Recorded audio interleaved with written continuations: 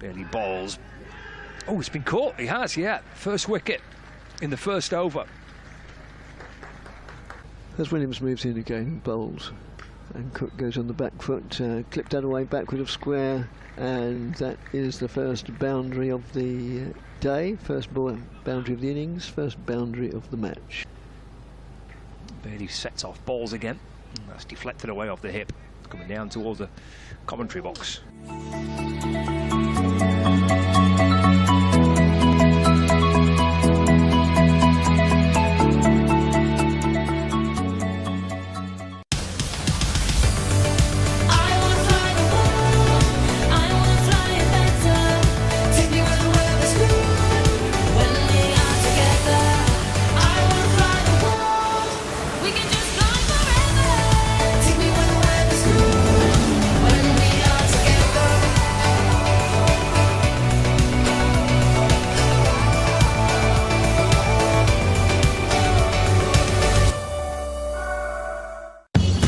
Welcome to Conrad Dubai. Here's your key. Thank you. Let me help you with the bags.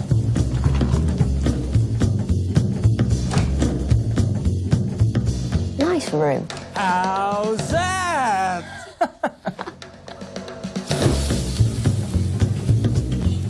How's that?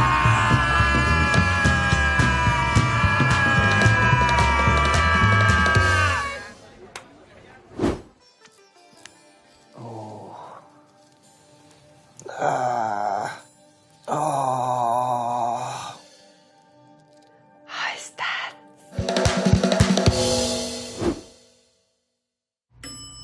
How's that?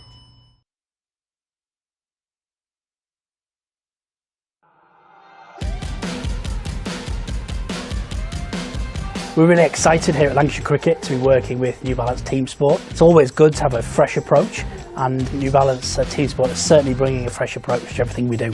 Lancs were great to work with. They had a really clear direction of where they wanted to take it. We really wanted to incorporate both the old and the new within the kit design. The design of the kit's really important for us here at Old Trafford. We look at the Red Rose, we look at the history that's established with us, and everything's got to weave together. We met up with Lancashire Cricket and the design team to learn about their values and what they wanted the kit to represent. The team really focus on what works not only for the players and the professional environment, but what works well for the fans. New Balance and Lancashire Cricket share the same values of inclusivity, so it's really important for us that the shirts can be worn both on the pitch but also when people are hanging out with their friends. There's a sense of pride there that we've found a partner that just fits with everything we're trying to do. I think a club with such a rich heritage such as Lancashire Cricket allows for much more of a story to be built into the shirt and what the club stands for. And it's just really exciting to think about our ladies and gents going to be walking out onto the pitch before long in their New Balance Red Rose tops.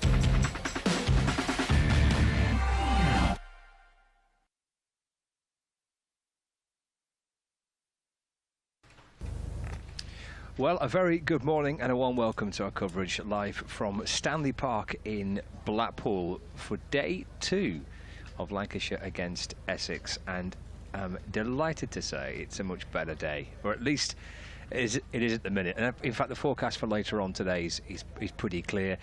The ground is ready. You join us in our little commentary tent, where we, well, kind of huddled around for a few hours yesterday with not a great deal to report on, albeit we did have the very exciting development of coming out to have 3 balls before going off for bad light last night. So we are still in this Tom Bailey over. It's his 3rd over, and he's been trying to complete this for about 24 hours, with Essex on 12 for 1 in their first innings, with Alistair Cook on 4 and Tom Wesley on 8, and the Essex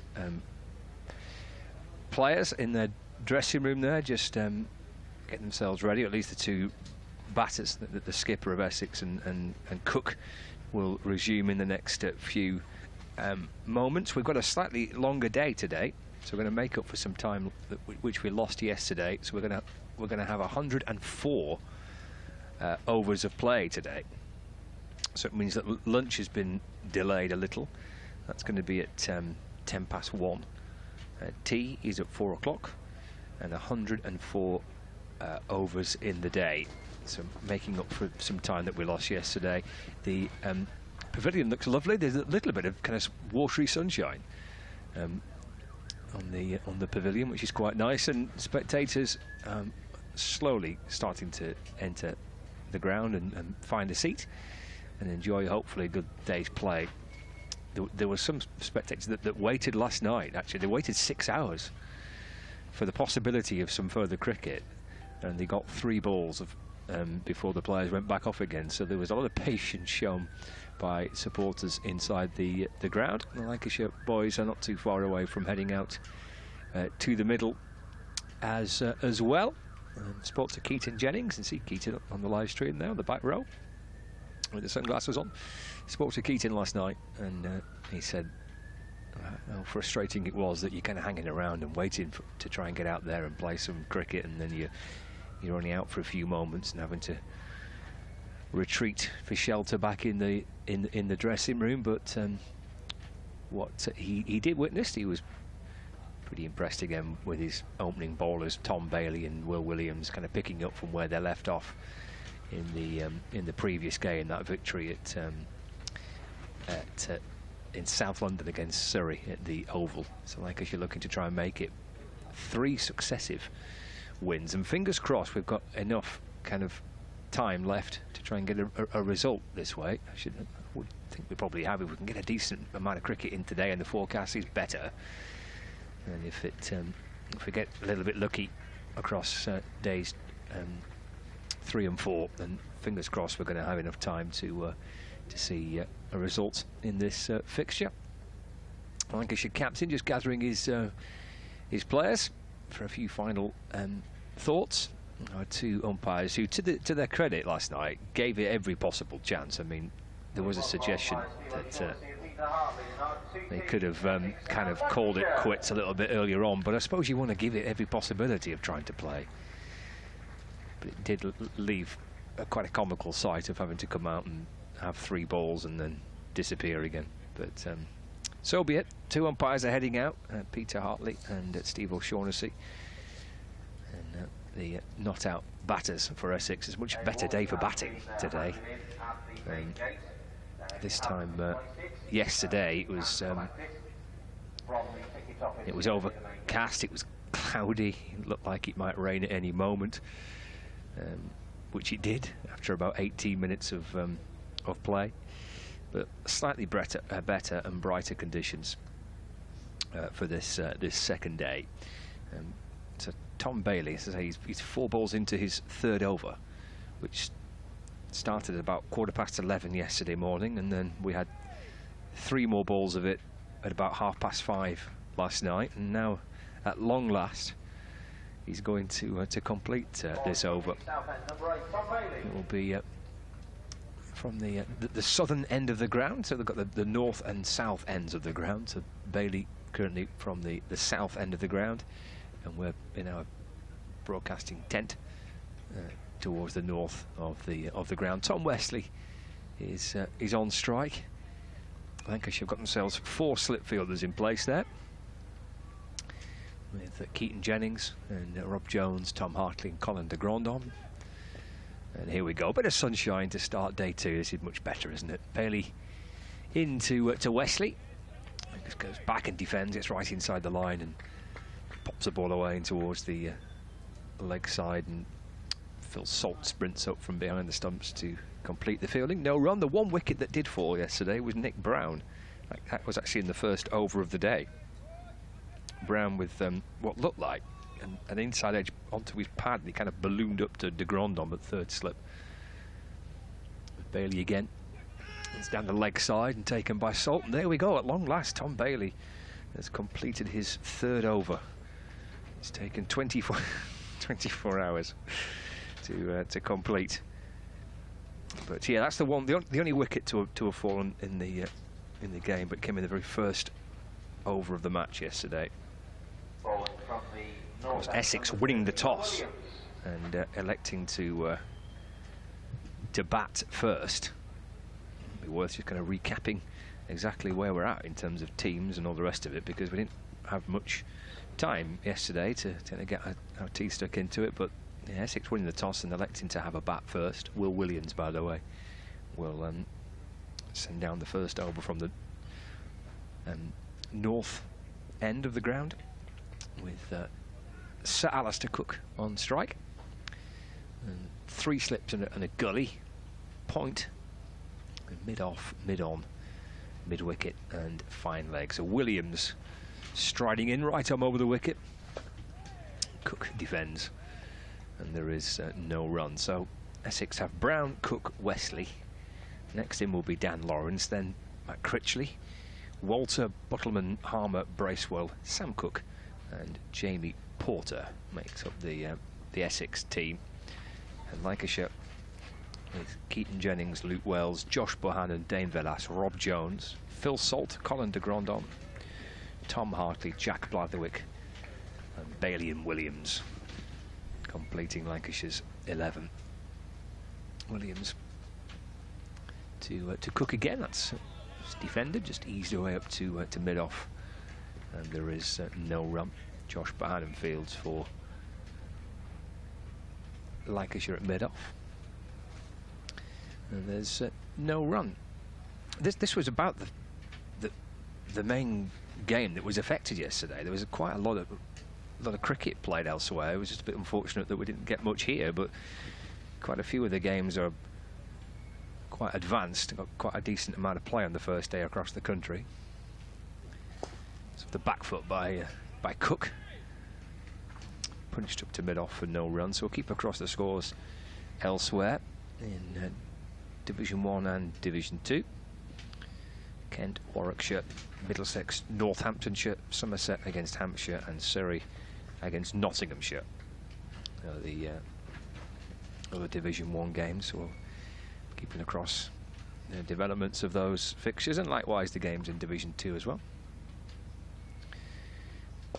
Again, Cook defends again. That's actually a run here. He's just pushed it back beyond the bowler. Scamper through for a quick single. Yeah, forecast much better for today, so fingers crossed we get a decent amount of cricket in, and we're started on time. It is sunny, a little windy, but nice and bright, and Essex are resuming their first innings. They are overnight 12 for 1, but they just picked up their first run of the morning. Sir Alistair Cook with the first run of day 2. So Essex have moved on to 13 for 1, Cook on 5 and Tom Wesley on 8.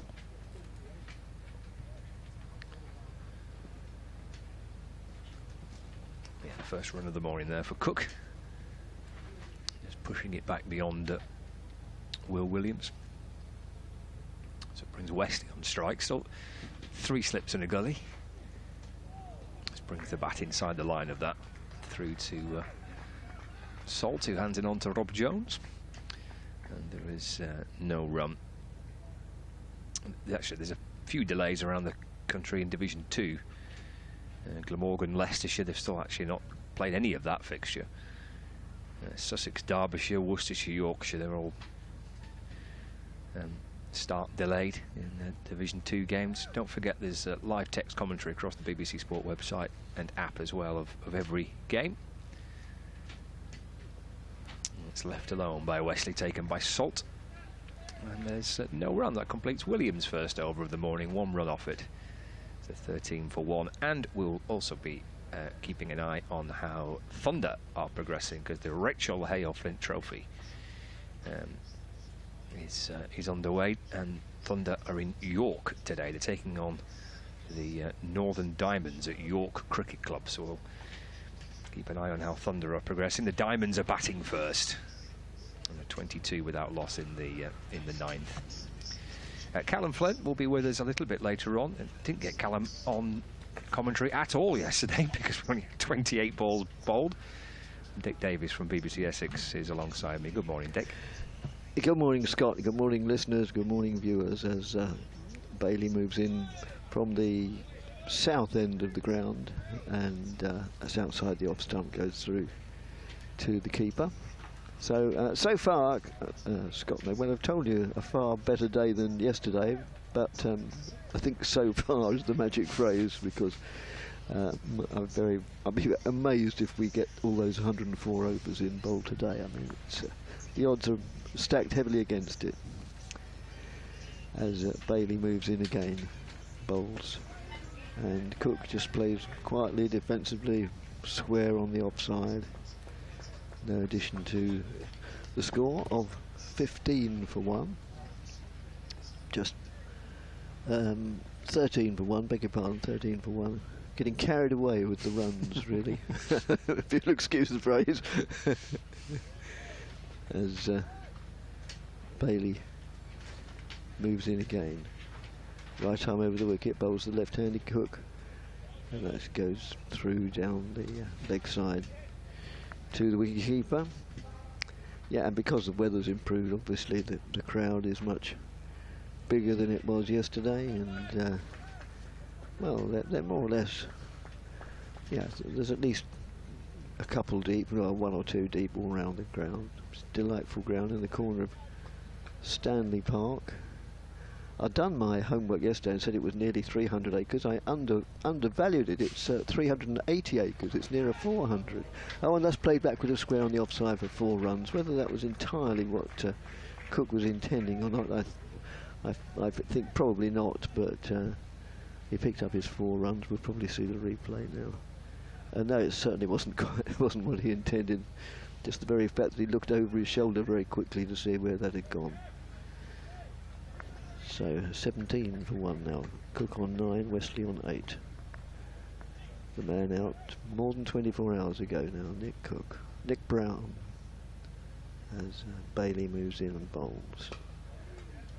Let's play back to the bowler. Yeah, there's all sorts of activities in Stanley Park. I had a little walk through it this morning. Oh, did you? Yeah. Boating lakes and running tracks and tennis courts and 5-a-side football pitches and skateboarding parks. And I haven't had a chance to walk around it, but there was a plan of it in the hotel, and it said there's an Art Deco cafe in the middle. Have you found that yet? I didn't see that, no. Oh. Oh, and that beats Cook probably outside the off stump, goes through to the wicketkeeper. Well, I can't imagine that they've taken it down because, you know, but by all accounts, it's one of the main features. Oh, right, okay. May even be a, I don't know, historic landmark or something. Well, if I'm walking back through that park tonight, I'll have a look out for that. Yes, look out for the Art Deco cafe, I think it's called. It was pretty quiet this morning. Really? There wasn't many people knocking around when I walked through. Just the odd dog walker, that was about it, really. That was at the crack of dawn, presumably. It was a bit early, yeah, yeah. It is a, and of course the zoo is in there as well. It is a fair old park, isn't it? There's lots of activities. Here's Williams bowling. It's flicked away off the hip by Wesley to Luke Wells at mid-wicket, and there's no run. And I noticed there used to be another cricket pitch, which they called the Oval, which has now become a... here I am, I've been in Blackpool about 24 hours, I'm sounding like an authority, but I believe it's now a running track or athletics centre. Right, okay. Yeah, so I walked past that, yeah.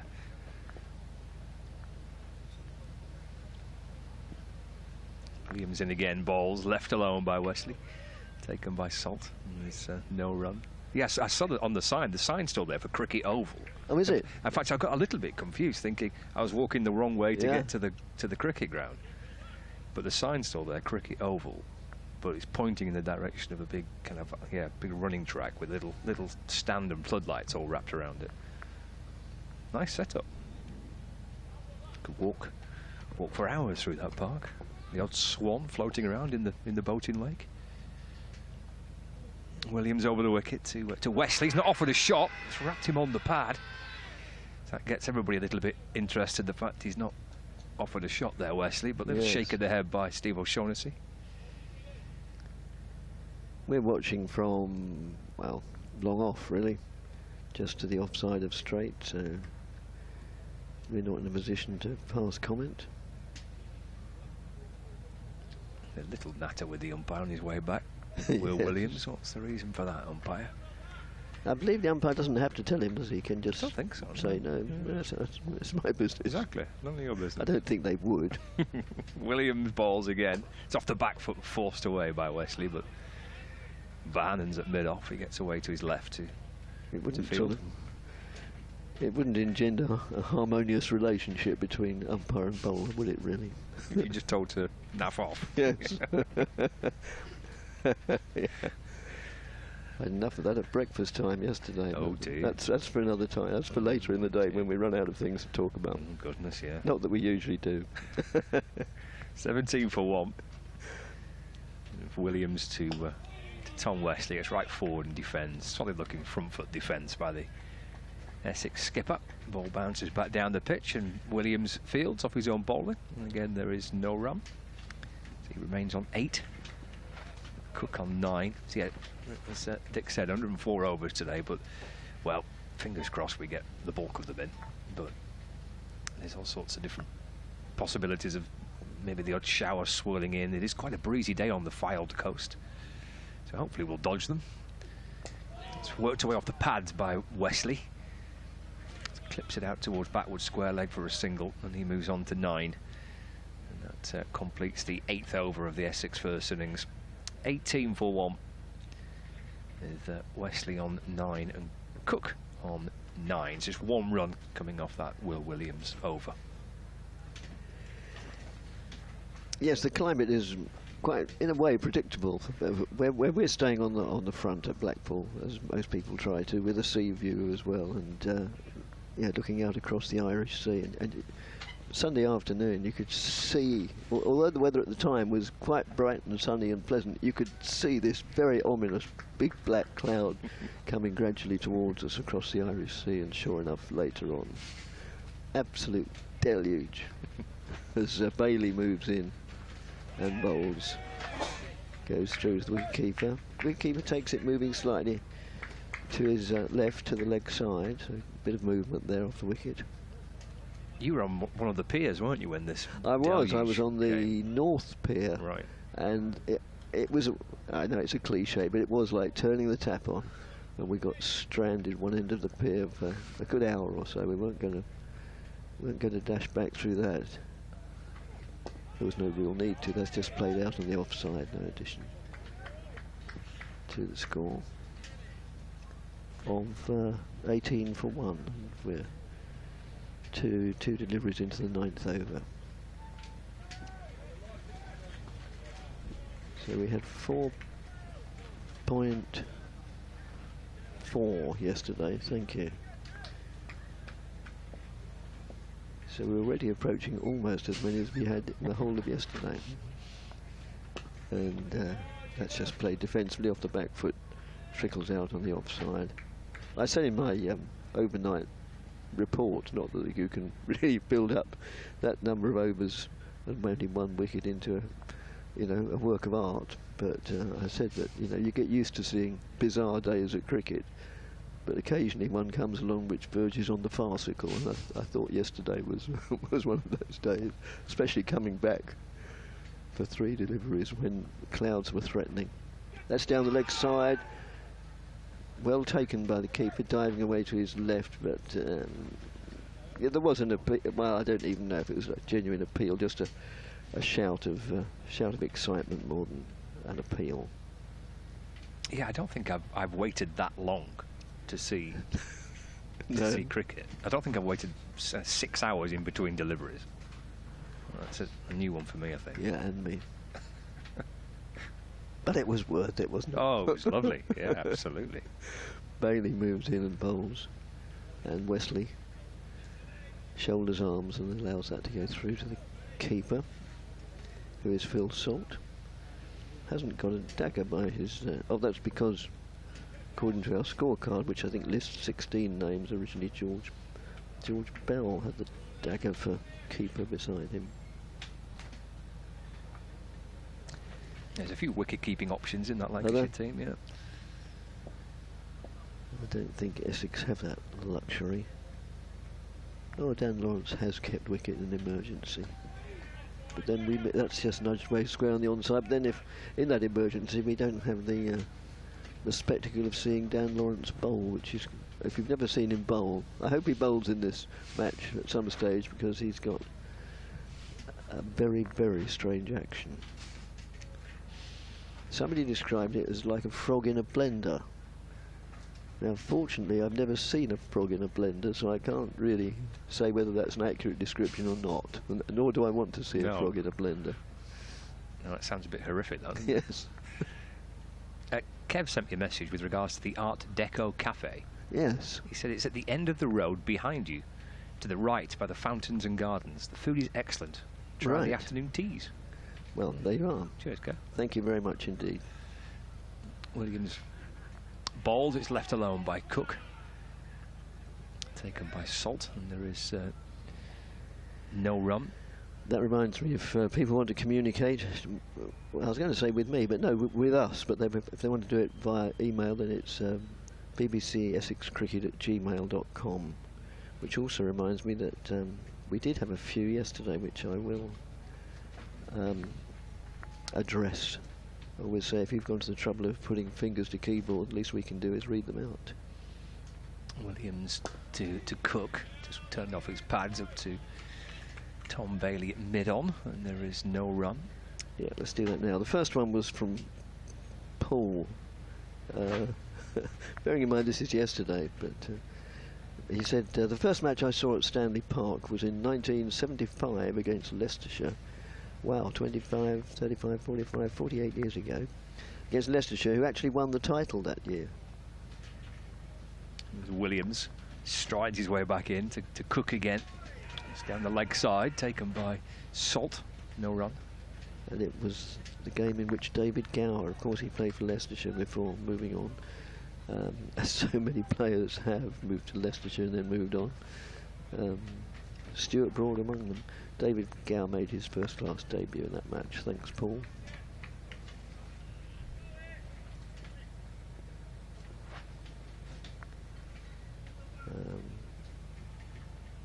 Next one.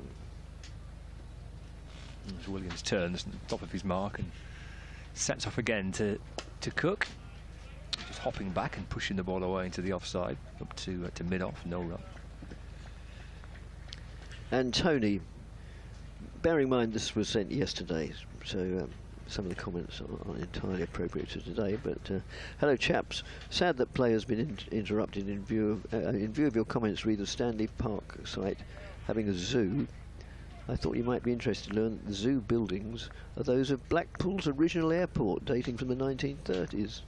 Wow, thank you. Williams to Cook, he gets a run here. Might get a couple actually, he's just eased the ball away off his pads to square leg. And Jack Blatherwick comes round to complete the fielding. And Cook does come back for 2, so he moves on to 11, and Essex are 20 for 1. There's 1 ball left of the 10th over of the first innings. This is Williams' 5th over. Still with 3 slips in the gully, all crouching down.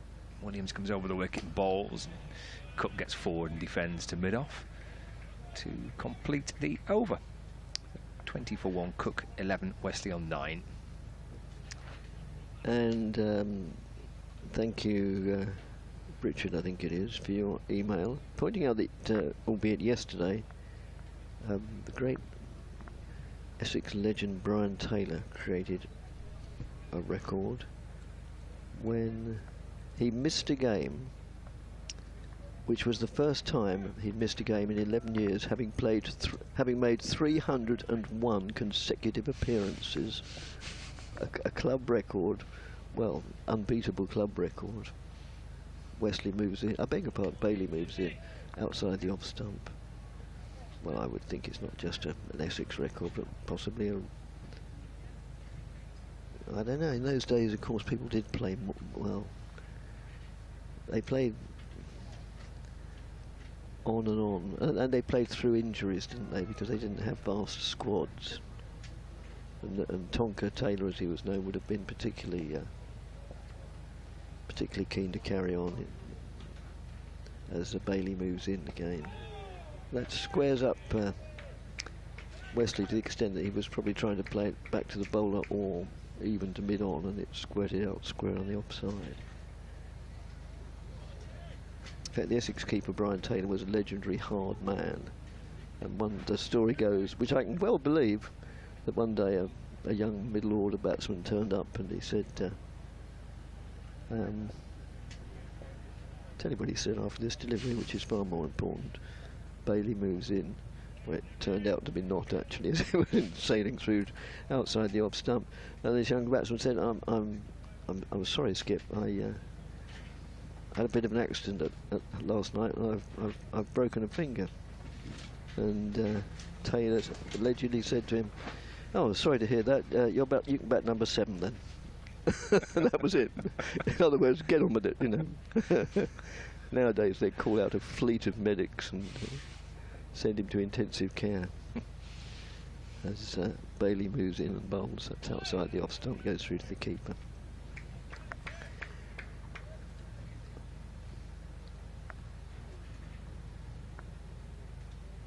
Can't emphasise what a splendid ground this is for me and for the Essex supporters, of whom there are a few. It will be their first time they've ever been here. There's a couple of Essex flags, aren't they, draped across the fence on the far side? Oh yes, they make their presence felt. Surprised it isn't that's just played out in the offside. Surprised it isn't a football banner proclaiming the merits of West Ham or something like that, which is the Premiership side that most Essex football supporters support, understandably. Yeah, the flag's there on the live stream.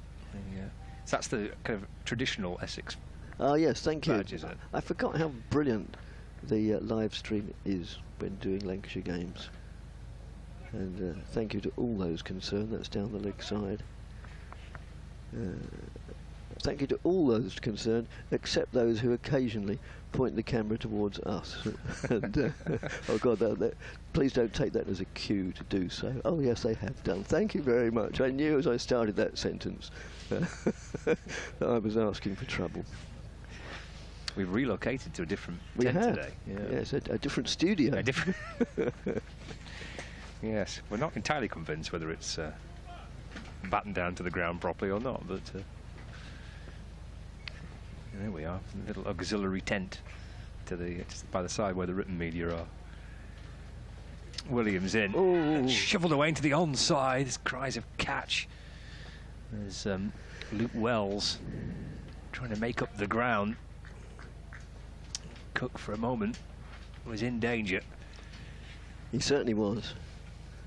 I just wonder actually whether Wells understandably slightly lost his footing as he went for that. Although it had always been a very difficult catch, I think it was always odds on that it would bounce before him. Yeah, it's kind of shoveled away towards mid-wicket, wasn't it? Yes. Probably had maybe 10 yards, 15 yards to make up. Yeah. Maybe he did just slip a little as well. Yes, I think he did. Surprisingly, he's now been pushed back onto the boundary. Williams over the wicket to Cook, edged, gone. Wasn't an expensive, well, it wasn't a drop. Keaton Jennings with the catch at first slip, and Alistair Cook has gone for 11. Caught behind by the Lancashire captain of the bowling of Will Williams. He survived a few moments ago. This time shot, which scooped up towards mid-wicket and got away with it, falling just short of Luke Wells. At the very next ball, he's edged behind, and Cook departs. And Essex lose their first wicket of the morning. It's their second wicket of their innings. So they're 20 for 2. And Cook's gone for 11. Caught by Jennings off the bowling of Williams. That's a wicket each for Lancashire's opening bowlers. One for Bailey yesterday and one for Williams this morning. And it's Dan Lawrence who's making his way down the steps and heading out to the middle to join his captain, Tom Wesley. Yeah, probably an opportunity while Lawrence makes his way to the crease to get through a few more of yesterday's emails. David said, it's great to have county cricket again, coupled with great commentary, albeit briefly, yesterday morning. And then he, to paraphrase a little bit, he laments the poor form of both Nick Brown and at a different level of Bairstow. Yeah, Bairstow's going to come under the microscope, isn't he, between now and the next Test match. Just welcome listeners, I think only briefly, from 5 Sports Extra to Stanley Park. It's between innings in the game between Surrey and Nottinghamshire. Surrey 355 all out, so change of innings there. So we're basically when they haven't got anything better to come to. We are filling for Sports Extra for a few minutes. Yeah. Thanks, Kevin. Well, I think you were with us for the wicket. Alistair Cook edging behind to Keaton Jennings. It's 20 for 2. Lawrence and Wesley together now. And we've had so far 25 minutes of uninterrupted play, having had only 28 balls bowled on the first day yesterday, of which there was 6 hours between the 24th delivery and the 25th. That's nudged away into the offside by Lawrence. First time he's faced a delivery in the match, just off the back foot. And there is no run, but it's a brighter day. It's blustery still. It's clear and it's sunny. We've got a bit of cricket. We've got the first wicket to fall. Williams with his first of the match. Lawrence taps the bat. 3 slips and the gully. They're all crouching down now. Williams comes in and bowls. It's left by Lawrence. Ball comes back in. Salt takes it away to his left-hand side. Like a bounce perhaps over the top of the stumps there. A few oohs and ahs from the Lancashire bowler and the keeper and the slips. Dan Lawrence comes down the pitch. There's a little bit of gardening. Williams turns and sets off again. Lawrence waits. Williams right arm over bowls. Lawrence right in behind it. Actually gets his first run here. Just a little back foot defensive shot, which is He's eased it past beyond the bowler and mid-on, which is Bailey's had to come to his left to complete the fielding. By the time that's all happened, Dan Lawrence has got a single. And the score moves on to 21 for 2. And Wesley's back on strike. First 34 deliveries at the back end of yesterday, and first thing this morning, the Essex captain for his 9 runs. Final ball of the over. And, he's happy to leave that one outside the off stump and taken by Salt. So 1 run off it and a wicket for Williams' 6th over of the innings. 12 gone for Essex in their first innings. 21 for 2. Another email from Paul in Lancaster, the county town, I believe. Albeit not the biggest by a long way. He says it might be of interest that Dick does to me that Harold Larwood was the professional for Blackpool after his Nottinghamshire days were over. The great Harold Larwood. It was Bert Oldfield, the Australian wicketkeeper, who was famously hit on the head at Adelaide in the Bodyline series, who paved the way for Harold to emigrate down under. Lovely story. It is indeed a lovely story. So thanks, Paul. So one way or another, it's a very historic ground, a very historic club. Sadly, the pavilion is guarded by very enthusiastic janitors, or for want of a better word. But I'd love to have a look around it as Bailey moves in outside the off stump, goes through the wicketkeeper. So if there's anybody listening who has any influence and can, bearing in mind I've come 300 miles and I've got to go back 300 miles, if anybody could pull some strings and allow me to have a look around the inside of Blackpool Cricket Club, I would be grateful to them for a very long time.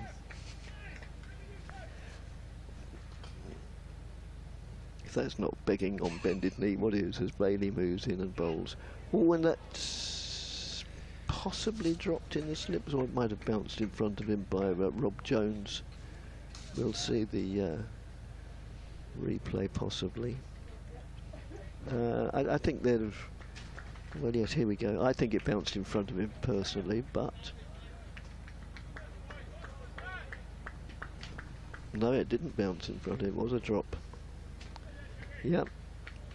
Moving away slightly to his left, but at this level of the game, I think it's fair to say it's one that he probably would have been expected to hold. That's outside the off stump, goes through to wicketkeeper.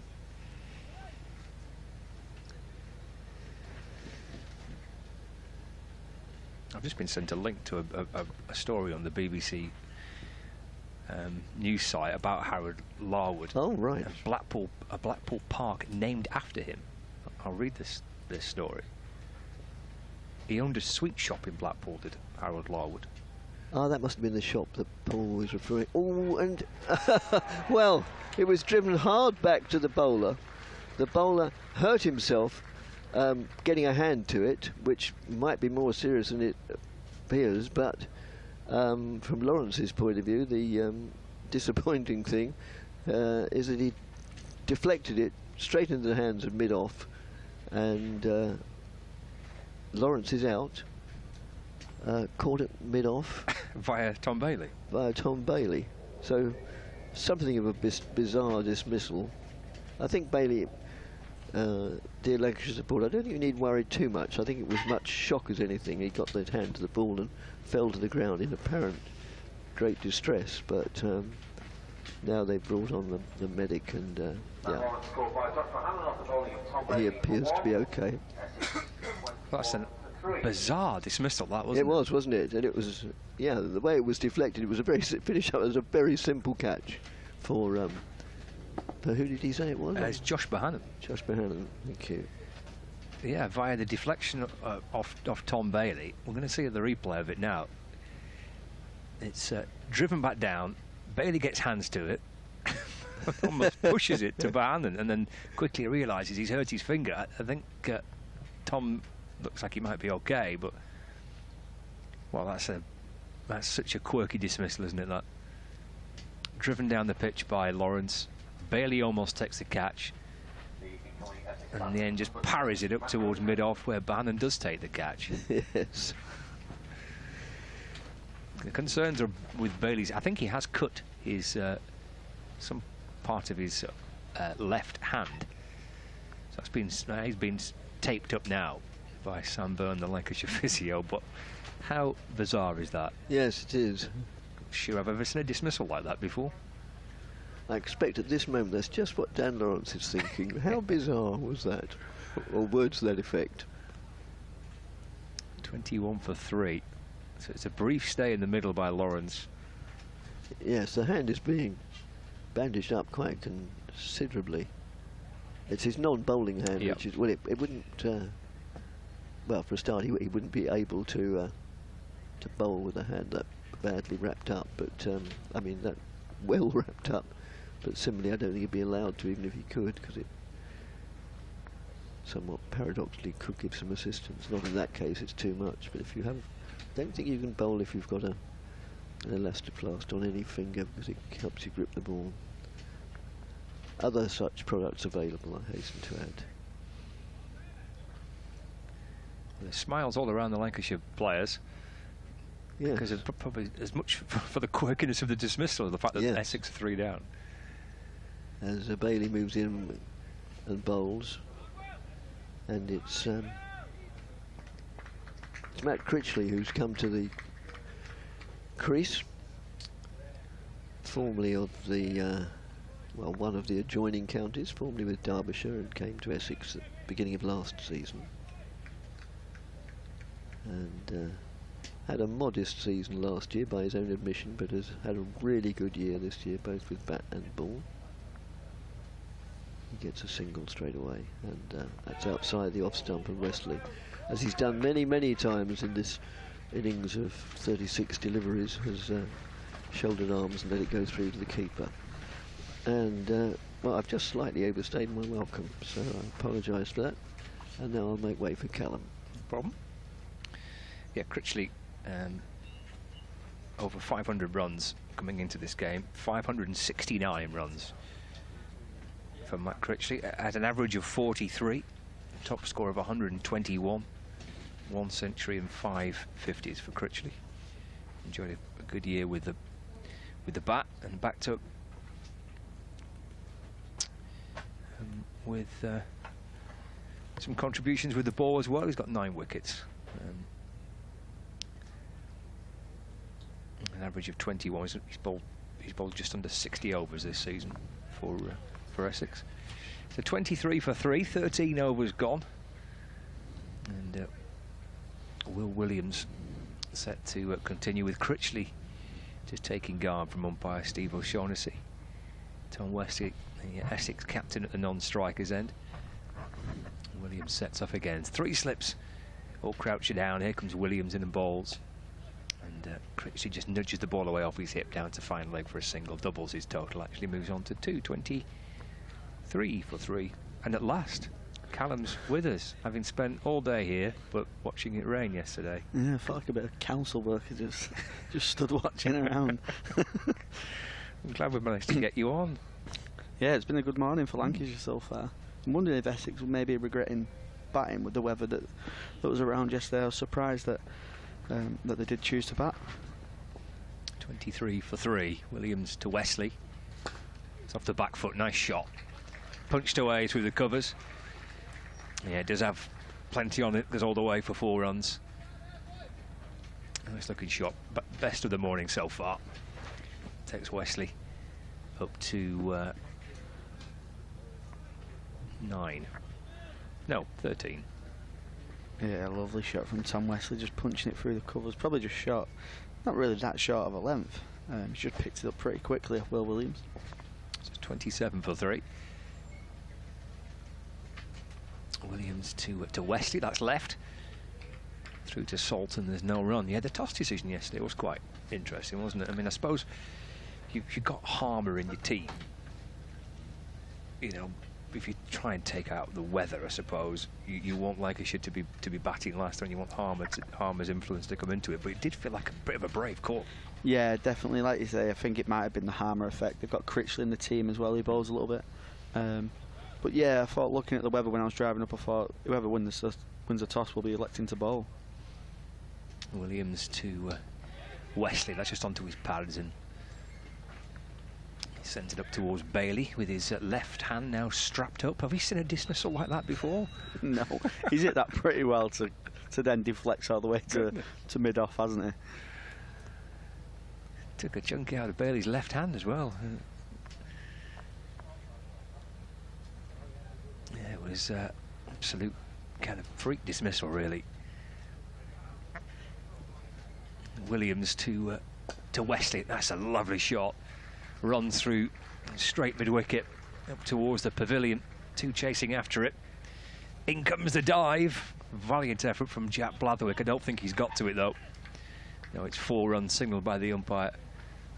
Lovely wristy shot though by Wesley. Just clip away towards that leg side. There goes Blatherwick on the chase. Couldn't quite get to it in time, so 4 runs for Essex. Yeah, lovely flamboyant shot from Wesley there. Just the outfield slowed up from the rain yesterday that we had, but it's looking very lush out there still. 31 for 3 now. Flashes the ball away to square leg again, but Blatherwick's in position to field, and that is the end of the 14th over. So 31 for 3. Critchley has 2, and Wesley unbeaten on 17. Watching Lancs TV, listening via the BBC Sport website and app for coverage of day 2. Some early drinks there. Couple of Didn't early see pints. many yesterday. No, more of a hot chocolate day. Yeah, more a brew day. Yeah, it was. Yeah. Couple of pints of lager there. Not even midday. Bailey coming in from the south end. Bowls, and it's just played. I think he's just chopped on a little bit onto his front pad. A slight appeal, but more of a half-hearted one from the Lancashire lads. I think Lancashire will be happy that, well, I don't know if you'd say happy, but that the injuries affected Tom Bailey's left hand, because I think if it was his right hand, he might have been struggling toward the ball and bowl for Lancashire here. Bailey coming in again. Just left outside the off stump through to Phil Salt. 5 for 1 this morning for Tom Bailey. 4.3 overs he's bowled this morning. In fact, 4.4 overs now. 2 maidens, 1 wicket and 5 runs, and Williams 5 over spell, 1 for 14. Pretty tight. In fact, of which 8, in fact 9 came off in that previous over. So pretty tight start by both Williams and Bailey in the first half an hour of play. Bailey comes in, and it's just played out to Josh Bohannon at wide, mid-off. Yeah, Lancashire bowlers just putting a bit fuller now as well. I thought those yesterday, I know there was only 23, 24 balls bowled, but I thought there was just a bit back of a length. I thought could have pushed it up a little bit more, bit of a green tinge onto the wicket. Just try and get the Essex lads driving. I think they've done that today really well this morning. Tom Bailey comes in again. He should have played off his hips down to Luke Wells at fine leg for 1. Interesting. They've got a leg slip in place, haven't they, as well? De Grandon. Yeah, so I think they employed that to Lawrence as well. I think it might be a sense of the carry as well. The pitch is really carried through. Especially for an outground, you often find sometimes the pitches can be slightly slower, but with the green tinge they've got on the wicket, the ball's really carrying through to Phil Salt.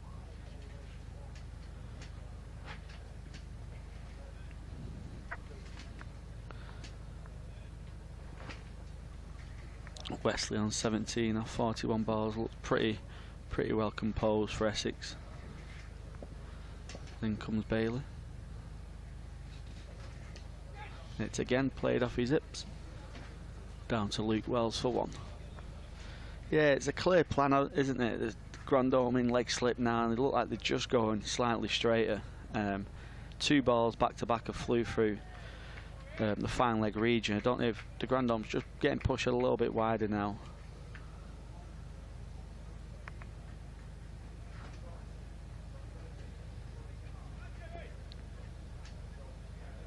Yeah, he's almost leg gully now, isn't he? Yeah. In comes Tom Bailey. It's the exact same again. 3 balls in a row. There's a clear plan for Lancashire here. to go direct at the stumps, and he's just played down to fine leg for one.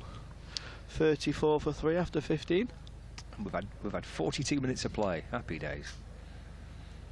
Feel like we've actually done something today. We've been huddled in the press tent for most of yesterday. It was a bit brutal at times. The weather was pretty grim through yesterday afternoon. First change of the day. So Williams' spell, 5 overs, 1 for 14. Well, that comes to an end, and Jack Blatherwick is coming into the attack for the first time. Run through some of the scores elsewhere. Everyone's playing, apart from the Glamorgan Leicestershire game. They've had rotten luck there in Cardiff. They've had a toss. They've had the players come out. They've faced 5 balls of the match, and they've gone off for rain again. So not much luck for Glamorgan and Leicestershire, but everywhere else there is cricket. We'll look down some of the scores in Division 1, but concentrate on Jack Blatherwick's first over of the match. He's got 3 slips and a gully, and Critchley on strike. It's a full ball which brings Critchley forward, and that's turned up to Bailey at mid-on, and there is no run. I think the Lancashire fans have been quite impressed with Blatherwick in the past few games. He's really put a shift in for Lancashire as that third seamer. There's a lot of pressure following up Bailey and Williams as well, because they're up there with the best opening pair in the county championship, you'd say. Very consistent with what they offer, and Blatherwick's got a big job to do to follow them up. Into Critchley. Again, just turned away off the hip to Bailey at mid-on, and there's no run. Yeah, it's a tough act to follow, isn't it? When you're coming behind Bailey and behind Williams, and at stages this season behind Bailey and behind Anderson. Yeah. But, he's had a good couple of months. A nice run in the team. He's played quite a lot of blast fixtures as well. Played a lot of T20. And a decent run now in the 4-day team.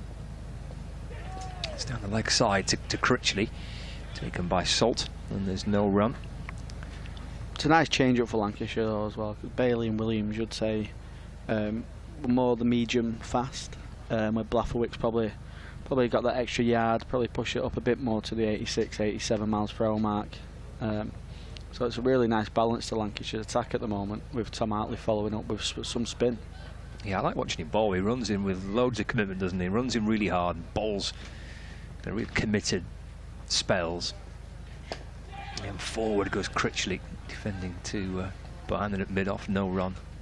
Yeah, he really gives it all, doesn't he? I remember at the Hampshire game at Southport and Birkdale, he looked like he went over on his ankle at one stage during his spell, didn't he? But he carried on running in hard for Lancashire, and he created some problems for the Hampshire lads, and that's what Keaton Jennings will be hoping for from him today.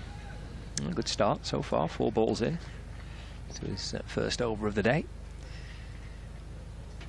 Critchley waits as Blatherwick bowls again, a full ball. A flamboyant looking shot by Critchley, back foot off the ground.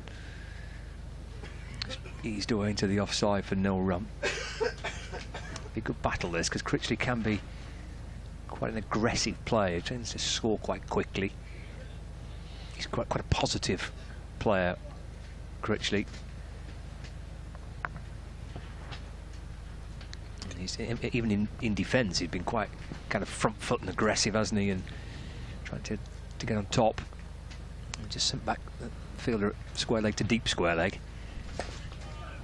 And as Critchley steers the ball up to mid-on where Tom Bailey fields, and there is no run. So it's the end of Blatherwick's first over. He starts with a maiden.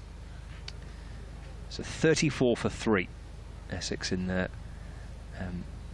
first innings, with Wesley on 18 and Critchley on 4. I mentioned before that there was a change of innings between the Surrey and Nottinghamshire. Surrey 355 all out. That is a very, very good recovery by Surrey, because there was 70 for 4 at one stage.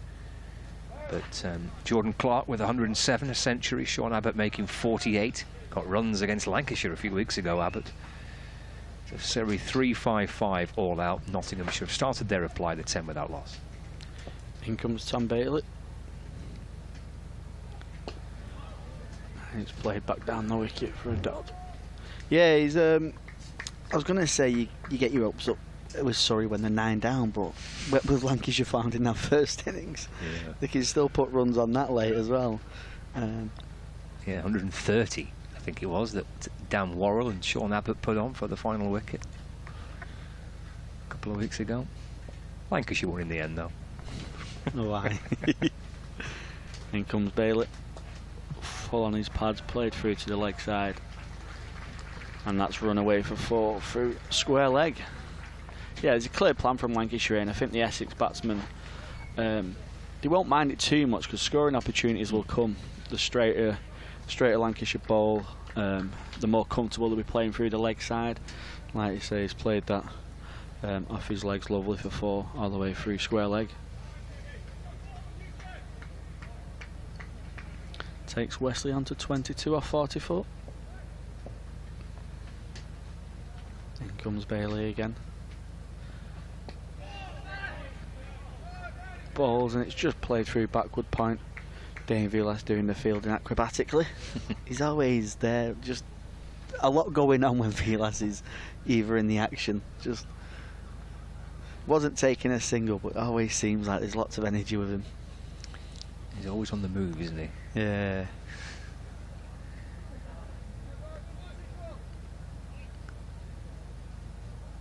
Well, and then moved to Grandom here by the looks of it. He's gone from leg slip and relocated to 4th slip instead. In fact, he's taken a couple of paces to his right. So it's 3 slips and there's a gap to a 4th slip where de Grandom's positioned. In comes Bailey, and it's played through square leg for 1 as Blaffowick's just been pushed back there as well with that Colin de Grandom change. Like you say, the Essex batters will probably be a bit more comfortable with that plan. They'll be happy to just play it off the hips, rotate the strike a little bit, just ease a bit of the pressure that the Lancashire bowlers have created. Blaffowick comes back up for Critchley. He started really positively, 4 off 13 balls. In comes Bailey. Balls, and it's a lovely shot straight to Josh Bohannon at mid-off. Yeah, like you say, he looks like he wants to get after the ball, doesn't he? He reminds me of someone like a Josh Bohannon in the Lancashire side who really likes to feel bat and ball. I think he's been Essex's 3rd leading run scorer, 2nd leading run scorer actually, 569. He's a proper player, isn't he? Yeah. And he's pretty much developed into a batter who bowls a bit now, isn't he? Yeah, he's a local lad as well, isn't he? He is, He's yeah. Wigan. I think he plays his club cricket at Wigan Cricket Club. In comes Bailey. It's a slower ball full toss, which hasn't quite come off for Tom Bailey there, and Matt Critchley just tucks into the buffet that was offered up and punches it down the ground for 4.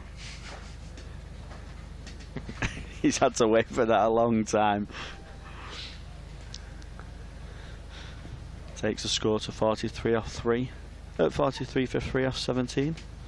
Wesley on 23 and Critchley on 8.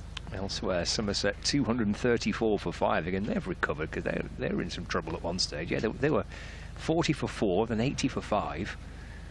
Now 234 for 5. And James Rue, who's the country's leading run scorer, has got another century. It's 101 not out. So Somerset 234 for 5. They're taking on Hampshire in Taunton this week. It's Blatherwick bowls. And Wesley just nudges the ball away off his hip, up off his toes, and flicks it away to square leg for a couple. 25 to Wesley now, 45 for 3. Yeah, he's had a really good year, hasn't he, James Ruiz? Superb. He was excellent at Old Trafford earlier on in the season. And he's carried that form all the way throughout the year so far. 2 other games in Division 1, which we'll take a look at. Blatherwick to Wesley, gets in behind it and defends back down the pitch for no runs. And Middlesex are playing Northamptonshire this week. That game is not at Lord's, it is at Merchant Taylor's School. And Northamptonshire 219 all out, and Middlesex in reply a 71 for 1, with Mark Stoneman 42 not out and Sam Robson beaten on 10. Blatherwick bowls flashed away off the pads by Wesley. A little before, just in front of square on the leg side. Quite get that right, didn't Blatherwick? Straight onto the pads of Wesley. Flicked away. A great deal of style for 4 runs.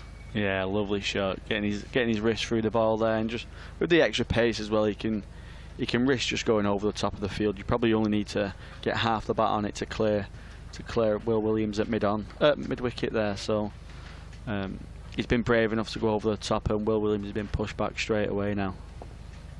Yeah, Williams on that square leg boundary, behind them down at fine leg. Blatherwick to Wesley, it's off the back foot, crunched away into the offside. It's a good stop. Luke Wells at point. Powerful looking back foot shot. But Wells fields for Lancashire, so no run. 49 for 3 it remains. That final game in Division 1 is Kent against Warwickshire, where this match is taking place in Canterbury. Kent 171 all out. In reply, Warwickshire are 204 for 3. Blatherwick to Wesley. That's defended to mid-on, and there's no run, with Rob Yates 82 not out for the Bears. 204 for 3. Warwickshire against Kent is the other Division 1 game. 1 ball left of the 18th over here at Stanley Park. Got Jack Blatherwick bowling for Lancashire. The Essex captain Tom Wesley's on strike. He's 29 not out. And Blatherwick in to complete his second over. It's down the leg side to Wesley, taken by Salt. So 6 runs off it. That lovely shot flicked away off the pads for 4. And then a couple of singles in there as well. It's the end of the 18th over. So 49 for 3. Wesley has 29. And Critchley on 8. And I can see a little bit of blue sky. Oh my word. Who would have thought it does exist on the Fylde coast of Lancashire? Certainly didn't yesterday. He did, absolutely did not yesterday, no. Very bleak. Well, looks like Will Williams just coming on from the south end, taking over from Tom Bailey. That Bailey spell 6.2 overs this morning at 1 for 17. And Williams returns. So just the 3 bowlers used so far for Lancashire. Bailey in total 9 overs, 2 for 22. Williams 7 overs, 1 for 21. And Blatherwick has completed his second over. In comes Will Williams. Constantly hitting that length again. Played out to Josh Bohannon on the offside. He's got 3 sips and a gully with a backward point and a wide mid-off.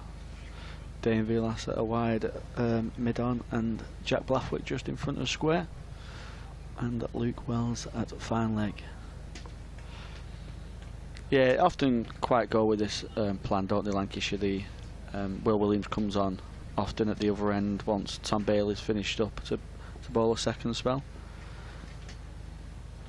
In he comes, it's bowled it straight, and it's played down the ground lovely from Match Critchley. Should get 2 here, comfortable 2.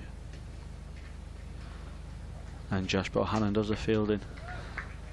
Played that really nicely. Critchley looks in good nick here. Both these 2 lads are the leading run scorers for Essex this season, with Wesley scoring 751 at 53.64 and Critchley 569 at 43.76. So it's a really big partnership for Lancashire. They're the ones to break early.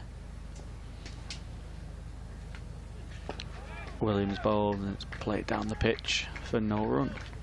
Yeah, that previous shot from Critchley was a lovely shot, wasn't it? Just leant into it. Just not gone too early as well. It just shows how much he's in form. He's just timed it down the ground, hasn't he? More just a push than anything, for a gentle 2, and on a quicker outfield, on a drier outfield, should we say, it'll probably be 4 runs.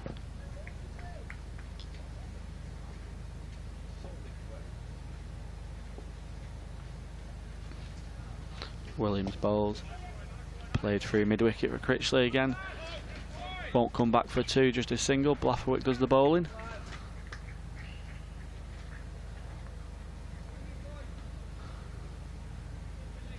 I mentioned the season that James Root has had for Somerset. I was just looking then at the stats, so who's kind of top run scorers across the championship, leading wicket takers across the championship. Well, Essex have got 2 guys both at the top of the charts in both disciplines. In comes Williams. Just played off the hips from Wesley there, pushed on to mid-on for no run. You mentioned Tom Wesley and his runs this season for Essex. He's second on the list in the top run scorers in the county championship in Division 1. This is, and James Rew's now gone past 800 runs for the season for Somerset. So Wesley's second on that list, and Simon Harmer with 36 wickets. He's joint second top wicket takers in Division 1 this season. In comes William, he bowls, and it's just played out to the offside for no run again from Wesley. Yeah, it's not bad when you can have 2 players like that in the leading run score on wicket takers charts. You know you've got 2 players who can really step up for you in each game, and that's where I go back to Lancashire really wanting to break this partnership up early. They won't want these 2 batters to get set, as they know the form that they've been in, and they might enjoy batting here. 3 batters to go: Brown, Cook and Lawrence for 0, 11 and 1. 2 wickets for Bailey, 1 for Williams. The leading wicket taker in Division 1 is Chris Rushworth, having left Durham for Warwickshire.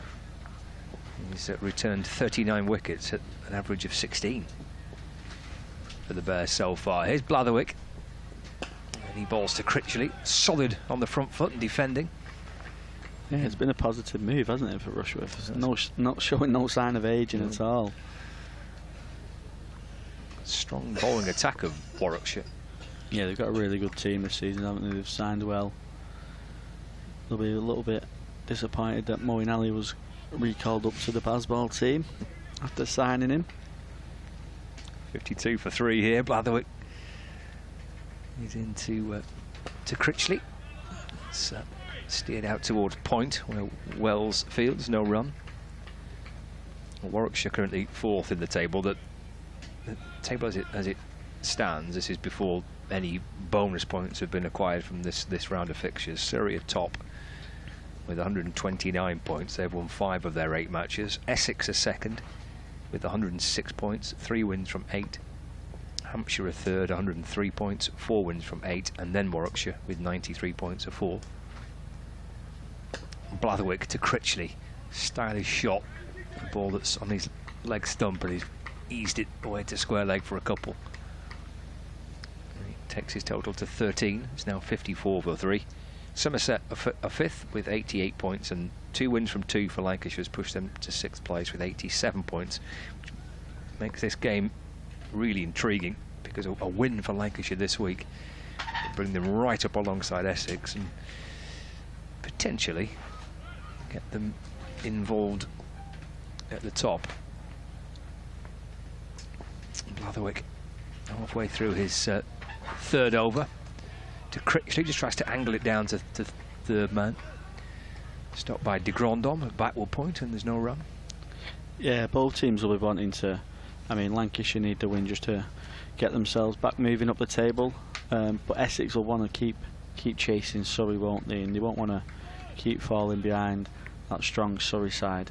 So it'll be interesting to see how both teams go about playing in the next 3 days after losing more or less a full day yesterday. Blatherwick to Critchley. It's pushed away to Bohannon at mid-off, and there's no run. Yeah, a draw doesn't really do much for either team, does it? No. With Surrey being kind of thick end of 30 points clear of Essex, who are second. Yeah, draw's not really doing much. Draws don't really do much for you this year because of the way the points have changed. Right, final ball of the over this for Blatherwick. He's into Critchley. And that's through into the gloves of Phil Salts. That completes the over, 3rd for Blatherwick. So it's 54 for 3, Wesley 29, Critchley on 13, 20 overs gone. Callum, I'll leave you in the company of Dick. Yeah, it's been a good start for Lancashire this morning, but Essex just building the partnership now with Wesley and Critchley. They're two main batsmen, you would say, this season. So the Essex faithful will be hoping these two can carry on spending some time out in the middle. Batting will certainly get easier as the day goes on. We're starting to see a bit of blue sky, a tinge of green on the grass. We'll be there all day for the bowlers, but it'll certainly get a little bit easier the more the batsmen are out there.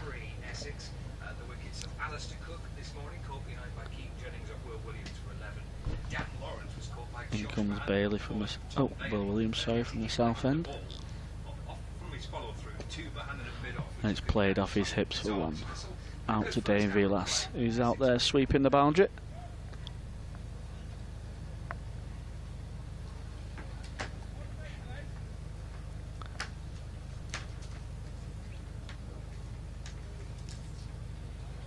Jennings just bringing Dane Vilas up here for match Critchley. So we've got a deep fine leg, we've got a mid wicket, a mid on, mid off, 3 slips in a gullet and a backward point for Critchley as Will Williams comes in. Balls and it's pushed down the ground for no run to mid on. These two batted well this year, Dick.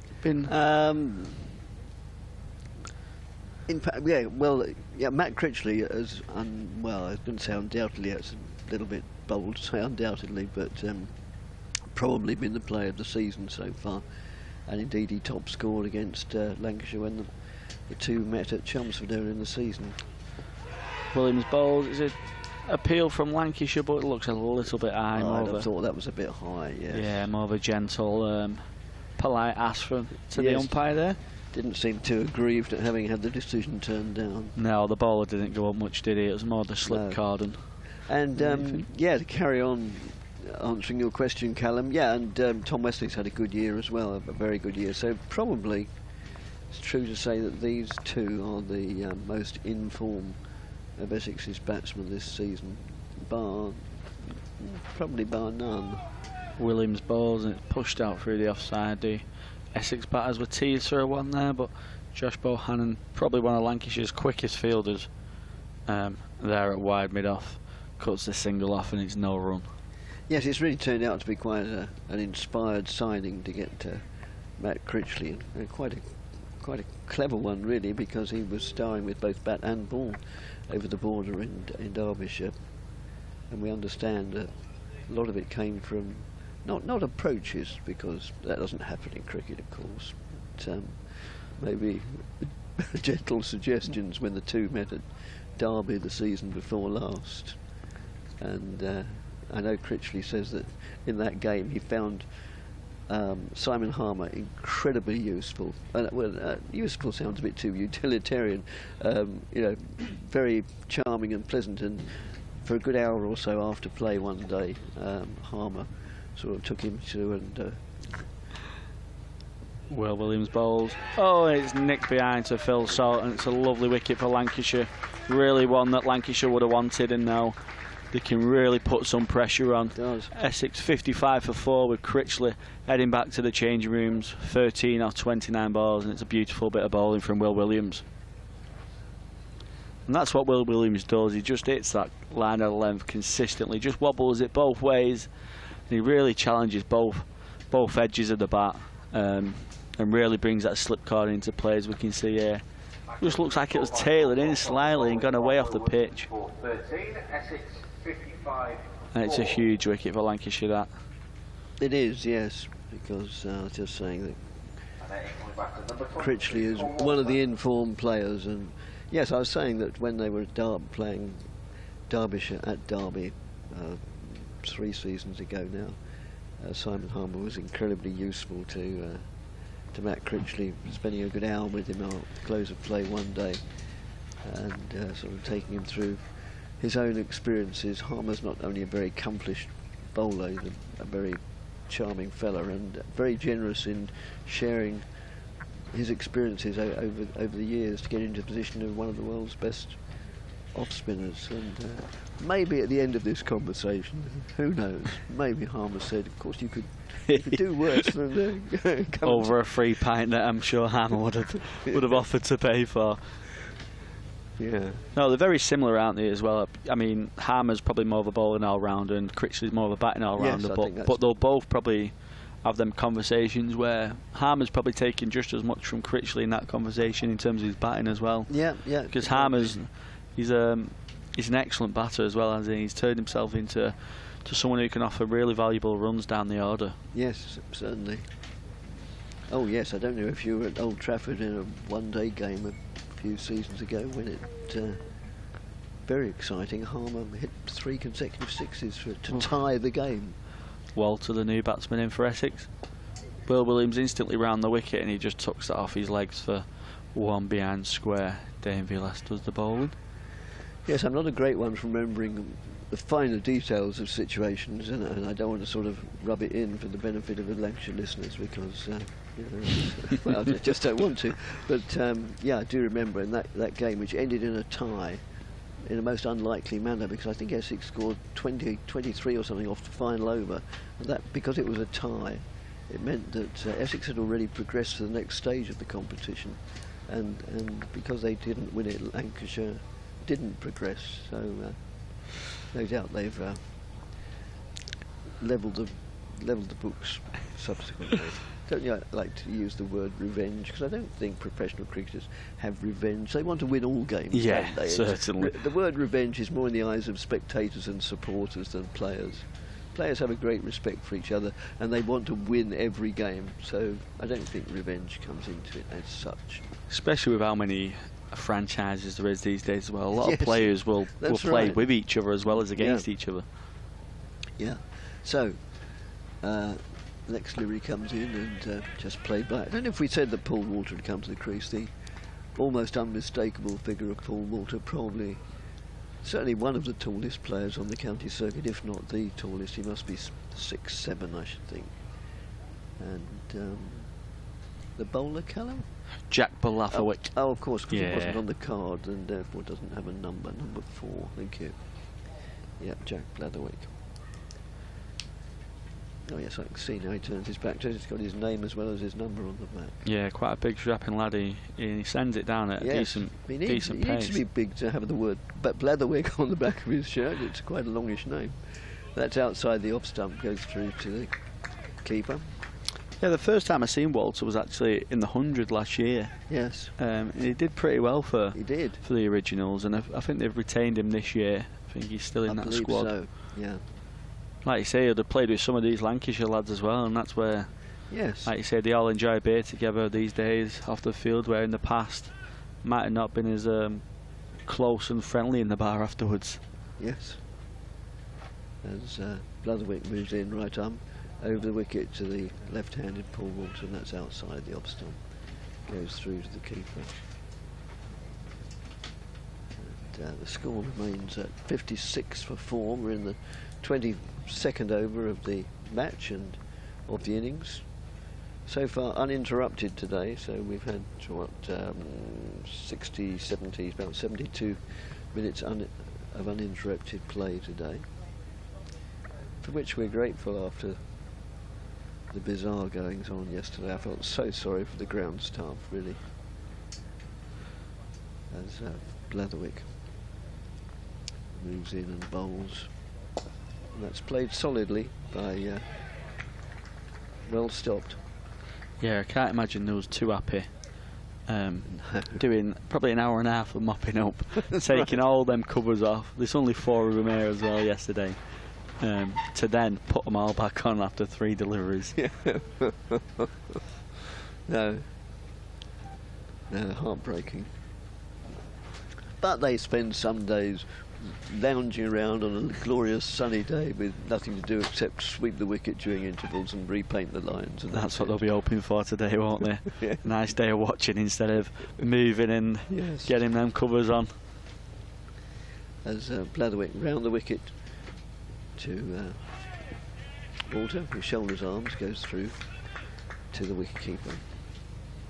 So Essex Not in the best position at 56 for 4. A bit of rebuilding is necessary. I can't imagine, well, irrespective of the amount of play we get, it's always, I think, I'm not a great reader of pitches, but everything suggests, then it's going to be a relatively low-scoring game anyway. I don't think either side is going to find run scoring particularly easy. Yeah, So, it's that green tinge, isn't there, on the wicket? It's a bit wet. Yes. As Blatherwick moves in, bowls. That's just played solidly defensively by Walter. And I think there'll be plenty of cloud around for all 4 days. Obviously there was yesterday, and yes, unfortunately it wiped out the whole day more or less. But today it's overcast again now. Really bowler friendly conditions. Oh, Was yes. you surprised when Essex elected to bat with the weather that was? Well, that was to coming be in? honest, I was surprised, and then as Scott pointed out, probably quite rightly, they just didn't want to bat last. Yeah. But Much rather the opposition batting last with someone like Simon Armour in your team. Yeah. But we would get 4 innings in anyway, I don't know. Might have to be some tactical declarations at one stage. We'll see. Will Williams bowls, and it's played through to Gully. Nice soft downs for no run. Yeah, big responsibility on Wesley here, the skipper. It is. Hopefully for a captain's knock. The Essex faithful here. Right, I'll had a few more emails come in while I was off air.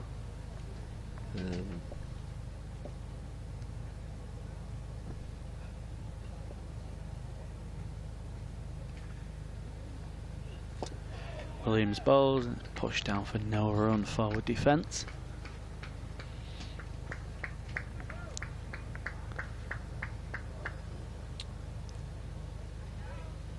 Michael in London is torn between listening and watching Sussex versus Middlesex or Lancashire versus Essex. Oh, no contest. No. Contest. Oh. Williams bowls, and it's left through to the keeper for no run. Paul in Lancaster gets back to us again. I've been waxing lyrical about the ground and the clubhouse and the Blackpool club, and I've been pleading, please somebody let me have a look round it. So far that's fallen on deaf ears, I hasten to add, but Paul says if you do get inside there'll be photographs of some of the professionals they've had here, including Jack Simmons, Ted McDonald, the Australian. Come back to that. Williams bowls, and it's played down the wicket for no run again. Ted McDonald, who went on to play for Lancashire before the war, Harold Larwood, Collis King, Darryl Mitchell, Bill Alley, Richie Richardson, Jim Parks, Mushtaq Mohammed, Hanif Mohammed, Rowan Kenai, and Richard Gleeson also learnt his cricket here. Well, if they were all contemporaries of each other, that wouldn't be a bad sign. Yeah, a few of the Blackpool faithful will be pretty disappointed that Mitchell's got a slight groin issue. Williams bowls, and it's played down to Gully for no run. Yeah, I think a few of the Blackpool lads would have been hoping to watch Darryl Mitchell. Probably played, some of the players that play here now will have probably watched or at least played with Darryl Mitchell when he was an overseas pro here. Yeah. I'm sure he's popped in to say hello to the ladies and gents of Blackpool.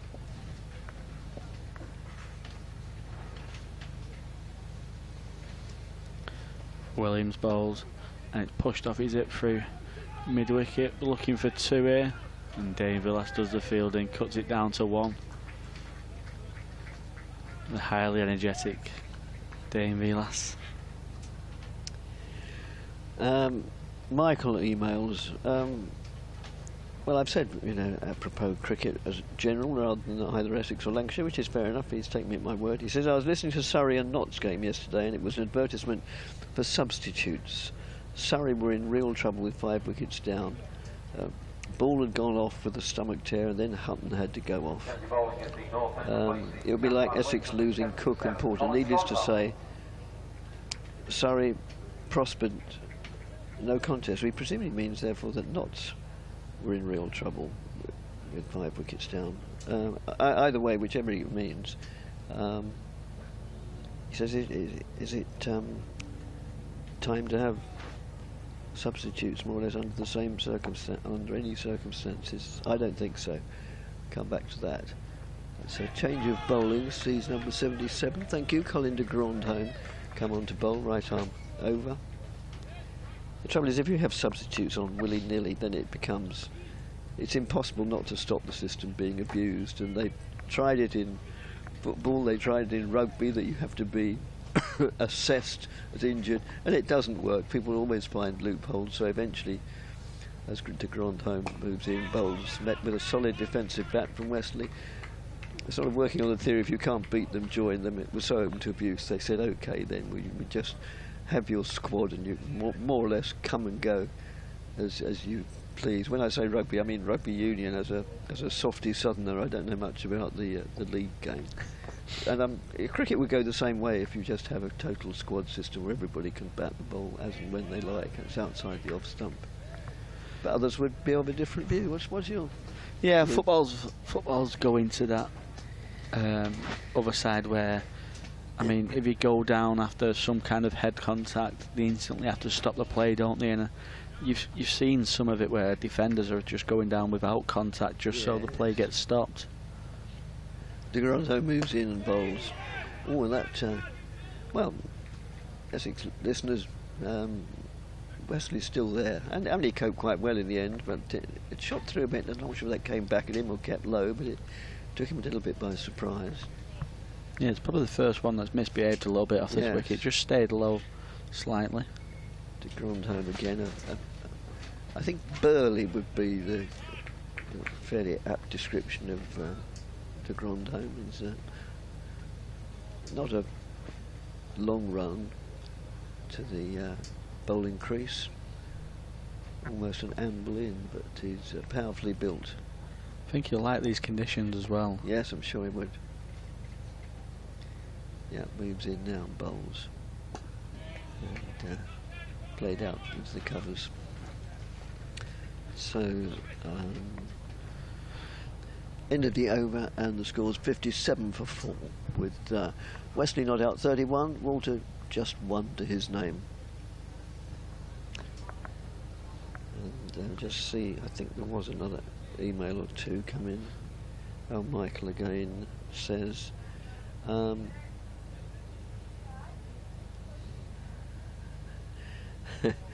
he asked you, he says, I just wonder if, presumably it was where you described something, I don't know, just wonder if Callum might be in a position to explain the wobble ball to me. I do try and take in the explanations when offered, but I do struggle to take it all in. Oh, it's not quite my forte, that one. Try and explain after this ball from Will Williams. The balls it's played down the wicket from Walter. Yeah, it's a new ball that most seamers are now trying to create, isn't it? The batsmen are looking, as you're facing up as a batsman, you're looking to see where the seam is, which side the shiny side is on, which side the rough side's on. You're trying to take as many cues as possible from the bowler before the ball actually gets delivered. And I think the wobble ball, it doesn't exactly swings, and I think it's the name is in the title. It more wobbles than anything. Will Williams comes in and bowls, and it's played down to mid-off for no run. Yeah, and it kind of, I think it's a bit deceiving in that aspect because you're not looking for an exaggerated swing movement.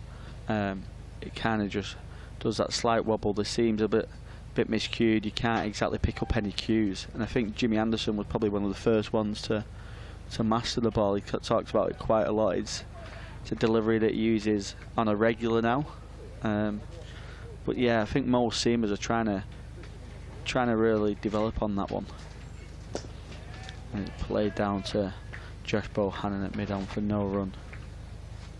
And it's how the game develops, isn't it? It's the bowlers are trying to identify different ways of challenging the batsman, and batsmen are trying to identify different ways of putting bowlers off these days. You look at batsmen now, the professionals have to be 360 cricketers in terms of scoring all around the wicket.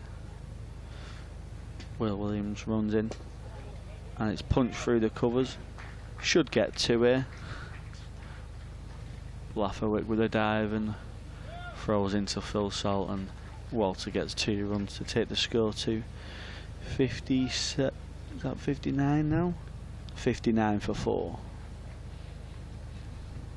Yeah, it's that constant battle, isn't it, of trying to develop the game and trying to push the game forward. You know, what's going to be the next shot that everyone's playing? The last one was the scoop shot. What's going to be the next shot that gets developed? What's going to be the next ball that gets developed? Will Williams comes in, and that's left through to Phil Salt for no run. Yes, the game changes so much over the years, not just the regulations, but the very way it's played. I often think if a cricket fan, a real ardent cricket fan, left this country to go to somewhere, I don't know, like Peru or Colombia or somewhere in South America, where, to the best of my knowledge, they don't play cricket, and he or she came back 10 years later, they'd hardly recognise the game in any respect. Williams bowls, and it's left through from Walter for no run. That will probably promote an email from the secretary of the Peru Cricket League, I expect. Or encourage one. Yeah, the way the game's going and the formats as well. Obviously, there's the 100 now. There's the T10 that they play in. I think it's Dubai. I think Saudi Arabia are looking to get involved in the game and try and create some kind of franchise tournament. Oh yes. I'm wondering when the next T5. I'm wondering when the T5 comes along. Oh yes, it's only a matter of time, I'm sure. As Mr. Grondholm continuing from this, the northern end. Am I right? Yes, northern end. Yes. With the city of, or the town, I'm not sure which is it, city or town. Anyway, the conurbation of Blackpool away to our right. We can't actually see the tower from here, but it obviously dominates the whole area. It's just played solidly defensively. Yeah, I think it's kind of just as we're looking to our right over the pavilion. I think it's just directly more or less behind the pavilion over that way. I know yesterday when I had plenty of time to wander around, I took a few pictures, and yes, I did get the tower, the tower and the pavilion in the same picture. So there is indeed a Peru national cricket team. I knew it. I just googled it. Good shot from Wesley. Goes out into the covers, but it's a very slow outfield, understandably, and a good bit of fielding there. Combination fielding, as we see so often now between 2 fielders, prevents it going to the boundary. Indeed, only 2. So yeah, I haven't seen too many boundaries in this match. No, the outfield's quite slow. There's the tower as we can see it. Other Lancashire TV viewers will be won't like to have been at the top of that yesterday. No. Well, that's just played solidly defensively. Trickles out on the onside. Well, the only other time I've ever been to Blackpool, and I'm not quite sure when it was, I didn't like going to the top of the tower very much in perfectly good weather, because it was about the time they'd only just opened the new attraction called a glass floor, and somebody suggested I have a look at this, and it made me feel distinctly queasy. That's outside the off stump, goes through to the wicketkeeper. Be more happy to take a look on a picture, I think, instead of going up there and standing on it. Not quite the best of heights. No, it was the first time I really discovered I've got no head for heights. That's de Grondholm, wearing number 77, moves in, bowls in. Pleasant sunshine, whipped away on the onside for a single. Down to, can't quite see, I've sat myself behind a camera, and down to mid-wicket, so it obscures my view of that half of the pitch, but that's entirely my fault. Nobody else's. I think that's George Balderson who's on the field there as a sub-fielder. Maybe Tom Bailey's gone off since his hand. Ah, yes, yeah. Getting some treatment on anyone that's just tuning in. He attempted a very sharp caught on ball which deflected very luckily straight to Josh Bohannon, and created a wicket for Lancashire, but unfortunately it looks like Tom Bailey did get a nasty cut on his hand, on his left hand, so he should be okay to bowl, but I think he'll just be maybe having some stitches, or hopefully it's not that bad. It's a case of just strapping it up. They even have, what do they call it? The webbing? The webbing, Yeah. split the webbing, which, touch wood, that's never happened to me, but it sounds as if it would be really sore when you do that. Yeah, they don't sound nice injuries, do they? 3 slips in a gully. 08 as Will Williams runs in from the south end. Oh, what a delivery that was. Gosh, even from... It's a beauty from Will Williams, hitting that constant line of length that he hits and just shapes it. Looks like it's gone away slightly from Wesley. And he's not been in leg, but we could see even from fine leg that moved away a lot. He's not been in too much trouble, has he, Wesley? No. And that one's probably the first one that he's really played and missed at. You can never really switch off with a ball against like Will Williams as he comes into ball. He's just pushed to mid-on for no run. Yeah, you can never really switch off against Williams. He's such a... Well, even though he's not the quickest, what he lacks in pace, he gains in movement, and his consistent line and length that he bowls, he really hits that awkward length that you don't know whether to play or leave, front foot or back foot. He really challenges the outside and inside edges of the batsman. Williams bowls, and it's played through square leg for 1 run. Got a deep square leg to Wesley and a deep fine leg.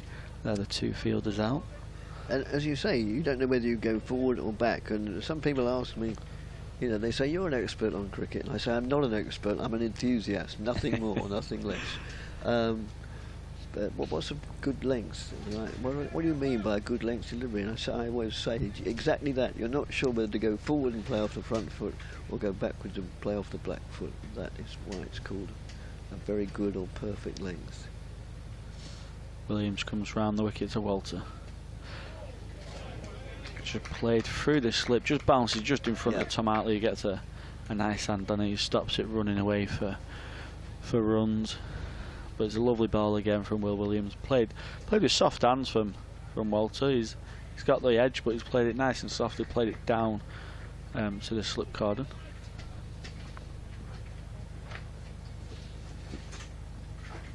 .63 for 4 in the 27th over. Will Williams comes in. Nice. Well, half played at, and then he pulls his bat away quite late through to Salt for no run.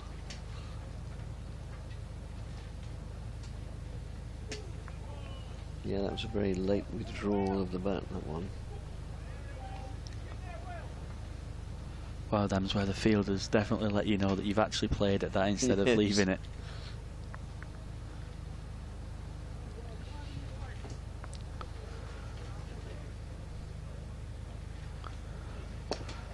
Williams bowls. Walter just takes a couple of steps down the wicket there, just trying to change Williams' length, and plays it to Josh Bohannon at mid-on for no run.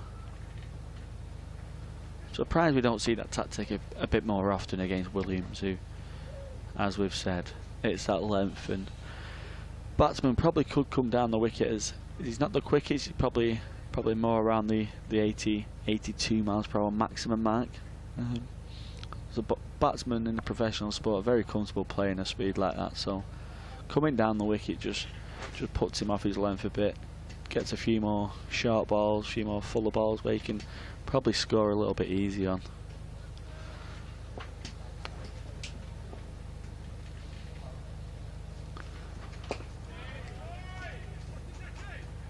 No balls and it's no run. Bailey back on the pitch. I think Will Williams has just gone off for a slight rest. Maybe that'll be the end of his spell, unless it is just a small toilet break. And a grand home to continue from the north end. Bowls down the leg side, sort of a waft from the Tom Wesley, the Essex captain, fails to make contact, goes through to the keeper. Score 63 for 4. Wickets to fall this morning fell at 20, 21 and 55. So this wicket was only added to 8. But fast scoring isn't really the order of the day at the moment. It's more maybe survival, a bit of a strong word, but rebuilding. That's just played back to the bowler by Wesley. The sun comes out really pleasantly at the moment. Really pleasantly. And de Grandhomme moves in again, met with a solid defensive bat from Wesley, trickled out on the offside, no addition to the score.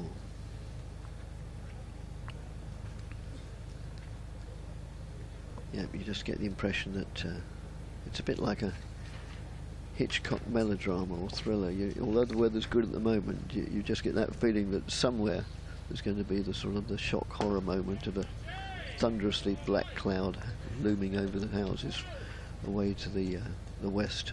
That's just played back to the bowler. Yeah, I think the weather forecast has cleared up a little bit. I think Yes, yesterday it was saying a few thunderstorms, wasn't it? But it's cleared up, thankfully, so hopefully we get a full day of play with no interruptions. As de Grandhomme moves in again, bowls. Ball of full length, driven, not probably timed absolutely perfectly, otherwise it would have driven straight, maybe even into our tent. As it was, it went back to the bowler. No addition to the score. And thanks, Callum, very much. And we'll do a little bit of juggling around with seats, but not microphones. Seamless, that, Dick. It was seamless, wasn't it? Yeah. Yes. You're no pro, you aren't you? Something like that. So just a little over half an hour left of the morning session. 1:10 is when we're going to take lunch today. So got a little about, well, just say just over half an hour remaining. 63 for 4. It's a battling performance by Tom Wesley. He's played some nice shots along the way.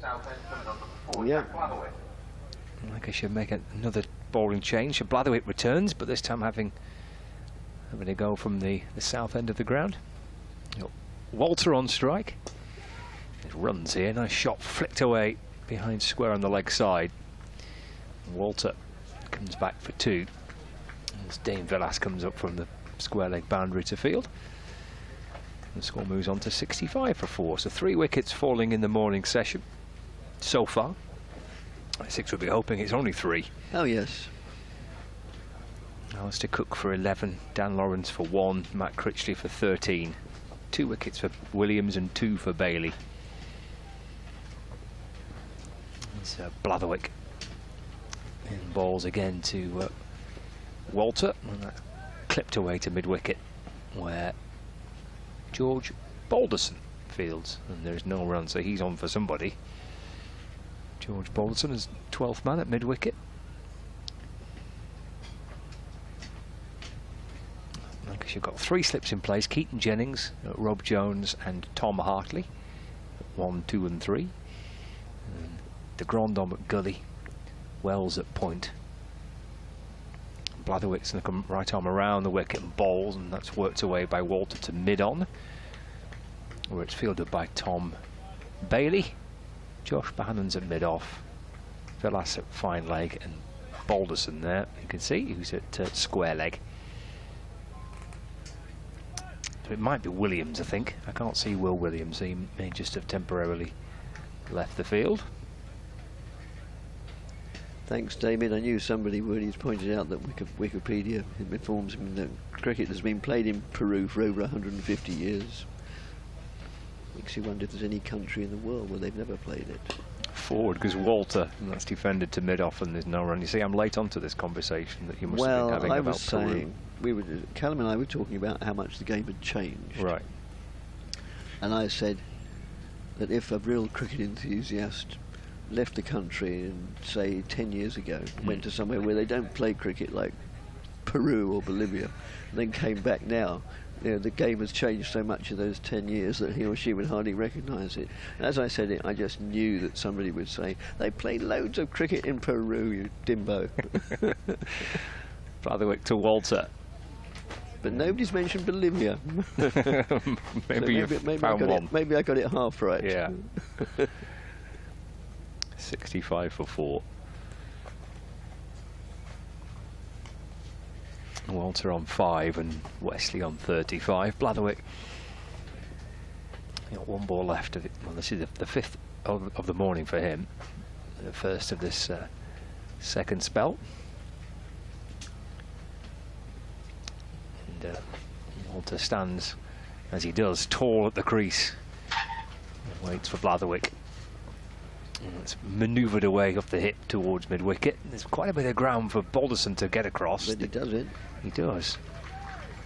He's rattled his way from deep square to deep mid-wicket, following the boundary rope to his right, and has managed to scoop the ball up. Walter has come back for 2, so he moves on to 7. Wesley's on 35. And we've had 29 overs of the Essex first innings, 67 for 4. And apropos of nothing that we've been talking about, but still nonetheless welcome, I hasten to add, Dave says, who were the first batsmen to raise the bat when facing the bowling? And he says, I remember Graham Gooch was a great exponent of this upward stance. Well, he was for a short while, but he soon discontinued it, I remember, because inevitably you can get beaten by a really fast Yorker. That's short of a length outside the off stump, carved away for a rare boundary. It's with all due respect to Colin de Grandhomme, who's a lot bigger than I am. It wasn't a good delivery. But all the greatest bowlers in the world have bowled the odd poor delivery. So yeah, this I suppose he's referring to the fact that Wesley's stands there with his bat off the ground, but that goes out for a single, but not to the extent that Graham Gooch did, who had it more or less round by his right ear. With hardly any exaggeration, he stood up, yeah, with it right, more or less vertical. But I think he decided that it was a bit impractical. It's a cricket bat, not a golf club. That was the first boundary for 12 overs. Was it really? Doesn't really surprise me. It's a damp outfield, but also the style of play, you know, is more attritional and survival. It's too early in the match, really, for either side to have much of an idea of tactics or policy for this game. That's a fair point, that, isn't it? Even though with the first day lost, there's still plenty of time, isn't there? If we do get lucky today, tomorrow, and the following day for a result. That's right. And that's played it square on the offside. Well fielded.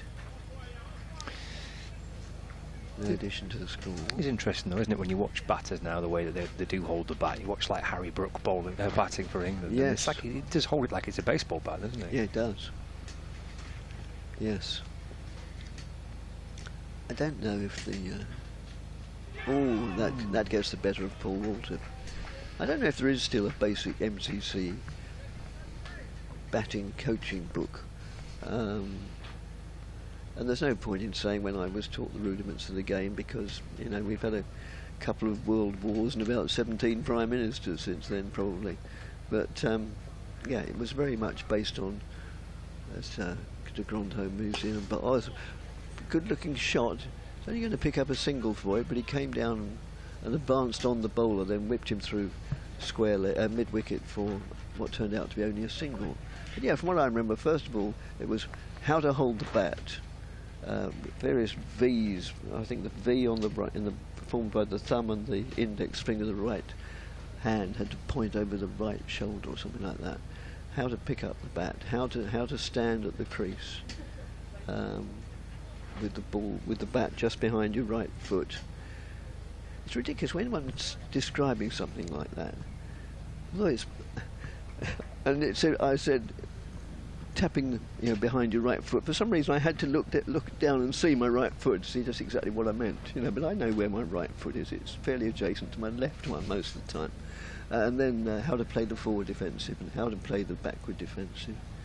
But I don't know whether that's still the basics of learning this game, or is it just see how far you can hit it. Here's Blatherwick into to Walter. That's speared quickly in, but down the leg side and taken by Salt. And there's no run. If there are any coaches listening, I'd be really interested to know a young lad or girl, say of 10. Just pick that because it's a round number. Wants to start getting into this game and wants to learn how to bat first of all. What are they taught? Answers not on a postcard, but to bbcessexcricket@gmail.com. I've got 2 slips in a gully, and there's a short mid-wicket as well. It's a full-length ball to Walter, clipped away through the leg side for a single. Walter moves on to 9. Score moves on to 74 for 4. Brings Tom Wesley back on strike, the Essex captain, 40 not out. Yep, certainly holding this innings together. Continuing his excellent season with the bat. He has had a good season, yes. 10 away from a 4th 50 of the season. Came to the crease at about 11:05 yesterday. Put his feet up for 6 hours and came back out to bat last night. Right. 4 in defence. Calmly played away by Wesley.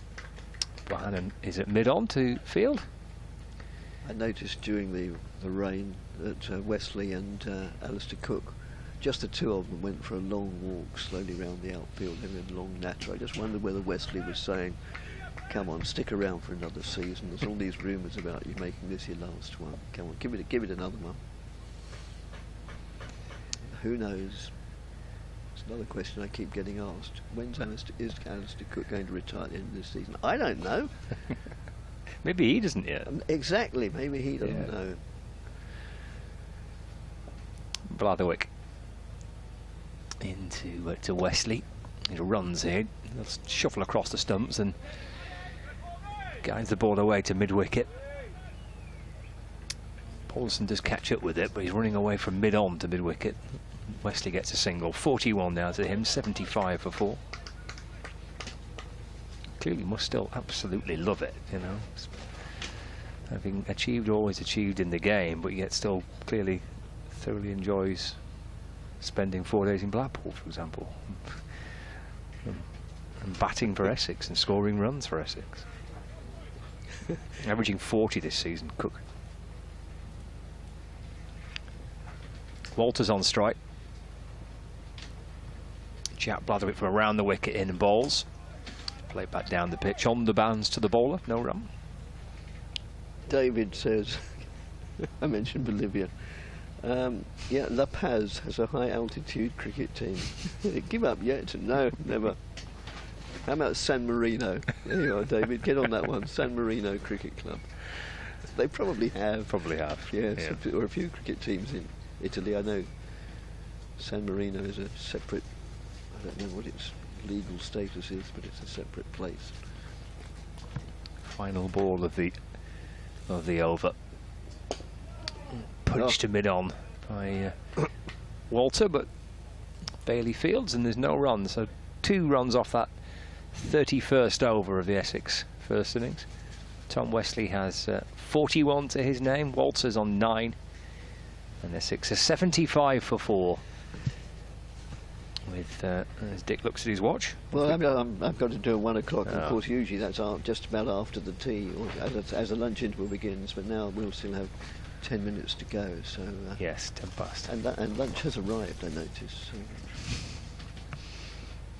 we were well feasted yesterday, if that be the word. But I thought when the sandwiches came that was pretty good. But then after that there was Lancashire hot pot as well, and we had all day to eat it. Wonderful. De Grandhomme moves in and bowls. Right arm over the wicket to Wesley. Wesley goes up on his toes, plays it out into the mid-wicket area. They go through for a comfortable ambled single, fielded by Tom Bailey, who is back on the pitch.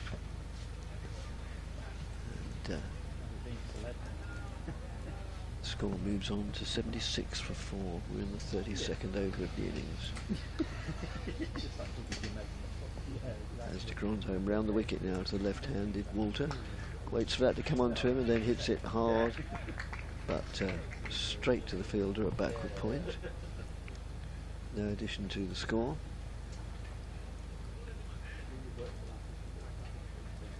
On a very pleasant day here in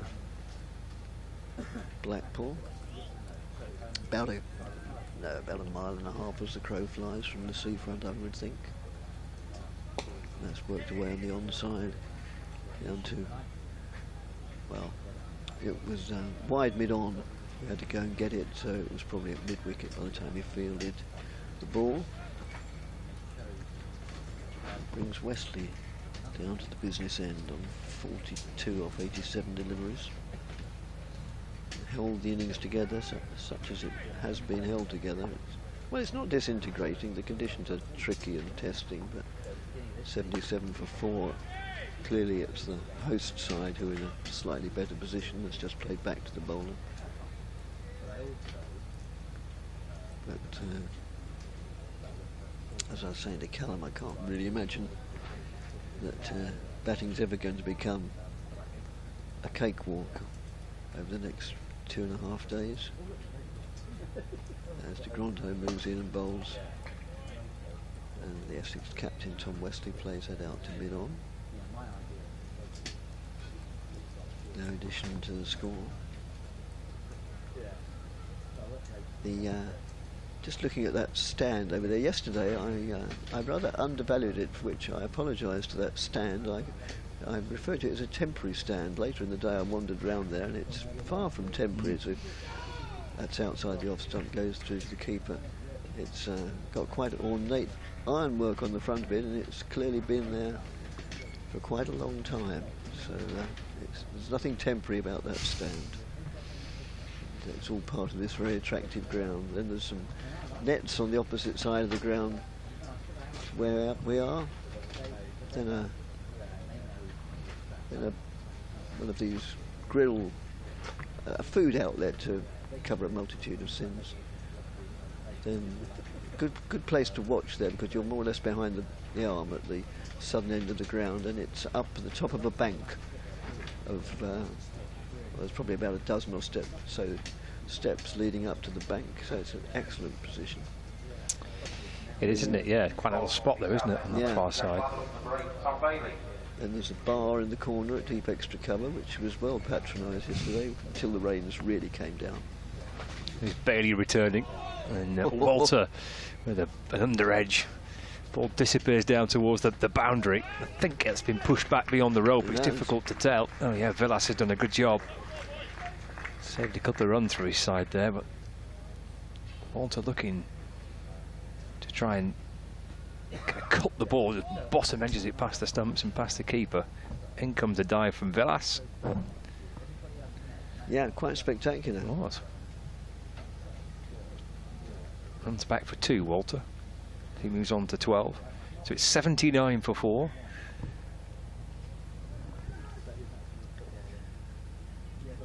And Bailey from the south end bowls a short ball to Walter. Bends his knees and leans back. Drops the bat. Through to the keeper it goes. Yeah, as Dick was saying, on that south end of the grounds, so the end that Bailey's bowling from is a little kind of slope up, and if you sat on top of the grass verge there, just to the side of the side screen, then you're in an excellent position. You are elevated and right behind the bowler's arm. Bailey to Walter, and that's left. Taken by Salt, and there's no run. It's almost dipped down into a little bowl, isn't it, the ground, really? With yes, it is. With that slope on the far side that wraps around the ground. Plenty good viewing vantage points at the ground as well, and spectators probably have a chance to move around a little bit as well through the course of the day. Watch from different positions. Bailey to Walter. It's left. Taken by Salt, and there's no run.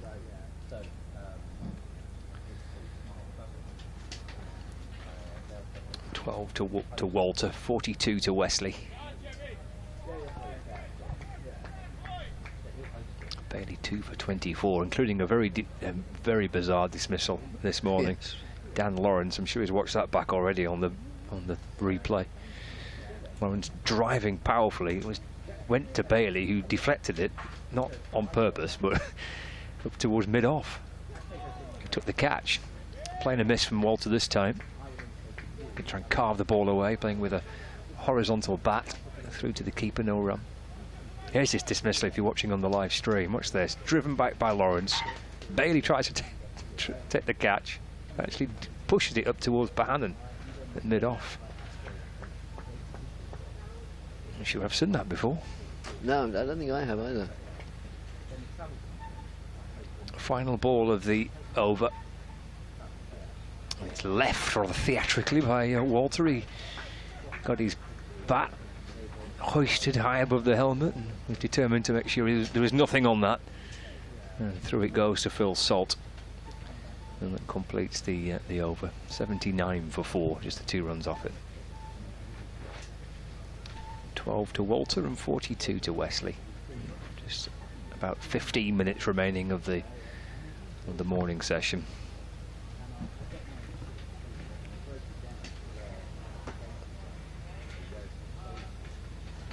Yeah, so I'll do this over, then I'll await my call from Chelmsford as next delivery to Grandhome outside the off stump goes through to the keeper.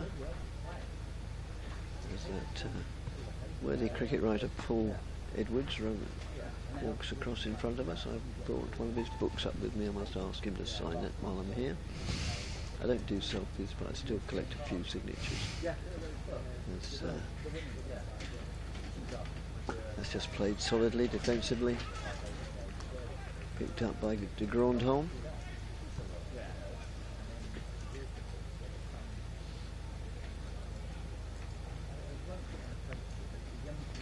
So understandably Essex will be very keen for these two still to be there as they enjoy their lunch. Still to come, Simon Harmer, Will Buttleman. That's outside the off stump, goes through to the keeper.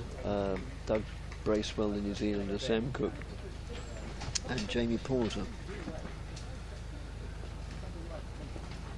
So yeah, Harmer and Buttleman both capable of getting good runs. Bracewell hasn't been on the scene for long enough for us to form an opinion. Cook and Porter, that's outside the off stump and worked away to mid on. Whoa, and a size, good old-fashioned size 8 boot, a size 10 boot in that case, used to try and field it. Wasn't wholly successful, but wasn't embarrassing enough to go through for runs.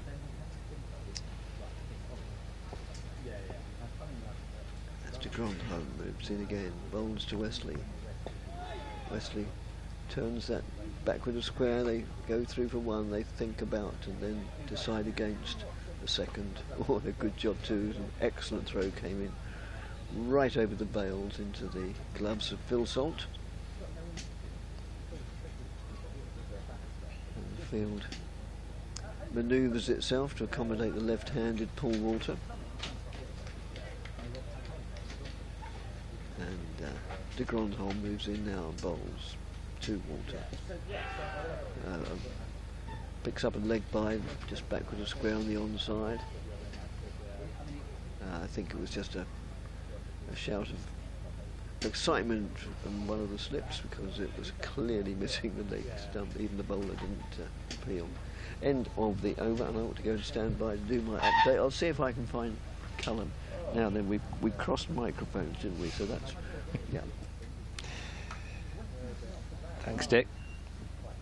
Yeah, almost at 1 o'clock. We see the clock, aren't we, on the front of the pavilion? Just after 5 to 1, it looks on the clock there on the face of the pavilion. So, but lunch will be at 10 past. Extra 10 minutes of play. 104 overs to be bowled today. Tea at 4 p.m. and just going to have a little scout around some of the grounds elsewhere. Quite a lot of games will be approaching lunch. In comes Bailey. Bowls to Walter, that's left and through to the keeper, and there is no run. There's a century for Rob Yates. It's his second century against Kent this summer, so he's still batting. He's 100 not out, and Warwickshire 265 for 5 in reply to Kent's 171 all out. Bailey to Walter, to the back foot and muscled away towards mid-wicket. Here comes Balderson to get across the ground. From square leg to deep mid-wicket to field. Sends a throw in towards the keeper. And they come back for 2 more. 83 for 4. Middlesex are 4 down now in reply to Northamptonshire's total of 219 all out. Middlesex 124 for 4. James Rue still batting for Somerset, 129 not out, with 323 for 6 Somerset against Hampshire.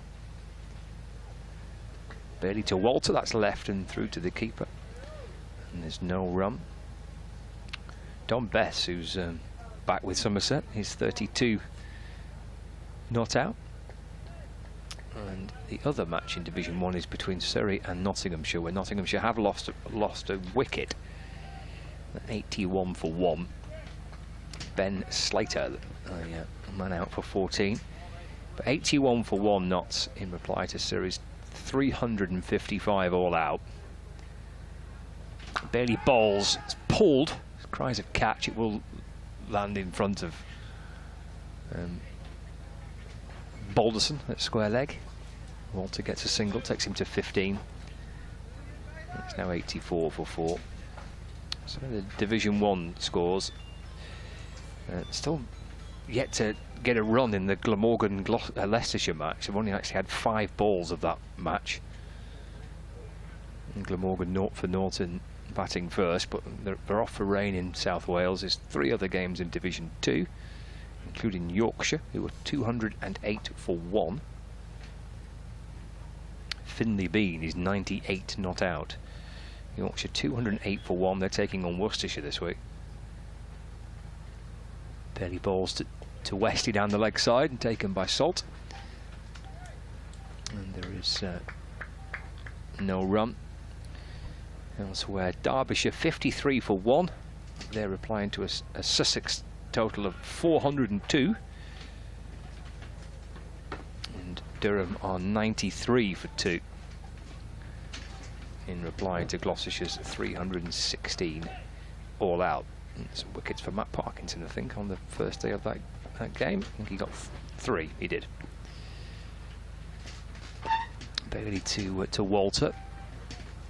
And Walter shovels the ball away to Blatherwick at deep backwards square leg for a single.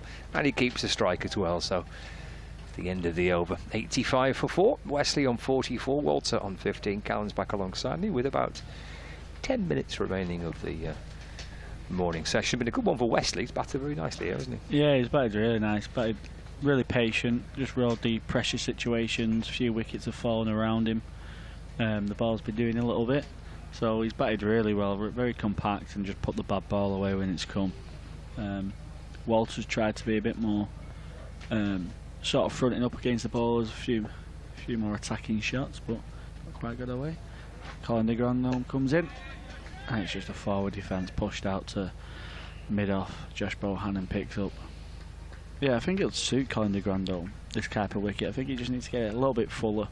Looks like they've, in the last over, Tom Bailey's just trying to go short to Walter. He's a very tall batsman, so I don't think he'll be ducking much of it. Colin de Grandon bowls. and they've appealed for an inside edge off the boot, Carlton ball, but Cord de Grandon wasn't fancying it, but the slips look very disappointed actually. But I think you're very lucky if you get one of them given without a third umpire. Yeah. Sort of at use. Or even the bowler appealing for it. Cord de Grandon balls outside of off stump, and Wesley lets that through for no run. Imagine how unfortunate Essex would have felt if that was given as well after the Tom Bailey one. And then Yeah, that. exactly. Yeah. And what rotten luck that I've had this morning. Oh dear.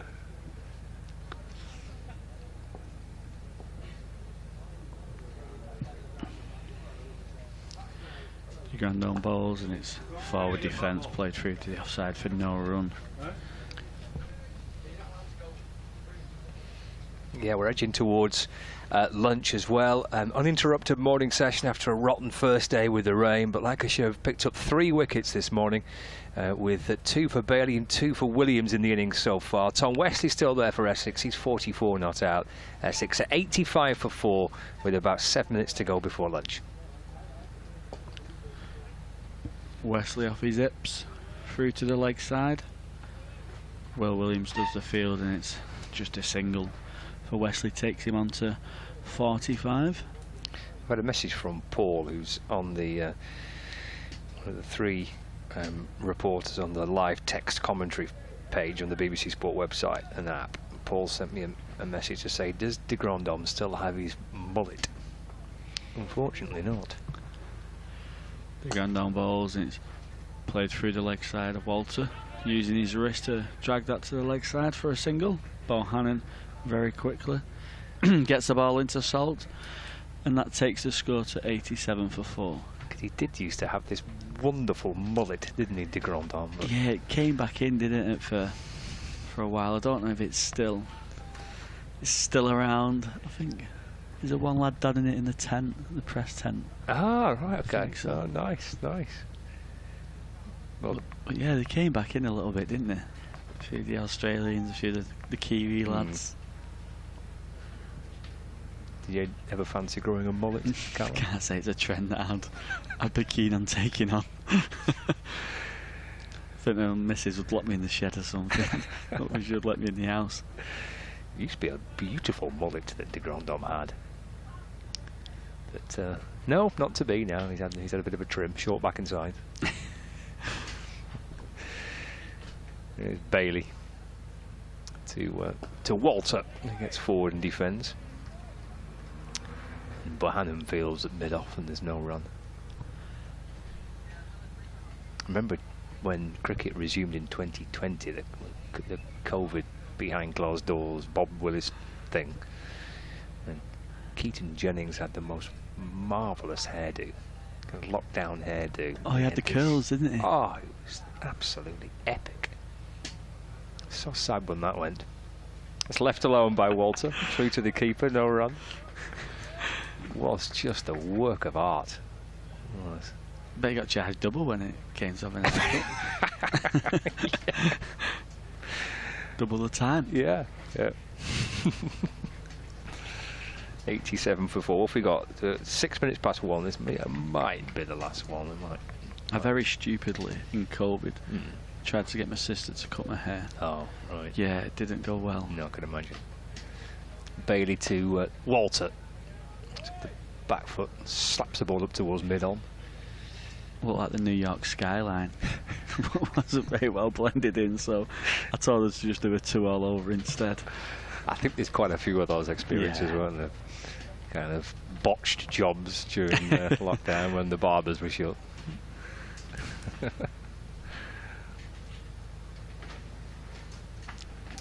Walter on 16. And Bailey turns and sets off again. 3 slips in position. Balls to Walter, that's left. Taken by a hopping Phil Salt, who jumps across first slip. And there's no run. Been some really good carry in the wicket, actually. I know at outgrounds sometimes the wicket can, lack the pace that it does on these professional grounds. I don't know what the situation is with a groundsman down there. I'm guessing they've got a full-time groundsman now they're hosting regular county championship matches. Bailey to Walter. And he's trying to flick it away to mid-wicket. Half an appeal from the keeper and the slips. Shaping to work it to the leg side, Walter. Ball just deflects back down the pitch, no run. I think Lancashire were really impressed. They played games here last year, and they were so impressed actually by the pitch that they had to kind of have a hastily arranged playoff game in the One-Day Cup, and Old Trafford wasn't available, and they played it here at pretty short notice. It's left again by Walter through to the keeper, no run. But they were, I think Mark Chilton, the director of cricket with Lancashire, was chatting to him actually at the ground here last year, and he was saying how pleased he was with the pace and carry of the pitch, and yeah, they were very impressed. I mean, they've done a lot of work here on the pitch and on the outfield as well. I think in 2019 that the entire outfield was dug up. They replaced all that. They replaced the drainage. They've done an awful lot of work, which needed to be done, I think, for them to be able to get first-class cricket back here, and it's paid off. And I mean, yesterday we had lots of rain yesterday, but you wouldn't really have noticed it with the pace in which it drained. No, there was no standing water, was there, at all? You couldn't really see any puddles around. It was squelch under feet, of course, but like you say, you couldn't see any puddles around. The ground looks magnificent today as well. Really lush outfield. Unfortunately, it's quite slow with the rain it has had. But with the state of the outfield, I imagine it's a quick one on a hot summer's day. We're going to have some spin, aren't we, just before lunch? Yeah, your typical trial error, and isn't it? Just before lunch, get a spin around, just see if you can gain a false shot from one of the batsmen. Be interesting to see if it does spin. It swung a little bit, seemed a little bit with a green tinge to the wicket, but the great Shane Warne used to say, if it seems, it spins. So Tom Hartley will find out for Keaton Jennings and the Lancashire lads now.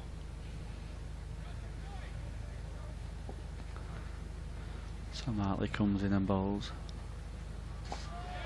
And it's played forward for no run. Got Josh Bohannon at short cover. We've got a backward point, more of a deeper extra cover. Tom Hartley bowls and it's played forward for no run.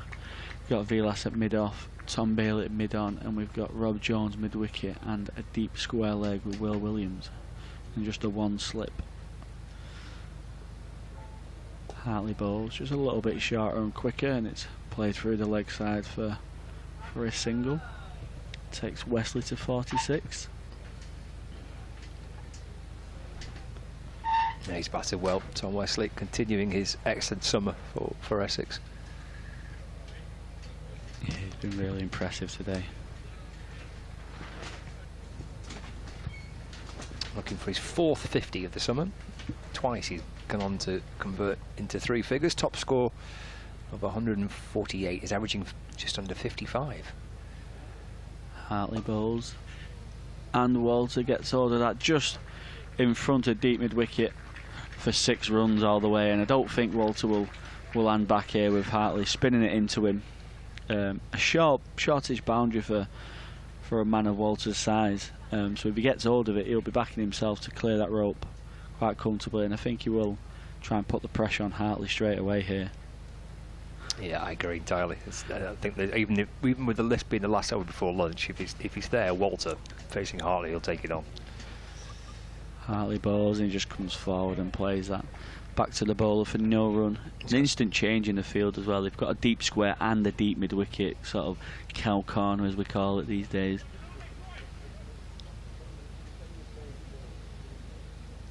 Hartley bowls, and that is a beautiful shot from Walter. Flies over our heads in the tent, and I think it might have gone out the ground actually. I think it has. He's cleared that wonderfully. It's a brilliant shot. He's not done too much wrong there, Tom Hartley. Walter's used his feet, a couple of steps down the ground, these long levers, get the arms through the ball and clears the rope comfortably for 6. Looks like it's probably a good job it is lunch. Yeah, It's gone flying out the ground, I think, hasn't it? it takes Walter to 28 off 53, and Wesley 46 off 105 at lunch. These two are batted really well. Put 45 runs on for this 5th wicket partnership and got Essex back into this game, into this innings. Indeed. Good stuff, thanks Callum. Yeah, the players heading off for lunch. Someone might well be dispatched to try, see if they can try and find the ball, which is looked like it had cleared the wall behind us. It's a big hit for 6, couple of 6s in that final over of the morning session. So 28 Walter, 46 Wesley, and that second 6 bringing up 3 figures for Essex. 100 for 4. Yeah, and as Callum said, a 45 run partnership off 103 deliveries between these two. Nice response after a good morning session for Lancashire, picking up 3 wickets. But we get to lunch, players are heading off. It's 100 for 4 Essex. We'll take a break. We'll catch you in about 40 minutes.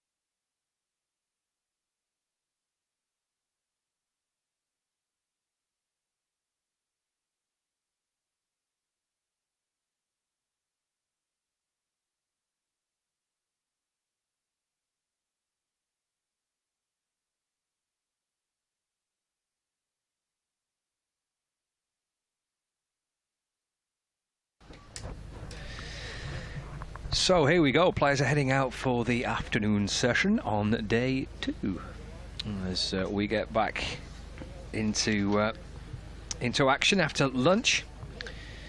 Sunny Blackpool. Hey, happy days, Callum. Sunny Blackpool at last. Totally different than yesterday now. Hopefully the Essex batters will be open this stage for the rest of the day. Yes, it's a bit better than having to come out at 5:30 last night for Cook and Wesley, wasn't it? For 3 balls. Yeah. Oh. No, this is a little better. And Wesley's still there. He's batted very nicely, so he's 46 not out. I think in the end, even session that, I think. What do you reckon? Yeah, you'd say Essex will probably be the happier of the two getting through that period after being 55 for 4 without losing another wicket. So Lancashire will be not exactly frustrated yet. They might be if Essex get up to 150 for 4, then frustration might start creeping in. But at the moment, Lancashire will just still be pretty happy. But like you say, so will Essex as well after recovering. I think it was a 45-run partnership between Walter and Wesley. They batted really nice. Yeah, it's still going, 45 from 103. I guess Wesley's the key, isn't he? He's 46 not out. We mentioned this morning the season he's had so far. Top of the run scoring charts, not just for Essex, but he's in the top 3 in the country. And well, if he can bat most of the afternoon, then Essex will be in a pretty healthy position, you would think. Yeah, definitely. Like you said, the Essex faithful will be open. He just does that captain's knock that he's clearly been doing most of the season. Lanky boys will be keen to see the back of him as quickly as they can. We're going to see Will Williams to open up the bowling after lunch from the south end of the ground. So he's bowled in total 12 overs, 2 for 30. And he's got Wesley on strikes. He's got 3 slips and a point, and a mid-off and a mid-on and a mid-wicket and a fine leg. And there's a run straight away for Wesley, nicely timed. In fact, that might bring him 4. No, but they'll run back for 3. It's just clipped towards the right of mid-on, and they hurry back for a 3rd. So good running by Tom Wesley. Moves to 49 not out, and the first runs of the afternoon session straight after lunch. And Essex move on to 103 for 4 to bring Walter back on strike. We have this left-hand, right-hand combination batting, so field having to change. The tall left-hander Paul Walter is a giant of a man. He stands bolt upright, doesn't he, too, when he's got the bat in his hand. He's a big fella. Yeah, I thought Wells and Jennings were pretty big, but I reckon Walter towers over them both. I think you're right. So he's got 3 slips behind him, and that's clipped away down to fine leg. Who's down there? That's Luke Wells. And there's 1 run for Walter, and he moves on to 29. It's 104 for 4. Brings Tom Wesley back on strike. So he's 1 run away from another 50. It would be his 4th of the season. 49 not out. So we've still got quite a bit to go today. We've still got, in theory, 70 overs left, making up for time lost yesterday. Williams to Wesley. It's defended to mid-off, and there is no run. We do well to get 70 overs in, won't we? He will, yeah. Especially in these bit more seamer-friendly conditions. I don't think we'll see too much of Tom Hartley straight away either. Maybe later in the day, get into a bit of a longer spell, but I think for now Jennings will just keep rotating his seamers. Let's take a look at the latest forecast, shall we? There's William bowls again. It's down the leg side to Wesley, and there's no run. So light rain and a moderate breeze, it reckons, over the course of the next hour or 2. But then actually it does pick up after 3 o'clock. Percentage chances of rain down into single figures, and there's sunny intervals. So it could actually be quite a pleasant end to the day by the looks of the forecast. Thunderstorms suggested at times tomorrow. Indeed. Fancy being in this tent tomorrow. Is Williams to Wesley. This defender up to mid-on. There's no run. I was surprised to see it back up this morning. Me too. Yeah. Me too. Took it down for safety reasons yesterday. Yeah. sure what they've done to make it more safe. But it's back up for the time being, at least. It's been anchored down by 4 big weights in each corner of our tent. Just looking at those thunderstorms tomorrow. There's Williams in and balls. Forward goes Wesley. It's defended up towards mid-on where Tom Bailey feels. It's the end of the over, the first one after lunch. And 4 runs coming off it. So 104 for 4. Wesley still on 49 and Walter on 29. And some early afternoon beers, a bit of that being had. In fact, 1 or 2 supporters were having late morning beers at 11:30 this morning. Good effort. Yeah, it's a much better day for a beer on the balcony, just in front of the pavilion. It's nice, isn't it? Nice little healthy crowd in again now, isn't there? Yeah, it is. Nice looking pavilion. I think they've got a bit of a corporate event taking place in one of the rooms in the pavilion today, because I think the match referee was in one of the rooms and he's been turfed out to the scorer's box because he's been used for a bit of hospitality. Jack Blafferwick is going to start us off after lunch from the north end.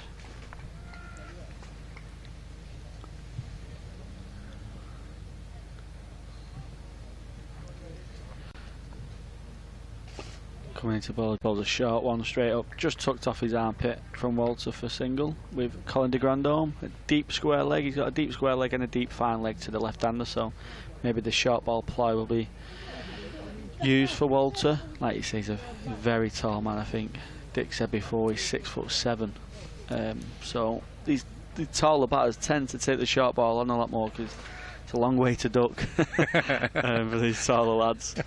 Not too bad for someone like myself.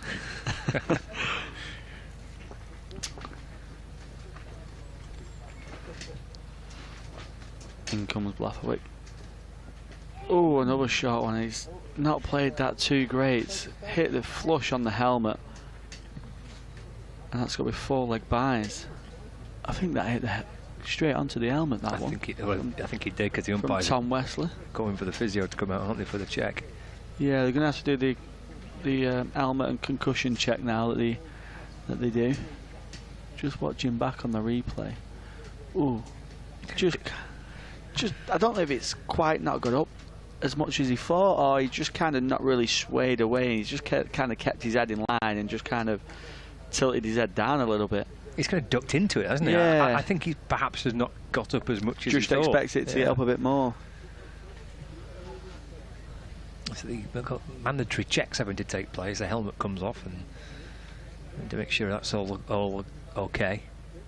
I've done these concussion tests before with the England's physical disability team, and I mean, they're hard. Just not being concussed, some of the questions you get asked. What have you been asked? It's stuff like remembering words and remembering in the order that they say them in, and you should get a pre. Yeah, and it's a pre-test kind of thing. Right. Blafferwick comes back in again. It's a sharp ball and played a lot better from Wesley. Just played it down to Tom Hartley in the gullies. Yeah, so I think it's like, I'm guessing they get like a rough idea of a score or something. Right. And then I've never been concussed, fingers crossed I don't. So I don't know what, I don't know how the system works after it. I don't know if they ask you the same questions and they test you against the score that you got previously. Okay. I'm guessing it's some kind of program like that.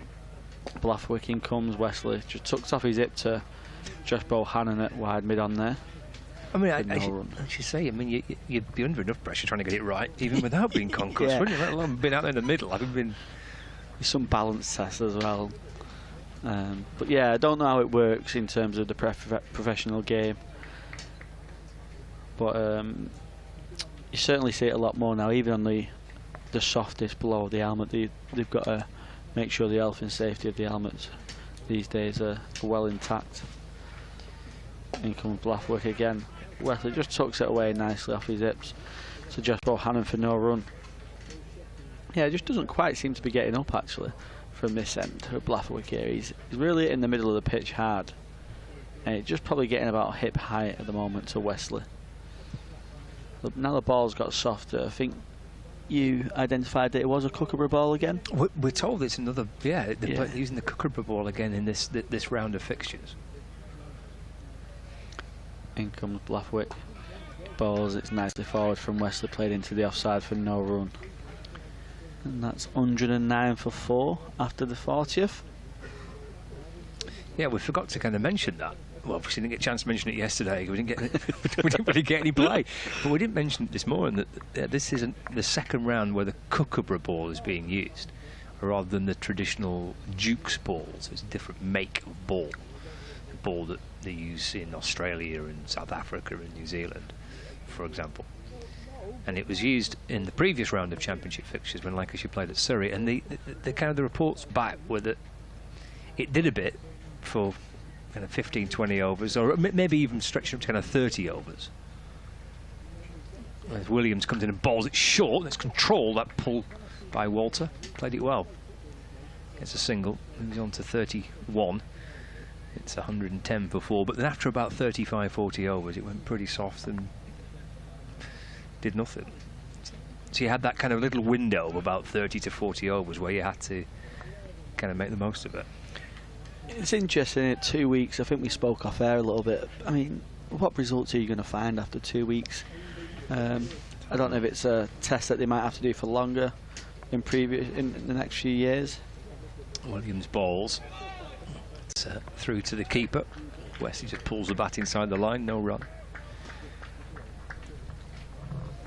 Yeah, I know what you mean. It's not extensive kind of sample range, is it, to have 2 games? I've actually got, I'll find it when I've just done this update, I've got the email from the ECB which kind of outlines the reasons behind using this Kookaburra ball. Yeah. So I'll dig that out and have a look at some of the points in it, because it is a relatively small sample size to have 2 rounds of fixtures. Flashed away for runs. That'll be a 50 for Wesley. He's batted beautifully here for his side, and that's a glorious shot to the right of mid-on to bring up a very, very good 50. 53 not out. It's 114 for 4. Lovely way to get to 50 as well. Yeah, it's really classy 50. He's not, except that ball from Blathwick, he's not looked under any sort of pressure at all. Very mature innings, very well paced as well. He just put the bad ball away and rotated the strike, and he's looked really solid here for Essex. And that's his 4th 50 of the summer. Might have gone past 800 runs now. He's adding to it here. It's worked away to deep backward square leg for a single. So it's 115.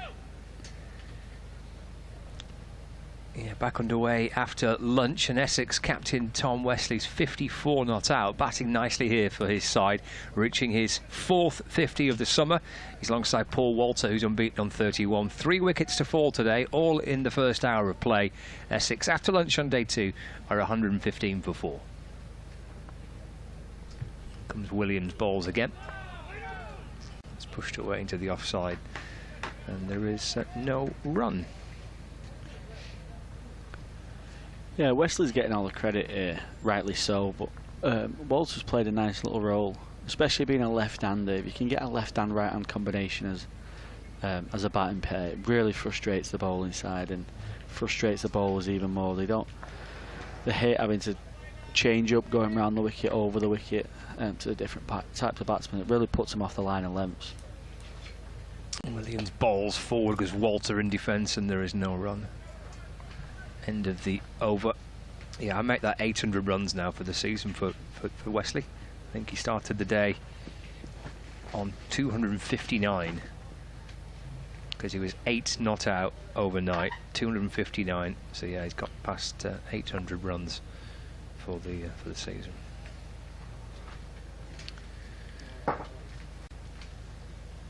So this is the Kookaburra ball trial. So this is from the ECB. It's quite a long email as to why they're using it, but there's 4 kind of main reasons.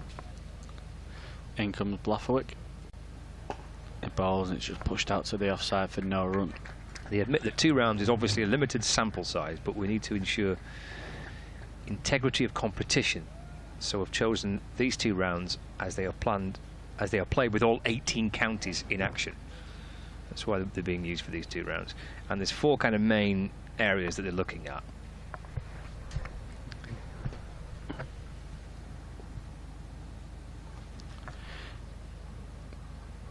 He bowls outside off stump, no run, left free for Tom Wesley. So kind of gaining information and data, which includes pitch preparation. So if pitches in these rounds have more or less grass, then we'll have to factor into that into the results. And we'll look at pitch ratings on the back of having 2 rounds of using Kookaburra balls. They'll assess the ball behaviour. So the umpires have Hawkeye cameras that they're wearing. Jack Blathwaite runs in, bowls outside the off stump, and it's left free for no run. I'm sure actually on the stream you might be able to see a picture of that, but on the front of the umpire's jacket there's a little black box, and that is the Hawkeye camera. Yeah, you could just see it then just before Hartley turned round. Yeah, he spins back round here. Shaughnessy, sorry. Yeah, that's Hartley, that. Is it? Yeah. I think it's O'Shaughnessy, that one. I think. Oh, I couldn't tell. It's definitely one of them. It's definitely O'Shaughnessy at this end, isn't it? Umpiring as Blatherwick comes in past him. Oh, that's muscled away. Brilliant shot from Tom Wesley. That's 4 more out to deep mid wicket. He moves on to 58. Just dropped a little short there, Blatherwick. Yeah, again, it's not getting up from this end. He's trying to dig it halfway down. I think just test him on that short ball, but lovely shot from Tom Wesley. Just gets high up on his feet, on his tiptoes, sorry, and pulls it through mid wicket very convincingly. So 58 to Essex now, 119 for 4.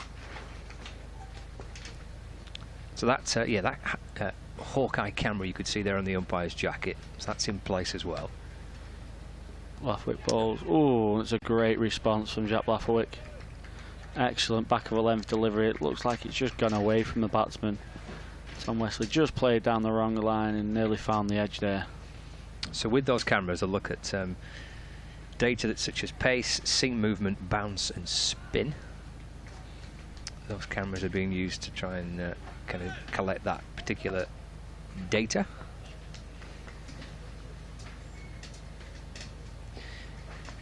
They're going to look at the performance of the Kookaburra ball, and there's more on that in a minute.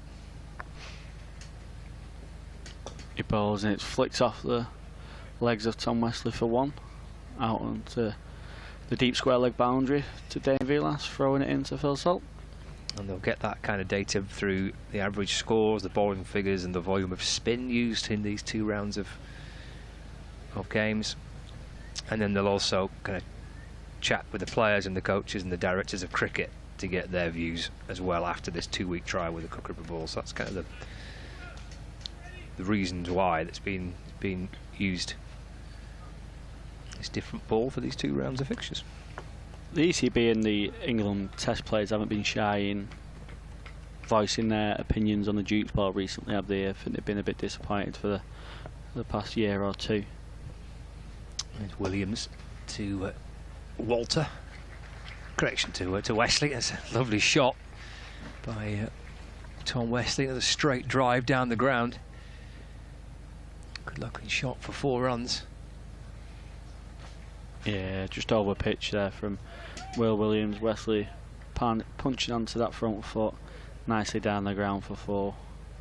Just going a little bit flat out there from Lancashire. Just a little bit of energy just dropped. And Essex just starting to gain back some control of this innings. 124 for 4. Wesley moves on to 63 with that. He just clipped away down to fine leg where Jack Blatherwick fields. Wesley gets a single, 64 to him. It's now 125 for 4. That brings Walter back on strike.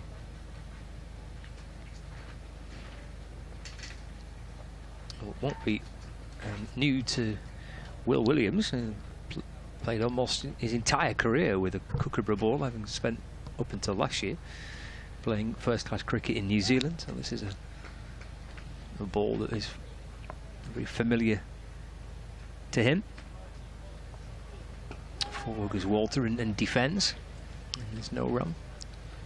Yeah, it's interesting that I'm surprised, but also not surprised in terms of the ICC never implementing that each country has to use the same ball. I wonder if that ever comes into cricket, but I suppose that's the challenges of going to different countries and trying to win over there, isn't it? You get the different pitches, different balls, each conditions all played a bit differently. You've got to adapt to that, and that's a... Williams around the wicket to Walter, plays forward and defends, no run. And that's a challenge of winning abroad, and you know, England go to places like Australia, and the constant topic comes up is James Anderson and Stuart Broad going to swing it over in Australia, etc., with a Kookaburra ball.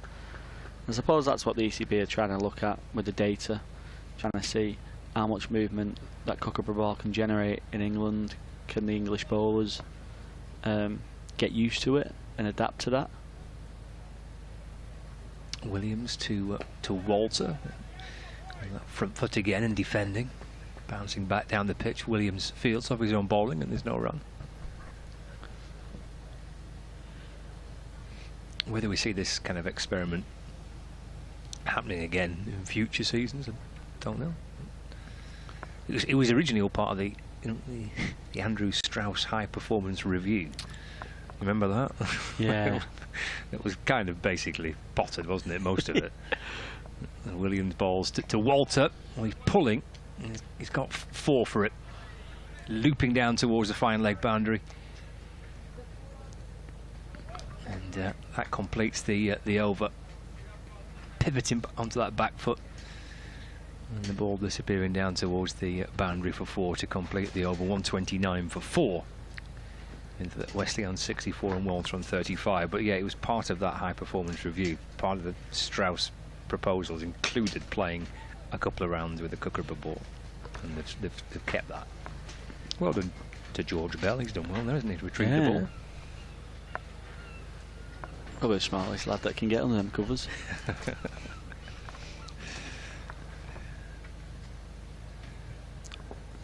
Blafferwick's going to carry on from the north end for Lancashire.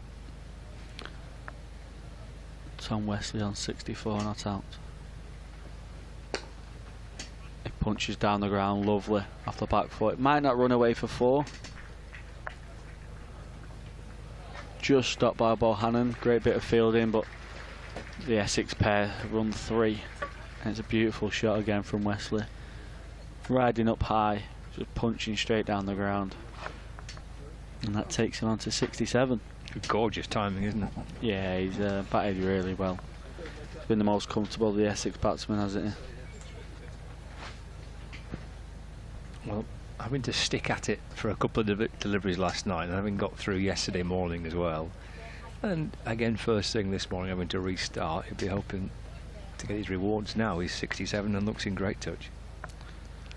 In comes Blafferwick, and he's ball's outside of us up to Walter, and he just lets that go through for no run. We've pushed this partnership on to 77 runs, and really quickly after lunch as well. I think going into lunch there was 45 run partnership, so it's scored quite quickly after lunch. Feels like quite a nice day to bat now, doesn't it? Yeah, it does. Turned a little bit, hasn't it? Sun's starting to come out. It seems a bit flat of the wicket as Blafferwick runs into Walter, and it's played into the offside for no run. Yeah, ball's got soft to that. Shine's gone off the ball. It's an older ball now, 44th over, and sun's shining a bit, and yeah, these two looking good at the minute. Still looks like there's a bit of shine on the ball, but like you say, it's not overcast anymore in Blackpool. The sun really has come out, lots of blue sky. Here comes Blafferwick. Bowls wide outside off stump, and Walter just flashes at that a little bit. He looks a bit surprised by the extra bounce, which goes through to Phil Salt for no run. And they both come down the pitch to the two batters, haven't they? Because we've seen a couple of times from Blatherwick at this end that maybe one or two haven't gone up as much as they're expecting. Yeah, he's probably committing a bit more on that front foot, isn't he? Because he's seen them Wesley balls not quite getting up. And I think he's just been a bit surprised by that one.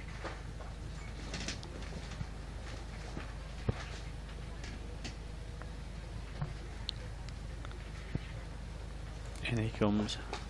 Balls back over length, push through to backward point for no run.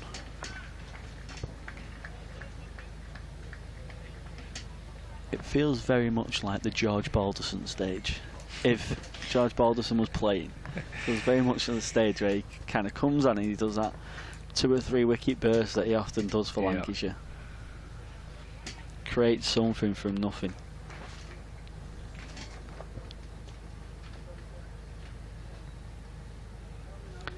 In comes Blatherwick.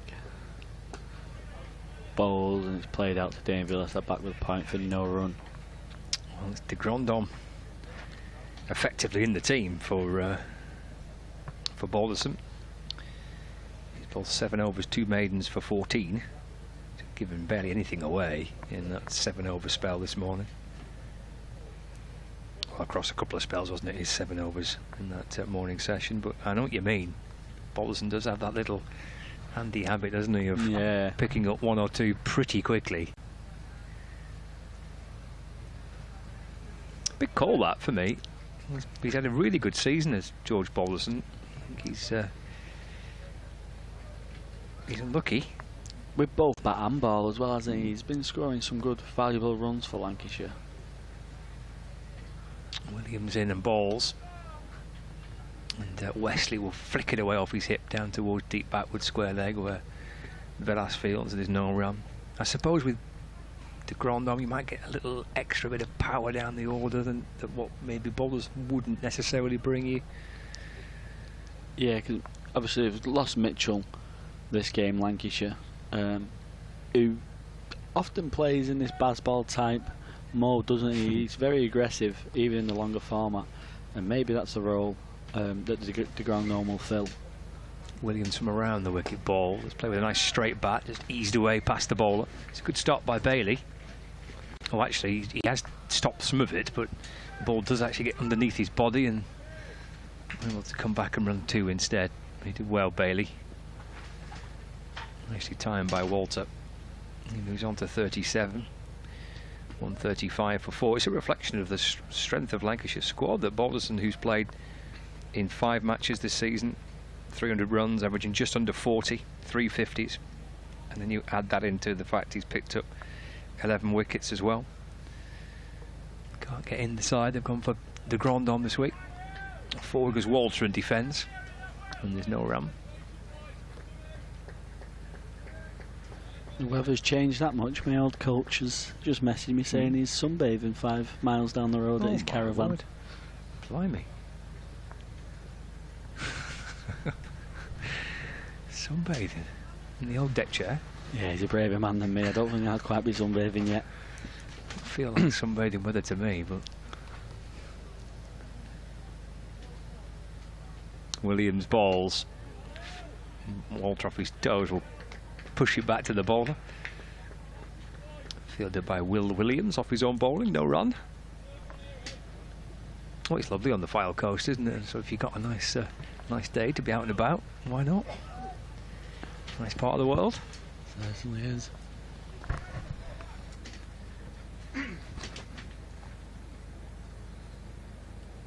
One, 3, 5 for 4.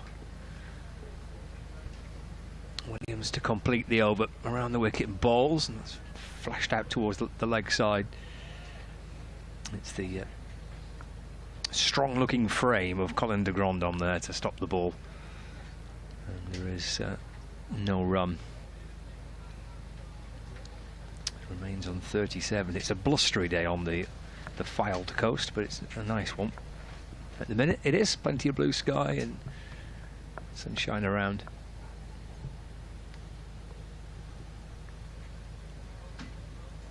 Williams to Walter, tries to find a gap to the leg side, but he does actually beat de Grandhomme at mid wicket, but Bailey comes round from mid on to stop it and deny the possibility of an extra run there. It's the end of the over. So 135 for 4. Wesley has 68. Walter on 37. Watching Lancs TV or listening to us via the BBC Sport website and the app. And his Day 2 commentary live from Stanley Park in Blackpool. For Lancashire against Essex in the county championship. Wesley on 68, Walter on 37. And a very healthy looking partnership worth 80 runs between these two now.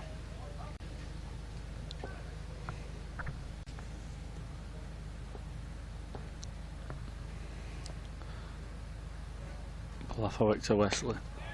She's played back to Blaffowick for no run. Yeah, it's a strong partnership, isn't it? What was the 55 for 4? They put 80 on these two. It's been an excellent recovery for Essex, and they'll be hoping they can bat most of the day, at least to the evening session.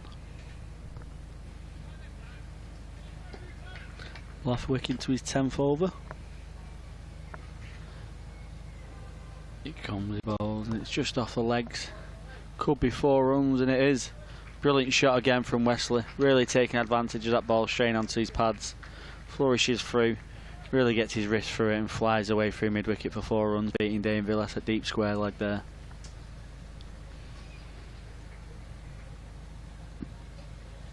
Takes the score on to 139 for 4.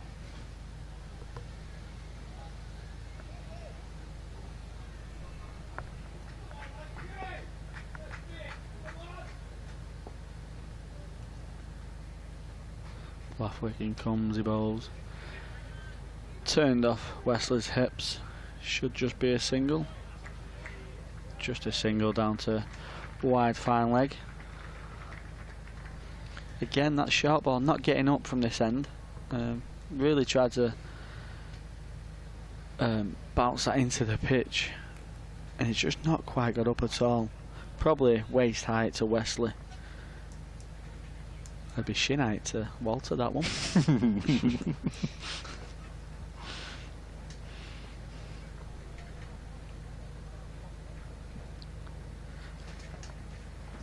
Blaffowick to Walter, and it's pushed through the offside. Should be a single. Bohannon very quickly after it. John sent a message on Twitter. Tom Wesley gets another 50 and is amongst the leading run scorers in the country. Is he a solution to England's problem at number 3? Good question. It'd be interesting to see what formula England use at the 3 in this up-and-coming test match at Old Trafford. Don't quite think Harry Brook or Moeen Ali is the answer. In comes Blaffowick. Bowls and just finds a leading edge of Wesley there, just turns on it a little bit too early, and it goes out to mid-off for no run. They've named their squad again for that 4th test match taking place at Emirates Old Trafford. Unchanged squad, so it's Stokes, Moeen, Anderson, Bairstow, Broad, Brook, Crawley, Duckett, Lawrence, Robinson, Root, Tong, Wokes and Wood. So the same 14-player squad for the 4th test match. In comes Blaffowick. Balls, and it's pushed into the leg side for no run. Yeah, it'll be interesting to see how and if they get someone in who is. Are they going to rest Moeen Ali and have Joe Root as the main spinner, or are they maybe they're not going to drop Johnny Bairstow? I think it's quite clear to see that he's part of Stokes and McCullum's plans. I think they're happy with him keeping. Most of the country probably aren't. Ben Fox isn't. No, certainly isn't. He's been hard done by, hasn't he? The runs he's scoring as well. I mean, for me, Fox would probably do a job at 3 as well. I think he bats 4, maybe 5 for Surrey. I think it's 4. But I think he could have done a job at 3 as well. And he's, you're always going to get an excellent job done behind the sticks with Ben Fox. It'll be interesting to see the way England go at it. I think the only way it works is if Joe Root puts himself up to 3, but Don't fancy that, does he? No, I can understand why. He's our best player and leave him at 4. Bailey replaces Will Williams, and Walter takes a single out towards square leg. I'm just looking at Tom Wesley when his last test appearance came. It's actually further back than I thought. He hasn't. His last Test match was back in 2017. 5 Test matches in total. Lawrence for Essex will be hoping to get a goal. Maybe you might back down Lawrence at number 3. Bats 4 for Essex. Suits the way Brendan McCullum and Ben Stokes like to play their cricket, so you might easily put him at number 3. But like you say, it all depends on if they play Moeen as the spinner or if they play Joe Root as the main spinner.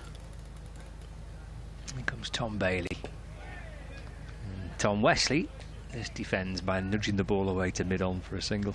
De Grand on fields. And there's no run. 142 for 4. Often spins, doesn't it, at Old Trafford, so I imagine they'll keep Moeen Ali, to be honest. Fancy Jimmy to come back, wouldn't you, as well, I think? Jimmy for Robinson, potentially. Yeah. Bailey to Wesley, that's left. Taken by Salt, and there's no run. 142 for 4. It's a week on Wednesday, isn't it, the next Test match? Yeah, week tomorrow. The weather does not look very promising. Oh, don't say that. It can a lot can change in a week. That's what I've been saying to my friends who got tickets for the second day, praying that it changes.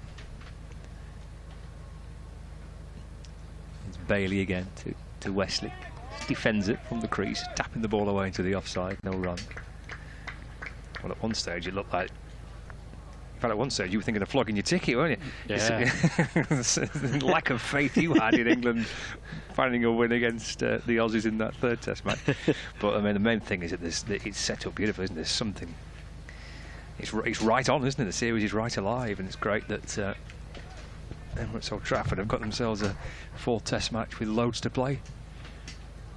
It's off the back foot, just pushing up towards mid-off, and there's no run. Yeah, it's been a series of fine margins, hasn't it? I said before it had all the materials to be just as exciting as 2005 Ashes, and so far I think it has been. I think Henry, I don't know how you pronounce his last name, he works for TMS, he tweeted a stat. Henry Moran. Yeah, he tweeted a stat saying I think there's 49 runs in the series and 3 wickets difference between both teams. Bailey to Wesley. Nice straight drive, that'll be 4. Through straight mid-on, down towards the boundary and towards the advertising board. Nice looking shot for 4 to complete the over. He looks in fine nick, Tom Wesley. Yeah, it's a beautiful shot. When you see a batsman driving straight down the ground through mid-on, you know they're in decent nick. He's not played at anything away from his body, really. He's been really finely tuned in his feet movement on the front foot and back foot. And he's not really slashed at anything. He's just timed all his shots, and he's timed it really well again. Takes him on to 77.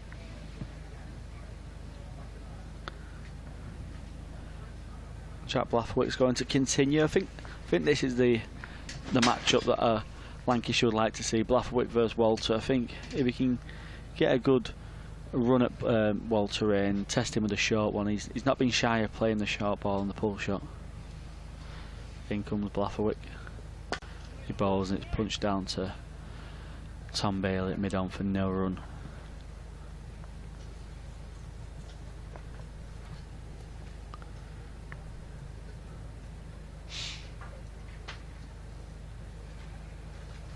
Just looking around the grounds at 2 of the other scores from around the county championship. Take you around some of the Division 1 latest scores in that. In fact, we might do it now because I think the umpires are going to have a look at the ball. They are. The magic hoops are going to come out and they're going to see if this ball's going to have a shape or not. Here come the metal bracelets. Well, it's fine. It fits through that one. No problem. It's passed the test. You have a look at it. What do you reckon? Yeah, it looks all right. There it is. Read the. Oh, that's fine. It's passed its test. In Division 1, Warwickshire 337 for 5. And they lead Kent by 179 1 runs, and Rob Yates is still going. He's 120 not out, and I noticed this week they've got Glenn Maxwell playing in their 4-day side, and he's 79 not out from 63 balls.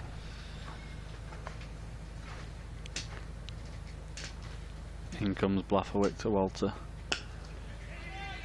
And it's pushed down the ground really nicely through mid-off. Get 2, but Hannon does the fielding. Takes Walter into the 40s on 41 off 76. So where Middlesex are 168 for 5. They're replying to a Northamptonshire total of 219. So Middlesex 51 behind with 5 wickets remaining. Somerset are 368 for 7. Is Rue still going? He is. He's 152 not out. Blafferwick bowls. Ooh, just short of him on the follow through there for no run. Somerset 368 for 7, and James Rue 150 not out. And Nottinghamshire are 113 for 1. With Hasib Hamid unbeaten on 45 and Will Young on 46. And this is in reply to a Surrey total of 355 all out.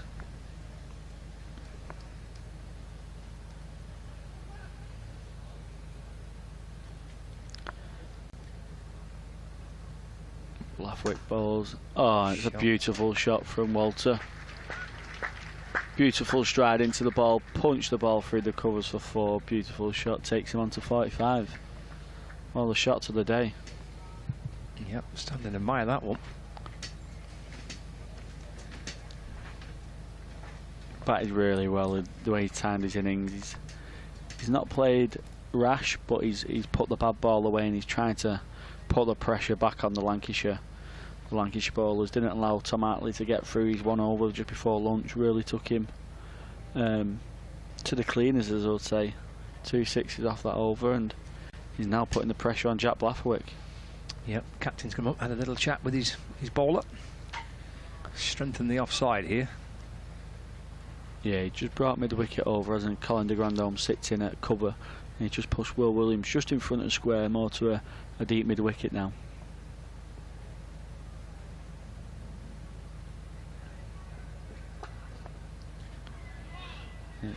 Jack Blafferwick bowling is just slashed to Daneville. That's very unlucky not to find a gap there. He's hit that really well for no run. It got to that stage where you kind of just have to bowl to one specific plan and just hope the pressure, or you just gain a false shot. I mean, England did it, didn't they, with Usman Khawaja in the Test series, where they just had 6 fielders in like an umbrella, and it's kind of got to that stage for Lancashire where if you go to a specific plan and hope it works. And comes Blafferwick. Bowls a shot ball, he's pulled it, and it's a great shot all the way for 6 runs. Just in front of Will Williams, kind of like a wide mid-wicket, and it takes him to a wonderful 50 for Walter. A brilliant innings, well supported his captain, and it's one that the Essex faithful will be really happy about.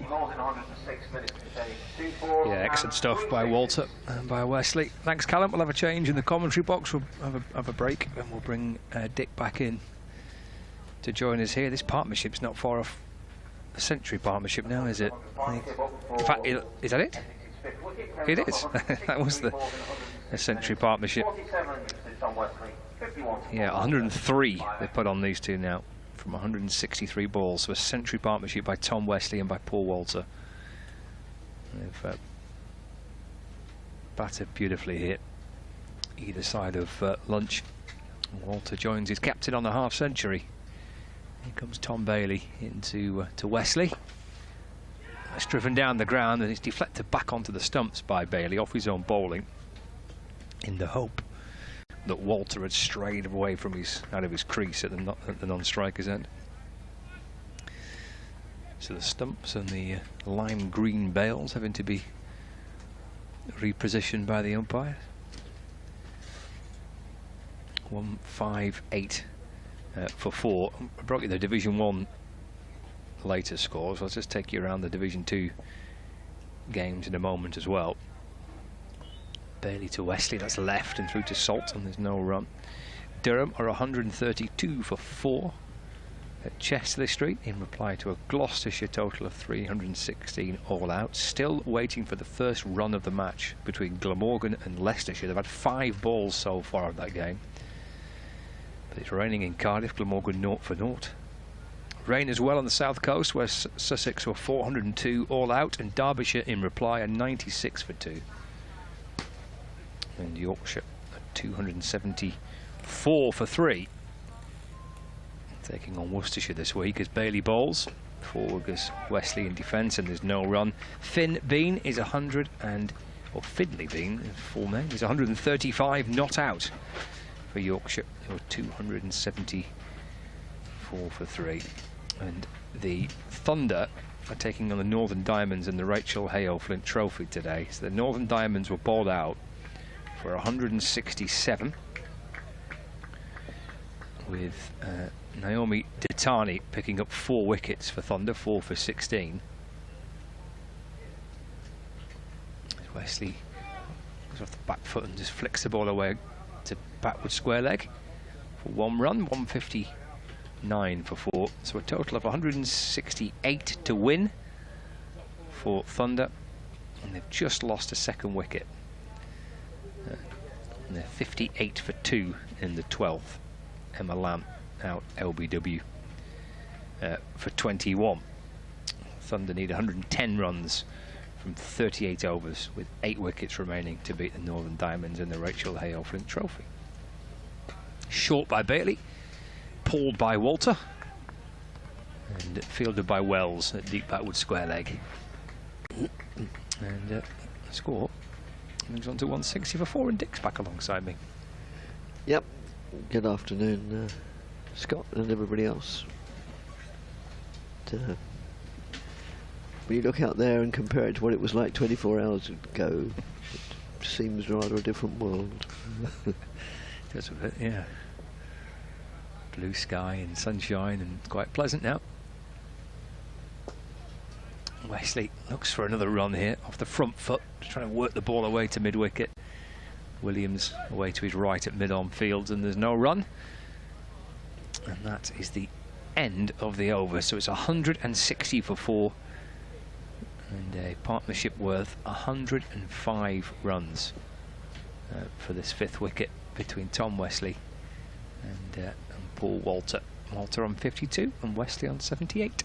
Yeah, they've done a really good job for the visitors. So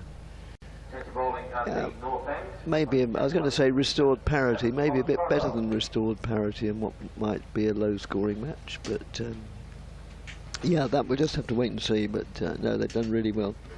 At 55 for 4, Essex were tottering a bit, maybe more than a bit. And yeah, these two have mounted a good recovery.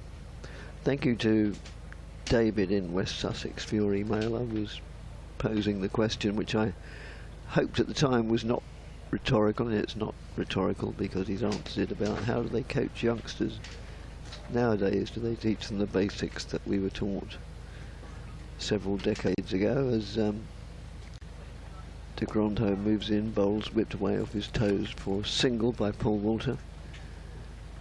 And he says, my grandson Joseph plays for Worthing Cricket Club, juniors, under 12s, and the main instruction seems to be to hit it hard, mostly using a baseball style stance. Very different from my school club coaching: get forward, foot to the pitch of the ball, show the bowler the bat maker's name. How the world has changed, inevitable, but for the better, question mark. As that's played, met with solid, stern, almost impregnable defence. I say almost because no defence is impregnable. The best batsmen in the world get out and they get bowled. So yeah, I don't know whether it's for the better or not. And what's the definition of better? We're getting a bit like Confucius here. And that's all I think was put down at short mid-wicket. It would have been a good catch, diving away to his left by Tom Hartley. I'm pretty sure that was a chance, albeit a sharp one. Tom Wesley always looking to flick that ball through the onside, and there just didn't quite keep it down, but he's been given a reprieve. We're looking at, no, we're not at the moment. Well, I'm not. I'm looking at the current play, which is back to the bowler. And yeah, I'm pretty sure that's a chance. Yeah, I agree. Thought so, didn't you? Yeah, I agree. Yeah. It could be a let off. Yes. Sharp chance, wasn't it? Kind of Oh, it was a wicket, sharp chance. definitely. Yes, it would have been a good catch. Wesley on 78. And that is met with stern defence, trickles out on the offside.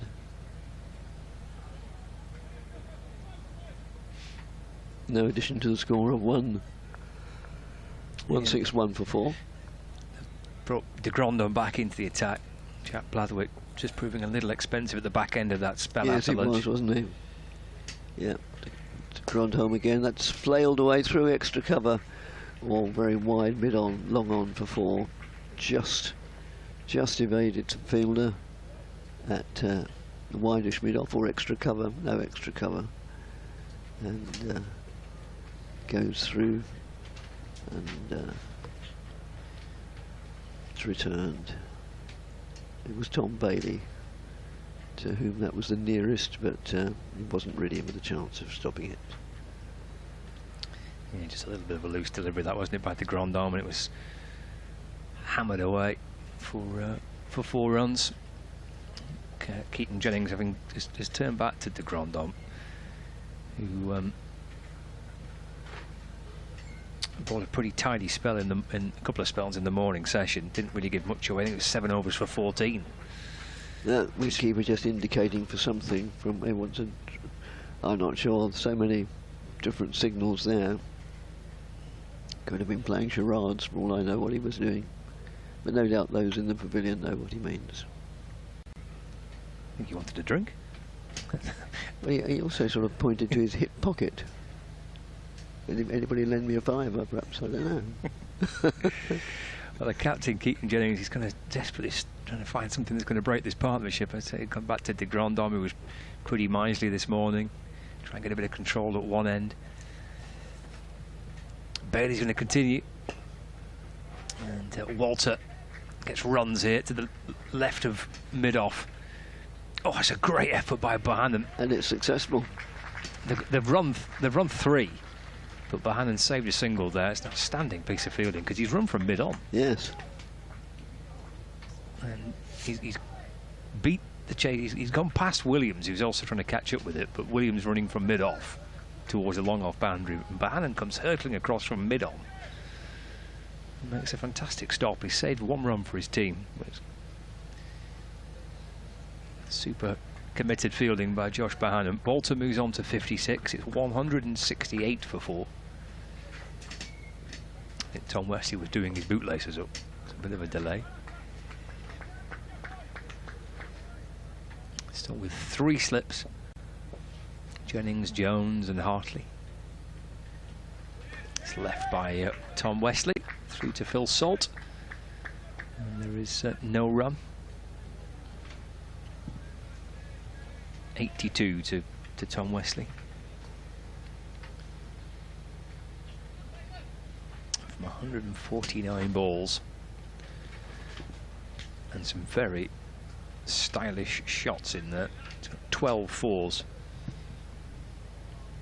In comes Bailey, balls again. Forward goes Wesley and defends to mid-on. And there's no run. Thanks, David, for your email, which he says is he won't bother me anymore. Well, you can by all means, but yeah, we were talking about where possible countries where they don't play it. We haven't found a country yet. Even there are about 3,000 to play in Japan. Bailey to Wesley. The back foot and drives, bouncing out to de Grandon at cover, and there's no run. And in Switzerland, yeah, I don't. No, I think we give up. Andorra. I'll have a look at Andorra later, but I'm off air. Somebody will say, oh no, Andorra Cricket League is very strong. I up in the Pyrenees. 2 balls left in this Tom Bailey over. Balls to Wesley. It's deflected down to fine leg. Up comes Villas. Sends the ball in with a bit of a fizz towards the keeper. Wesley moves on to 83, 169 for 4. And brings Walter back on strike.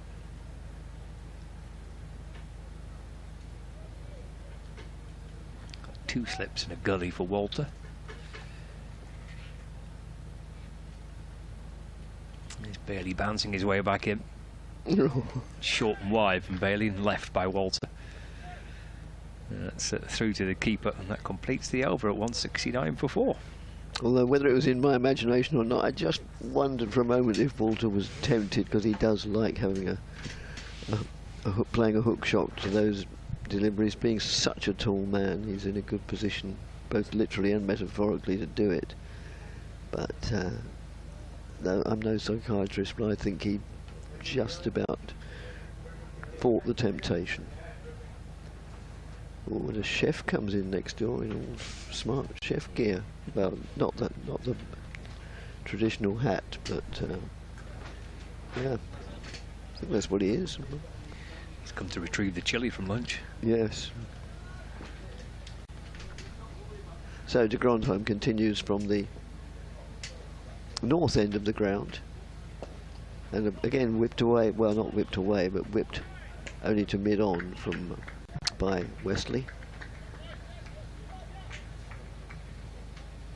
I notice also, I don't know if it's still the way, but these ends were known as the pavilion end and the nursery end, apparently, at one stage. Okay. Now they're north and south, which is a bit easier to understand. Because, I mean, otherwise, unless you're familiar with the ground, you think, well, I don't know where the pavilion is, I don't know where the nursery is.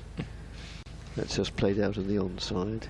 We do have a nursery actually on the ground, don't we, to the square of the wicket? Yes, that's square, the West Park Kindergarten. West Park Kindergarten, yes. It's in a nursery on the ground before, the cricket ground before. And shot. That is a good shot through mid-wicket for a couple of runs. And also the nets are at that end more than this end. The same as the pavilion is more at this end than the other end. But both of them are in the corners of the ground, but yeah, it could be the reason for it being the nursery. Anyway, north and south is much more, can't think of the word now, but it describes which end much better. As we're playing a miss. Now, we haven't seen too many plays and misses lately. No. This morning, you know, there were a heck of a lot, but conditions obviously are getting much easier with the almost, well, not even almost, but unbroken sunshine. Look at the sky, and there's literally hardly a cloud in it, and you just get the impression that you know, that this wicket is getting easier and easier with every minute that passes. So if that isn't the kiss of death with the Essex batsman, what is? That's just played defensively by Paul Walton. Trickles back to the bowler. But it was very tricky. Well, in the brief spells yesterday, especially the latter one, and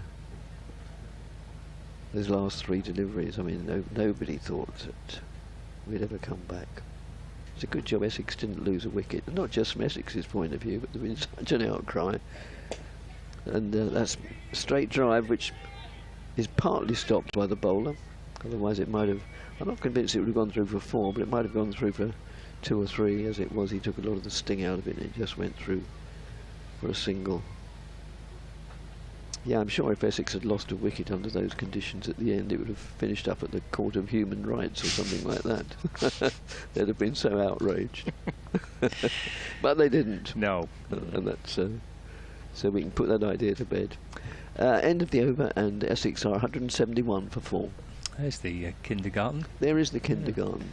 That's not a bad place to send your child to, okay, is it? So you drop him or her off, and you say, well, I may as well stay here for the day now, and so I can take him or her home. Oh, well, why don't you sit by a window and watch the cricket? Oh, Hadn't crossed my mind. Not half. I can't overemphasise what a lovely ground this is. I mean, all the more so now that the sun's shining on it. I really wanted to come to this ground. I dropped enough hints, and I'm glad I did. There's Bailey to Walter. That's Hey. short, and he does pull that. Pulls it under great control out towards deep square leg where Wells fields. Walter gets a single, 58.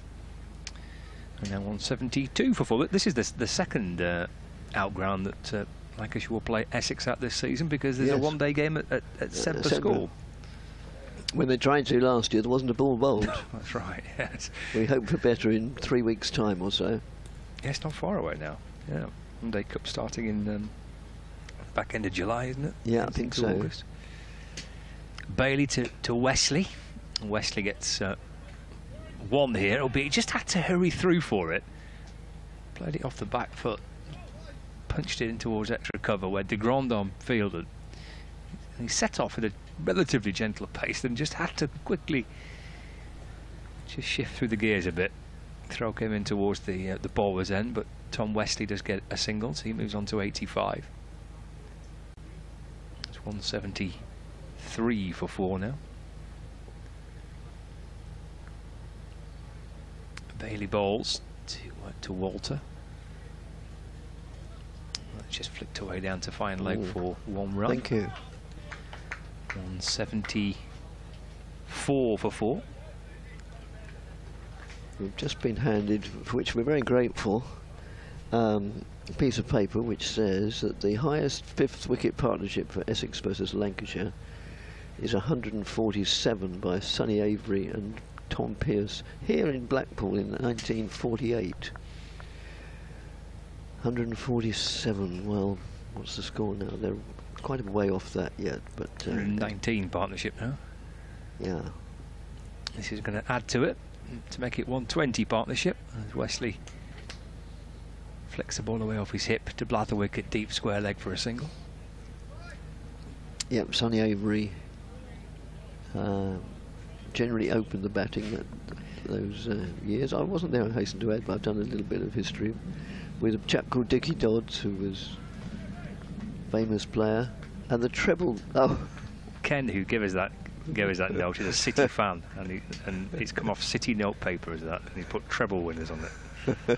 Here comes Bailey in and balls. It's short again, and again Walter pulls the ball down towards the boundary at fine leg. He's got 4 actually. I thought there was a man at fine leg. yes, I thought there was. Oh, there is. I think it's just gone to his right. It might be Dame Villas. Take a look back on the replay here. Walter pulling the ball down to the fine leg boundary. Went to the right of the fielder at fine leg, and 4 to Walter, so he moves on to 63. So it's 179 for 4 now. They're rattling along at quite a fair rate now. 124 run partnership. Avery and Pearce in 1948 is in danger. Walter tries to force his next delivery away, but little bottom edge, it bounces back down the pitch, and there's no run. It's the end of the over. 179 for 4. Wesley on 86. Walter on 63. So 124 run partnership so far for this 5th wicket. Yes, and you can see from the views on the screen at the moment what a wonderful, almost cloudless blue sky it is over in that southeast corner, with the bar and half a dozen toilets, but the bar is the main attraction. Well, maybe one brings about the necessity for the other. As oh, and Tom Pearce was the other batsman involved in that stand. He was a famous Essex name, president, chairman, captain. This is de Grandhomme. Again, it's Wesley playing his favourite shot, whipping it off his toes, only for a single down to deep square leg. And there's a stand named after Tom Pearce, just near where we commentate from, or from where we commentate, the Tom Pearce stand. Also in the days of the old Scarborough festivals, they always used to play a side called T.N. Pearce's 11. That was the Essex Tom Pearce. I think that's the extent of my knowledge about Tom Pearce for now. Super shot through the covers for 4 from Paul Walter. Was, wasn't it? A lovely flowing drive. Shot. So 147 plus 55.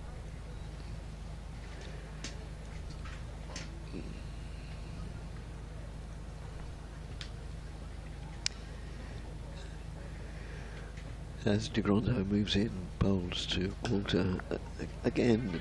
Oh, not quite a repeat of the shot. I think it was an attempt to, but only went to mid-off, wide-ish mid-off. I think Hartley cover just got a little bit of something on it, and then, as you say, Bohannon at well, yes, mid-off completed it. Hit it firmly, didn't he, Walter? Plays that cover drive well. He does.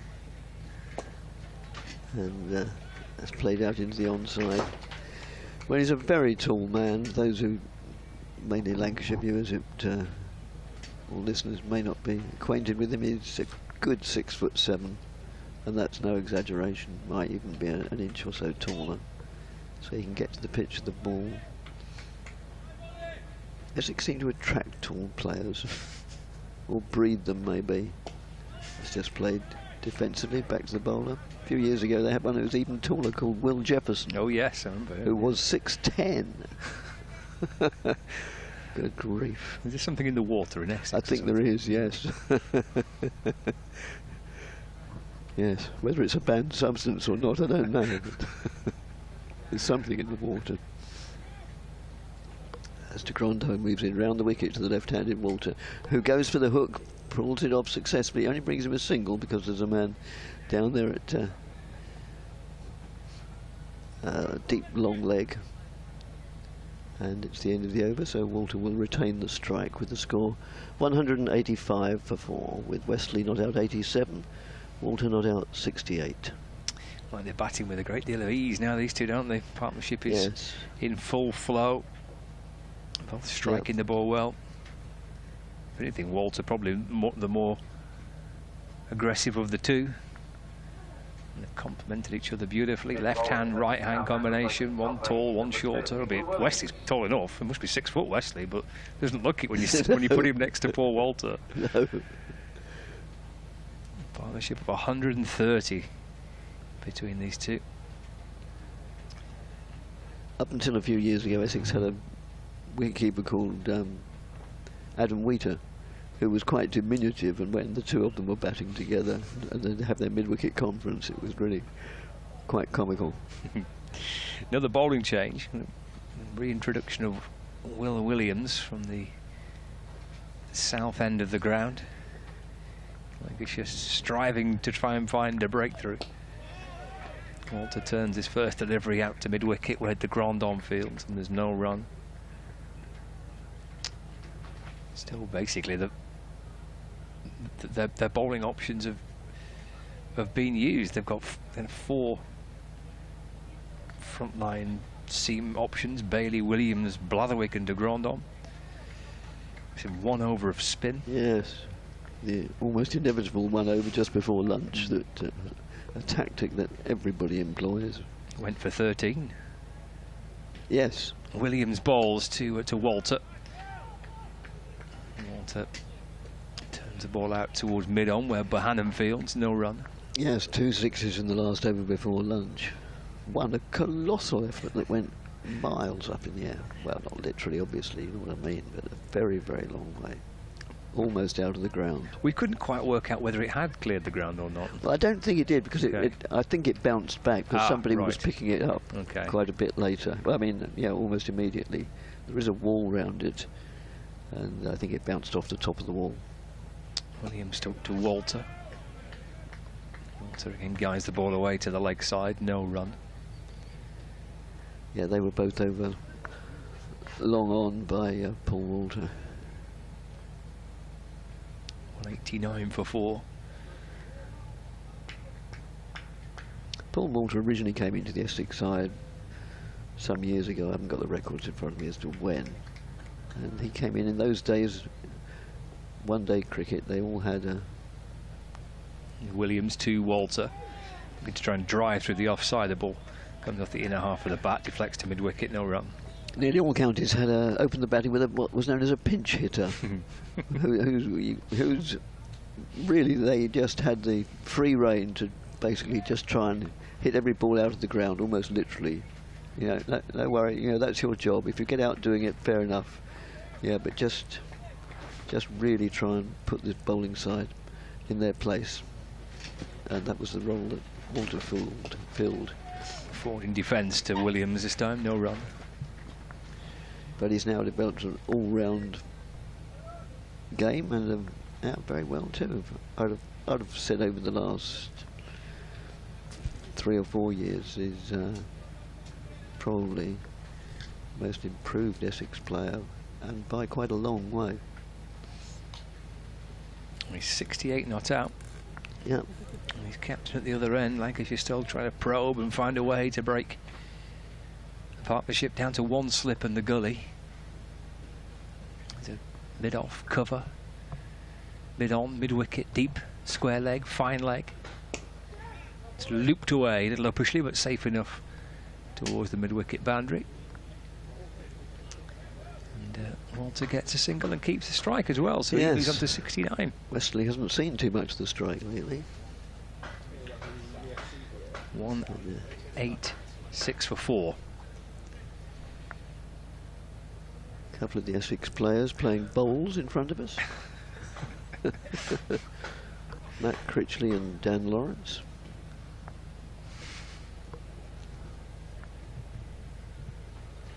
Professional sportsmen always have to be playing something, don't they? Doing something. And competitively so. I expect those two were, you know, vying with each other as to who could do the better. De Grandhomme moves in, bowls, worked away to mid-on. And all so highly competitive. Well, they have to be, of course. It's their job. It's what they're paid to be.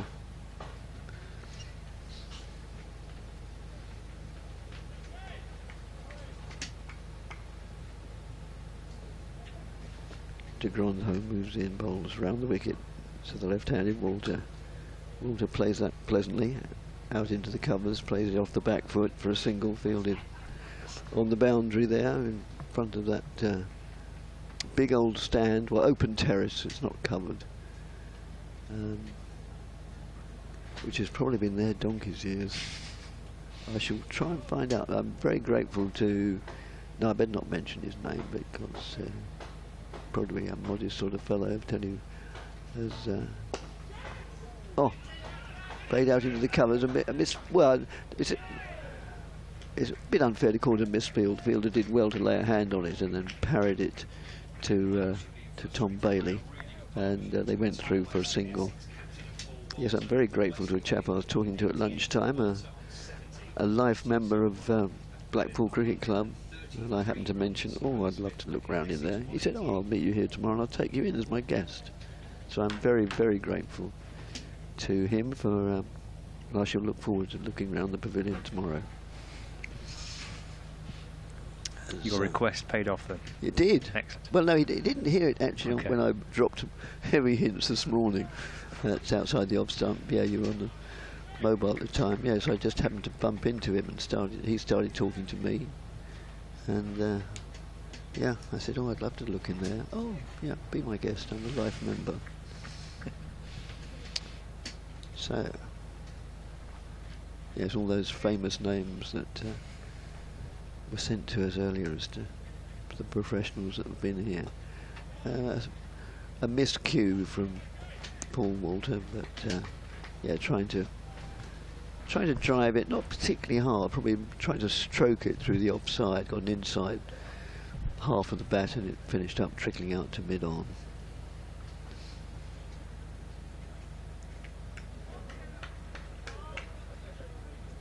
As De Grandhomme moves in, bowls, it's worked away. Just backward of square for a single. And it completes the over with Essex having won the toss and chosen to bat, having reached 189 for 4. And these two have added 136 of those for the 5th wicket. So another 10 and it will be the record for 5th wicket partnership. As it's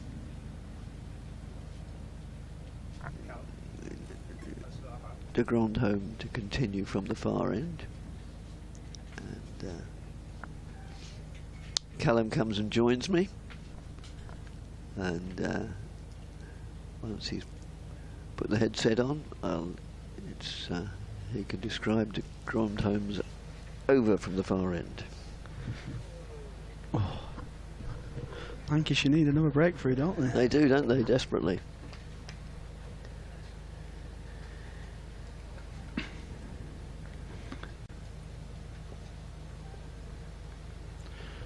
Will Williams comes into Walter.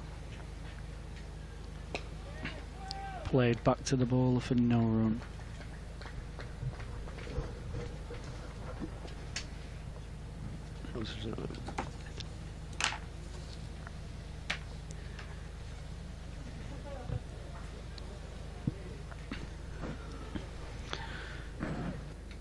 Yeah, Essex just really putting the pressure back on Lancashire here now. After being 55 for 4, they find themselves 189 for 4 in a real strong position now. Williams comes in, bowls on his legs, and Walter turns that away to the leg side for 1 run. Luke Wells doing the fielding out there. Yeah. And I was saying to Scott, obviously with the weather conditions now, batting's getting easier, isn't it? The wickets holding fewer demons, and yeah, it's now becoming quite batsman friendly. Yeah, definitely. The 4 wickets will have been open. Will have been wishing they could have had this weather. Yeah, it's too right. Yeah, yeah, it's all right for you lot. Yeah, you didn't have to put up with what we had to put up with earlier. And they've got 72 and 88 to prove it. Williams bowls. Oh. That was nearly the look that Lancashire needed. Yes, Wesley just gone back to a sort of a fuller ball.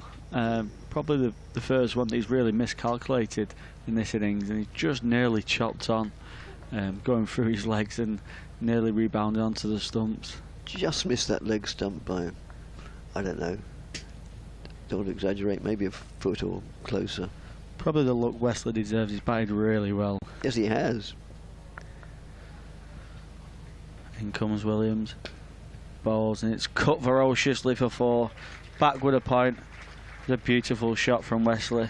Pouncing on that short ball from Williams that you don't often get. And he's really put that away with some form. It's a lovely shot, just in front of point, sorry.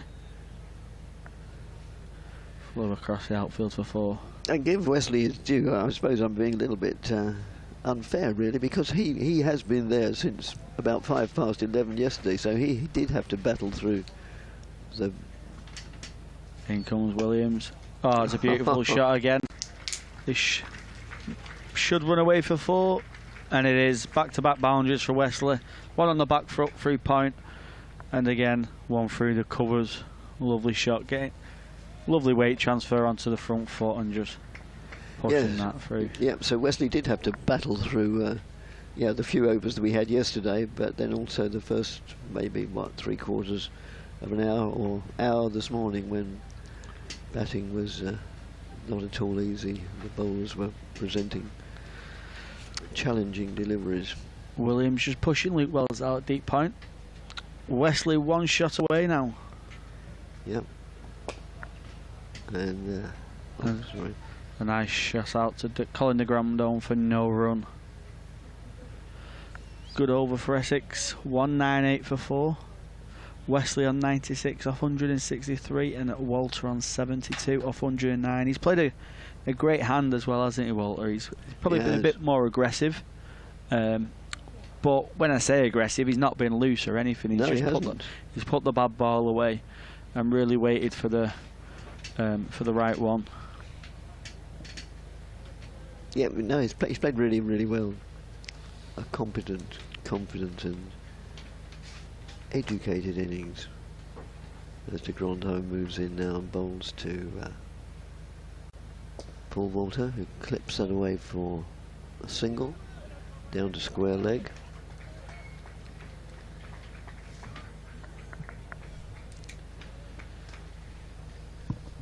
And so Wesley comes down to the business end with a century in sight,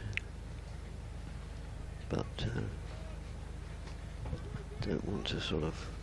There's no such thing, obviously, as the commentator's curse, because what's going to happen out there is going to happen irrespective of what we say. And he works that away for a single down to mid-wicket. But I'm just looking up his record now so that if he does reach his 100, I can sound so knowledgeable when they clip the extract of the commentary, and and I can rattle off the top of my head the fact that he's already scored 26 first-class centuries, so this will be his 27th, if he gets it, which he may well not. That single takes Essex to 200 for 4. A real comeback here from Essex. Stunted Lancashire's progress after being 55 for 4. As de Grandhomme moves in and bowls, and that's just met with a solid bat from Walter. With the conditions this morning, the state of play being 55 for 4, Lancashire might have been hoping to not far up be batting. Oh yeah, at this time. Yeah, and it wasn't. It was far from impossible the way things were going.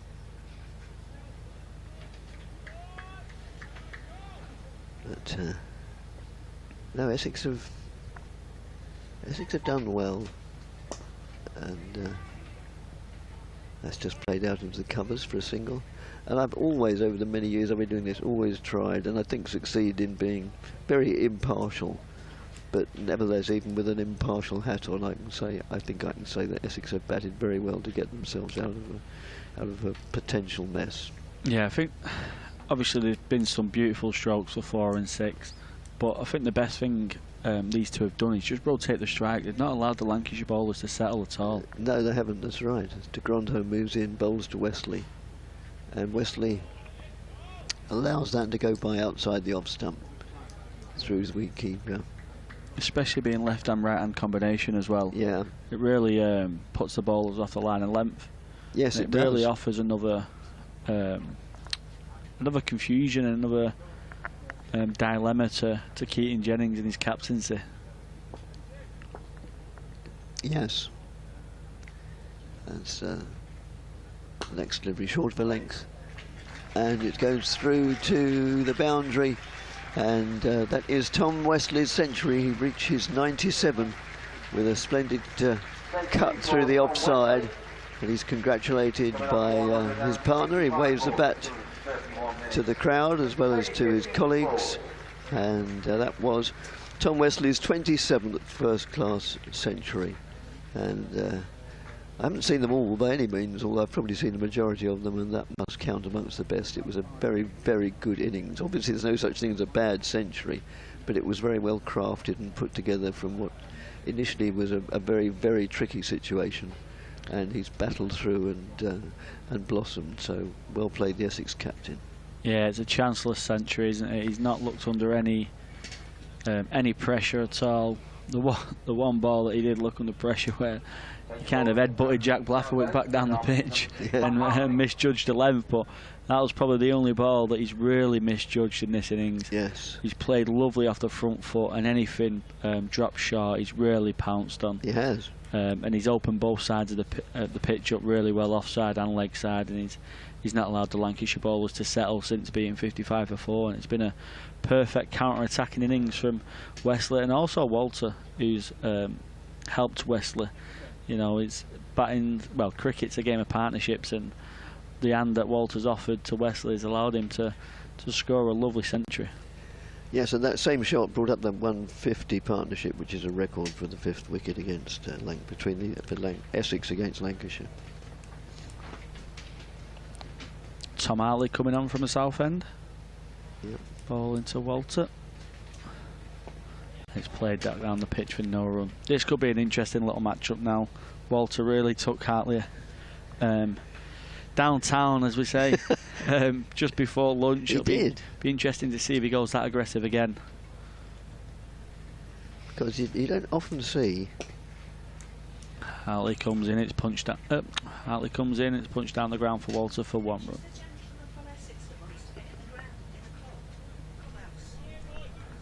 Could you excuse me, listeners? Somebody's trying to talk to me. You want to get in the clubhouse? Oh yeah. Yeah, I've had a phone call.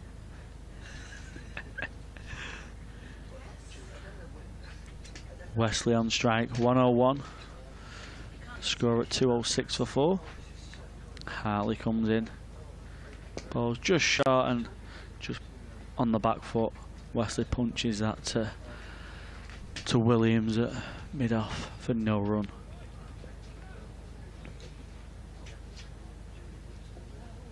Hartley balls and it just clips off the legs for 1 run out to deep square for Wesley. Jack Blatherwick doing the fielding. Doesn't look like there's much turnout there for Tom Hartley.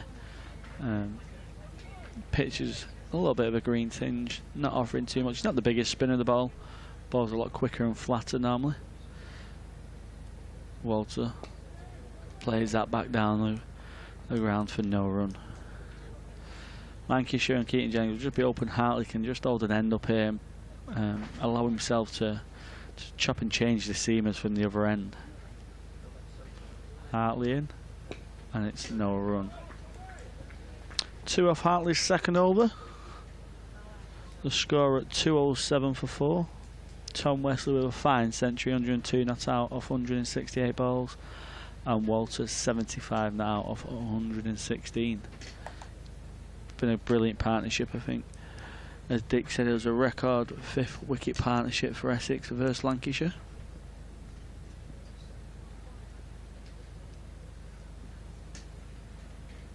It really is beautiful conditions here in Blackpool now for batting. The wicket looks to have got a little bit flatter. Ball was really carrying through nicely this morning. And that seems to have died down a little bit. If anything, it seems to have lacked a little bounce this afternoon. As Colin de Grandon runs in from the north end. And that's left out, left through to Phil Salt for no run.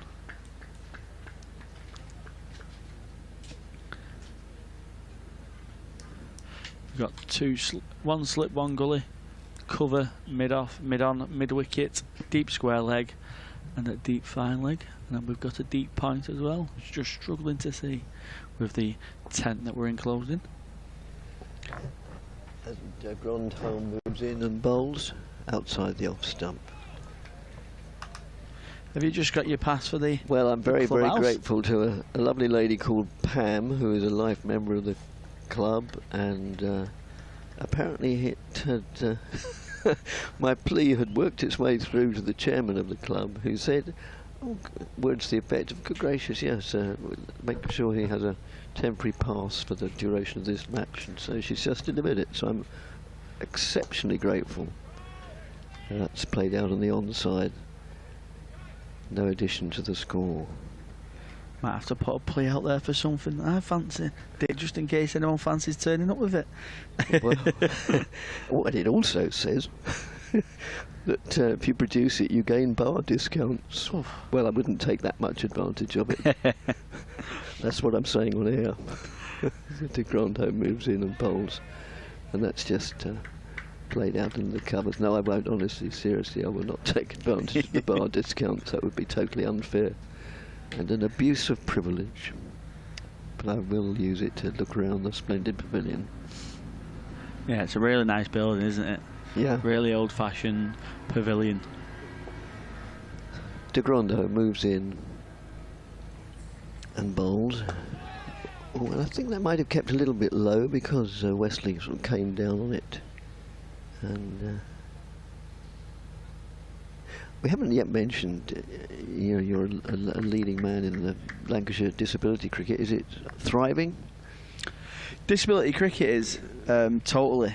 Is it? So we have come back to that after this. We haven't given you the opportunity to talk about it at all yet, but yeah, it's worked well on the onside, no addition to the score. 4 employment groups in the under the ECB, which is physical disability, learning disability, visually impaired, and then hearing impaired. So obviously the visually impaired is a totally different game. Yes. Some people would have seen it, some kind of wouldn't. The batters kind of bat like hockey players in a way. The ball's rolled. There's different profiles within the visually impaired, I believe.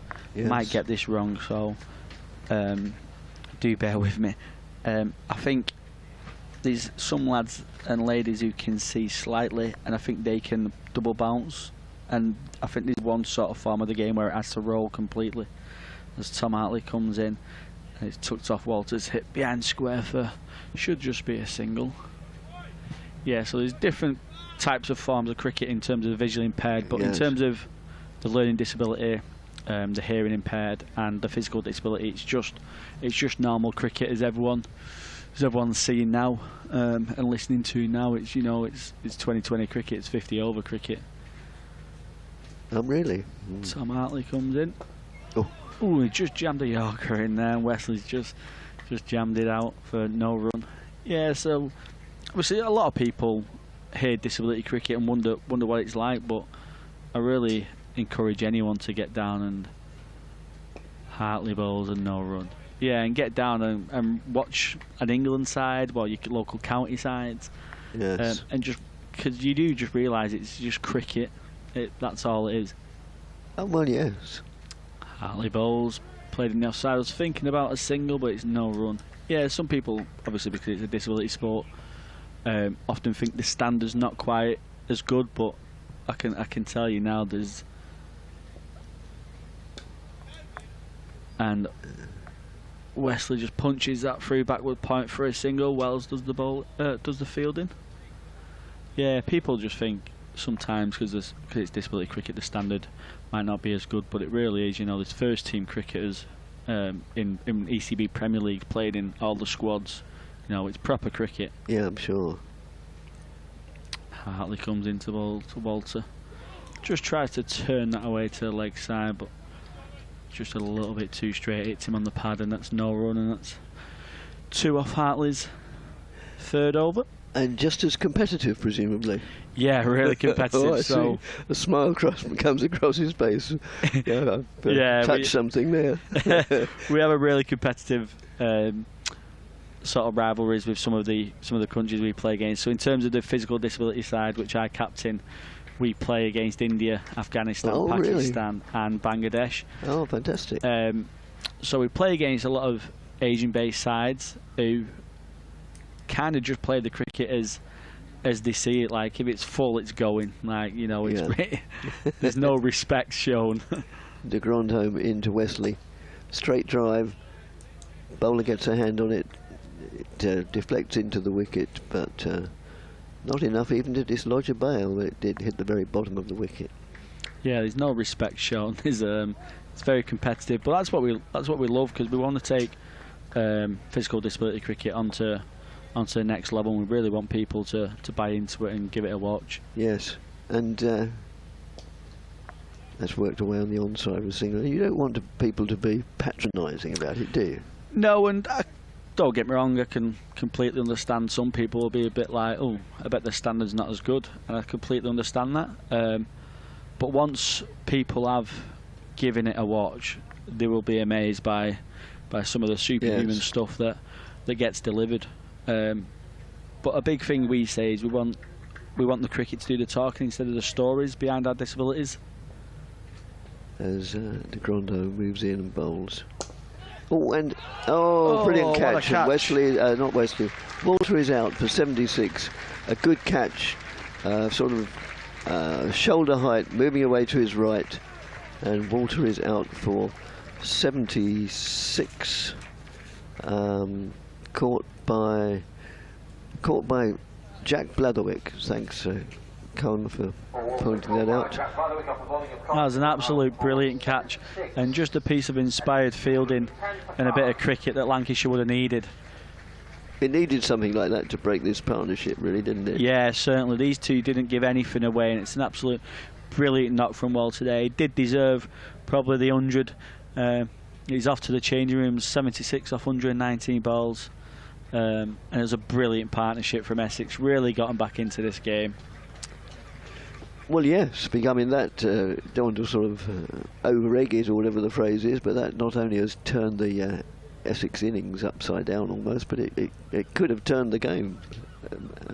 Well, time alone will tell, but yeah, a priceless, valuable innings by de Grandhomme. Yeah, I mean, I can empathise it in various ways with disability cricket. One of which I'd rather not talk about, but the other one is I used to work for the Royal National Institute for the Blind, and yeah, just when sort of sport was coming in for blind people, and yeah, they were.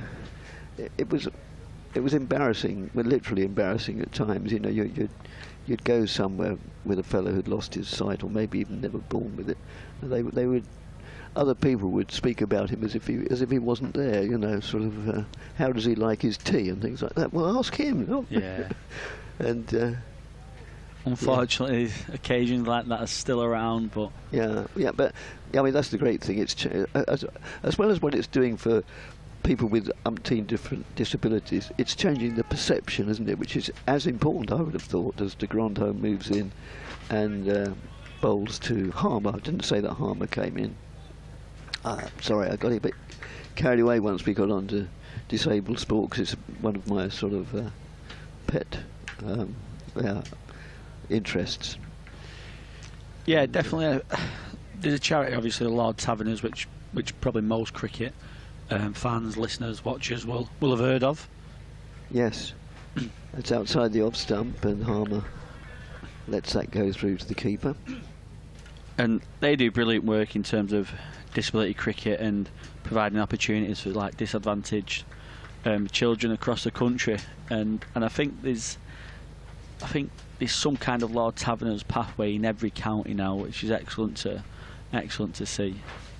As de Grandhomme moves in, bowls, and that's outside the off stump, goes through wicketkeeper.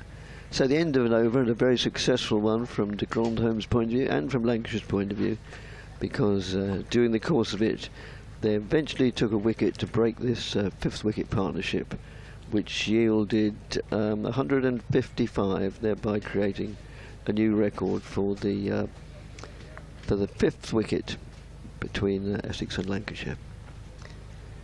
So the door is open for the host club, but similarly Essex at least not going to be bowled out for a humiliating or embarrassingly low score, which wasn't beyond the realms of possibility at one stage. 210 for 5. Tom Hartley to carry on from the south end. He just turned off the hips of Wesley for a single. Takes the score to 211 for 5, and Wesley to 105. With Simon Harmer, the new batsman, they bring in Luke Wells, comes up from a deep cover. We have one slip, backward point, deep a cover, an extra cover, a mid off, a mid on, a mid wicket, a deep square, and a short 45, short fine leg on the leg side. Hartley bowls, and it's played into leg side for a single. Rob Jones does the fielding. Simon Harmer off the strike, off the mark.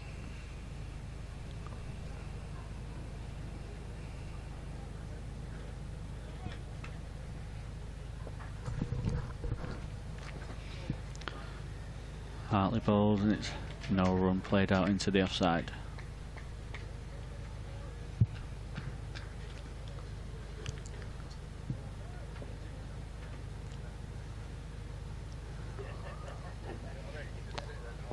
In he comes, played down the pitch for no run. Yeah, Lancashire will just be open. Hartley can hold an end up here now and rotate them seamers. They've not really had a rest this morning, the seamers. He bowls and Rob Jones just midfields it, but there's still no run. Yeah, it just allows Jennings to chop and change his seamers at one end. If Tom Hartley can get into his rhythm and not really concede too many runs. Hartley bowls, played out to the offside from Wesley for no run. It's another tight over for 2. 19 off Hartley's 4 overs. 2-12 for 5. And still the sun shines out of an almost cloudless blue sky. Just a few bits of white fluffy cotton wool clouds. So it's a splendid scene here. And Simon Harmer will be facing the bowling of Colin de Grandhomme. Harmer on 1. Obviously more known as one of the world's premier off-spinners, but a useful man around at 7 or 8. Puts the front pad forward and lets it go through to the keeper. Yes, he's at 7 today. Still to come Will Button at 8, Doug Bracewell at 9, all of whom are capable of getting runs, and then Cook and Porter, who are very good bowlers. And that's just played defensively out in there. Who were fighting it out for 10 and 11, is that? They're not quite like old-fashioned 10-11s, because when my dad first took me to watch Essex, 10-11 in nearly all the sides, including Essex, hardly knew which end of the bat to hold it. But that doesn't happen now. I mean, because sometimes, of course, in one-day cricket, it's the bowlers that have to hit the vital runs at the end. So they can all bat to a certain extent. That's outside the off stump, goes through to the keeper. Yeah, that's how cricket changes, isn't it? A lot of teams now, look at Surrey, they have probably 3 specialist people and probably about 8 all-rounders. Yes. And that's the way cricket's going now.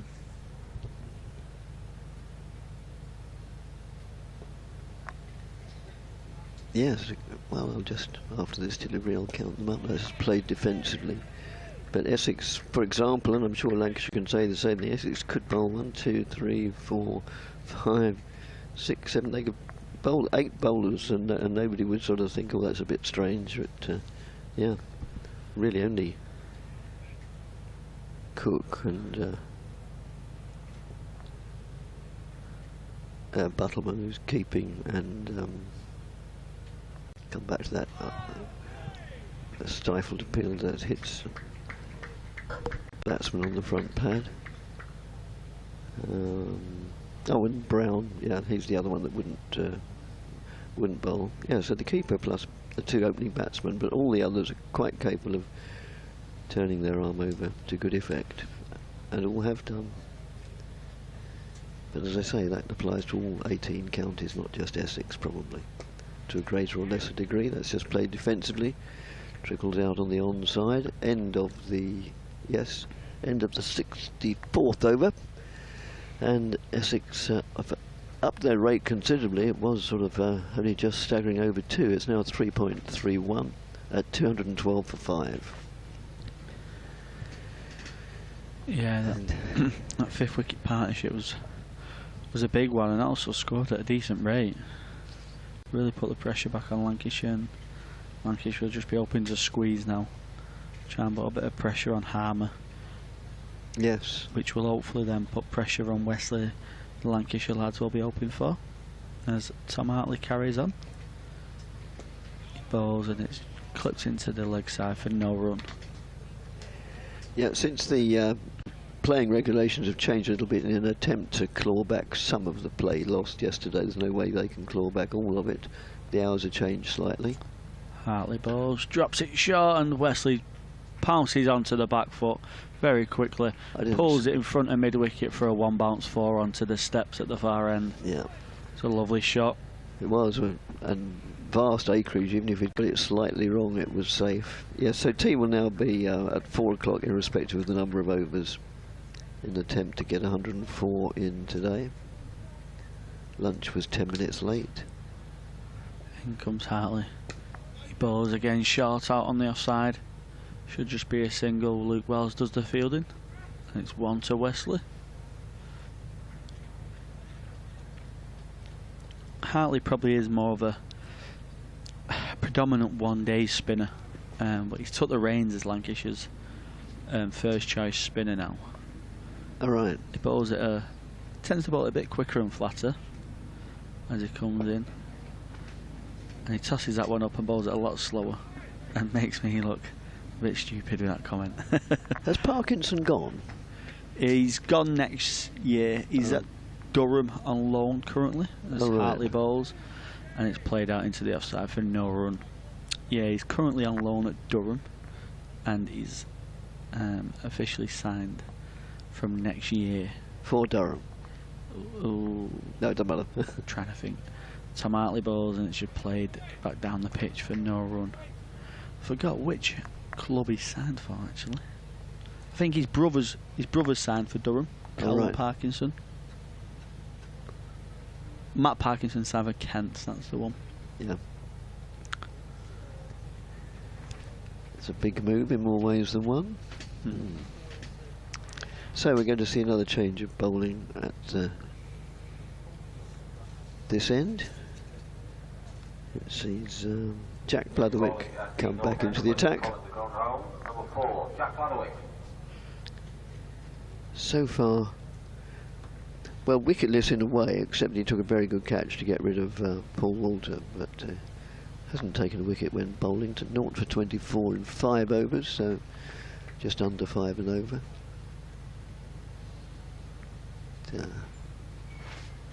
Just bowling a few practice deliveries now, and now he's all ready to go. And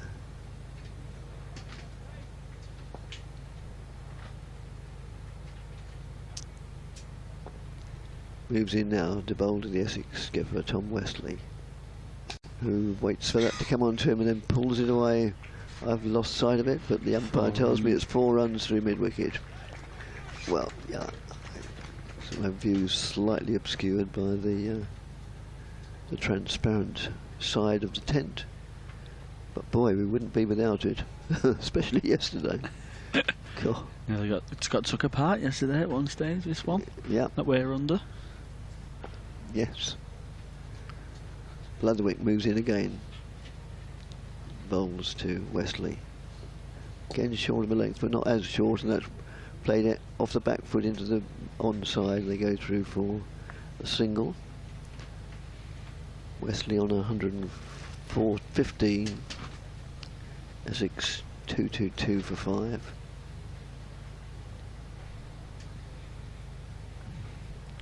Blatherwick's a completely different bowler to someone like a Williams and a Bailey. Blatherwick likes to hit the pitch a lot more, really test out the middle of the wicket. Yes. Doesn't quite move it in the air as much as someone like a Bailey and a Williams, who are very consistent with their line of length and will challenge the outside edge of the bat. Whereas Blatherwick's more of a heavy ball bowler and a bit more of an enforcer, as they say these days. And you will probably score quicker off him, extra pace, and you'll get a few more bad balls off him, but you've still got to be really wary. He's a very good bowler. Moves in now and bowls to Wesley. Wesley plays that respectfully. However many runs you've got to your name, if you get a good one, you just treat it with the respect it deserves. And played back to the bowler. Except perhaps in the 19th over of a T20 innings, and then then you go for it, whatever the situation. Can't afford to waste it with a dot. Yeah, your own players might be finding you if you do defend a good one in a T20. Yeah. Of course, that's played out on the onside. Of course, the finals are there at Edgbaston on Saturday, and Essex, by one means or another, have squirmed their way through to finals day.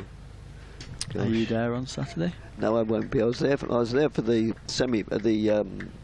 quarter final against Warwickshire, or Birmingham as they'd like to be known. But no, I won't be there this Saturday. In fact, I'll still be on my way back from here because we're having an extra day up here as Blatherwick moves in and bowls And I've found, I don't know if you've ever been to finals day, but it's a bit of a contradiction. It's the shortest version of the game and it's the longest day.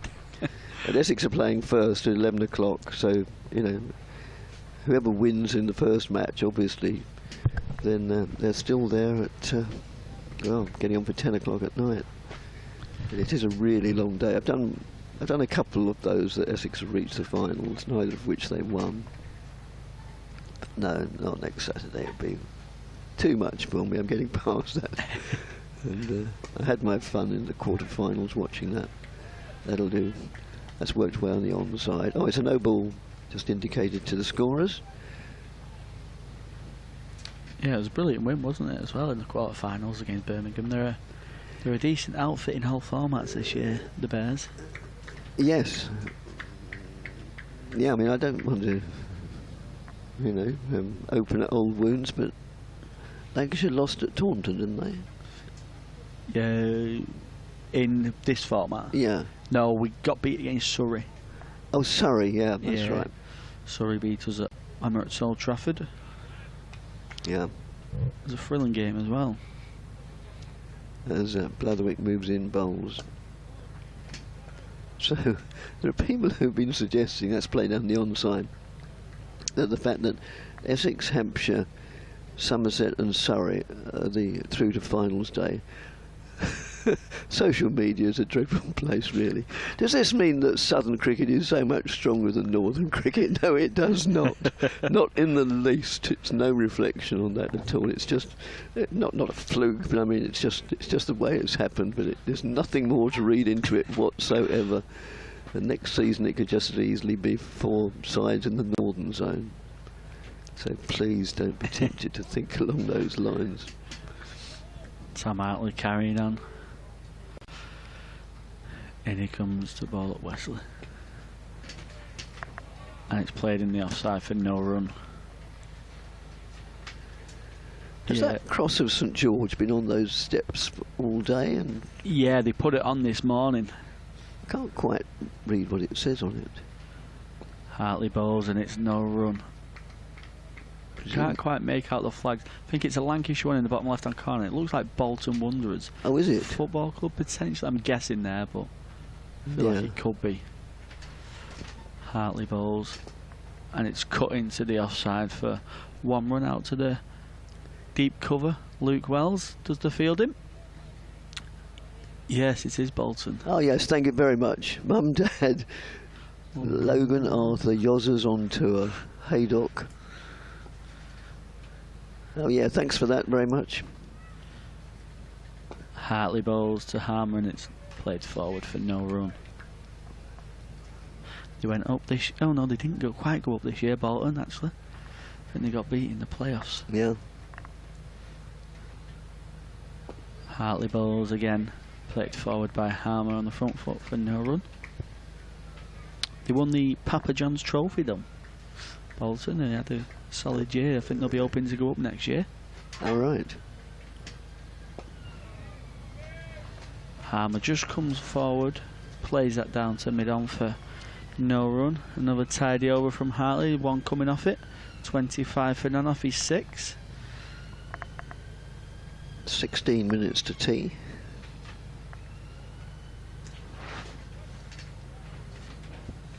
Yeah, I'm not a great football fan. I went to a rugby school and therefore followed the funny shaped ball game more. But on the other hand, when I was very young, my dad took me to watch Southend United, which is my home team, and so it's always them that I keep more of an eye on than anybody else. Which means I must be a bit masochistic because Southend United have even dropped out of the Football League now and they're in the conference, or whatever it's called. As Blatherwick moves in, bowls and worked away off his hip by Wesley for a single. Yeah, there's some money in that National League now. Well, they've just gone up actually, Wrexham, haven't they? Yes, oh yeah, Wrexham had a heck of a season. I did follow it to that extent. Southend United is still up for sale, so if you've got £5.73, it's probably yours. There's Blatherwick moves in and bowls. And that's met with solid defence. Wesley may have 117 to his name, but as I said, the Blatherwick's previous over, when a good delivery comes along, wiser just to defend it and keep it out. And that's been the best feature of his game, I think. Yes, it has, hasn't it? Putting respect onto the good balls and then just pounce on anything that's slightly over pitched or slightly short. Yeah, plays the ball on its merits, which is, as Blatherwick moves in and bowls, which is what we're all taught to do, is play the ball on its merits, but it's easier said than done, because sometimes you can unwittingly get in either pure defensive mode or possibly even worse, pure attack mode, and you hole out to deep mid-wicket or something.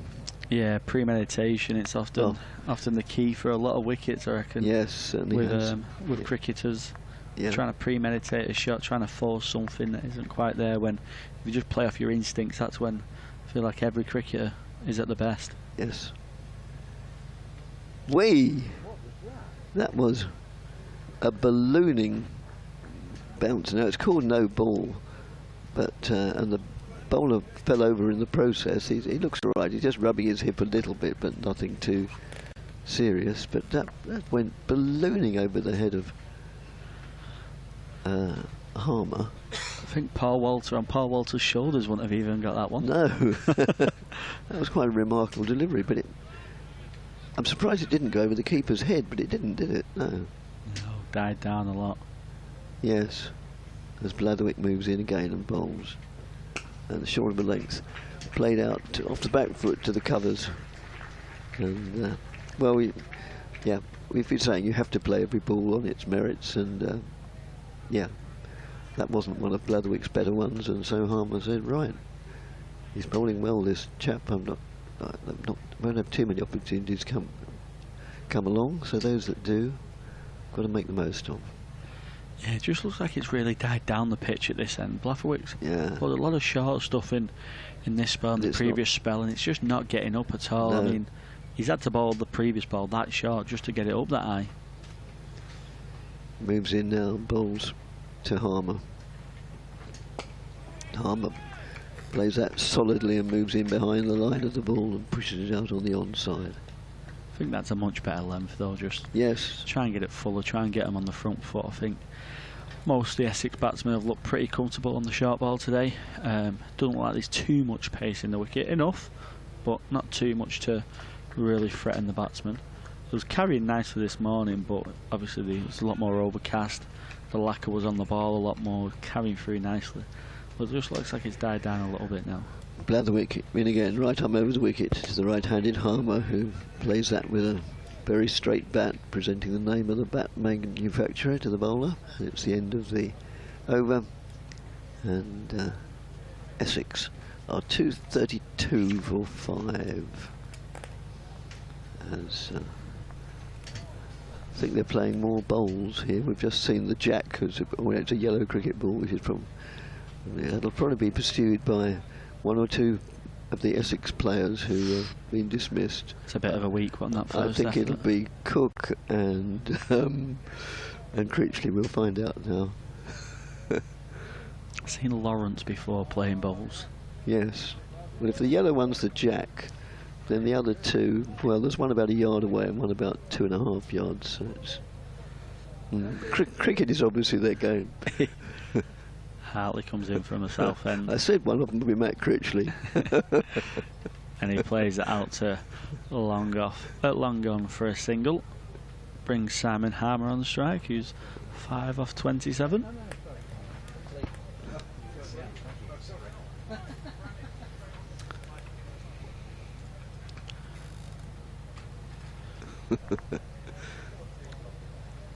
He bowls, he's just pushed down to mid-on for no run. Just slip, point, a deep cover, an extra cover, mid-off, mid-on, mid-wicket, deep square, and a 45 for Harmer.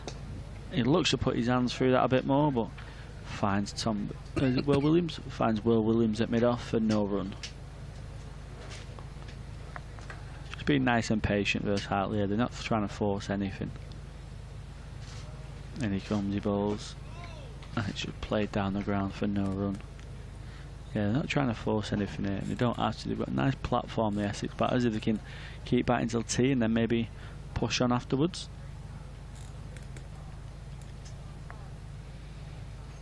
He bowls a bit more flight on that one. Again, push down to Will Williams at mid-off for no run. Had a few more emails in quite a while ago. I've just been a bit slow in finding them, sorry. In comes Hartley, and a nice length hammer, getting a big stride in, playing it gently back towards the bowler for no run. One off that Hartley over, 26 for none. None for 26, off at 7. 2, 3, 3 for 5 off 69 for Essex. Yeah, Cole points out to me that there's a on eBay, other marketing sites available, I think, not sure. There's an MCC cricket coaching book signed by England, Australia and Yorkshire, 1953.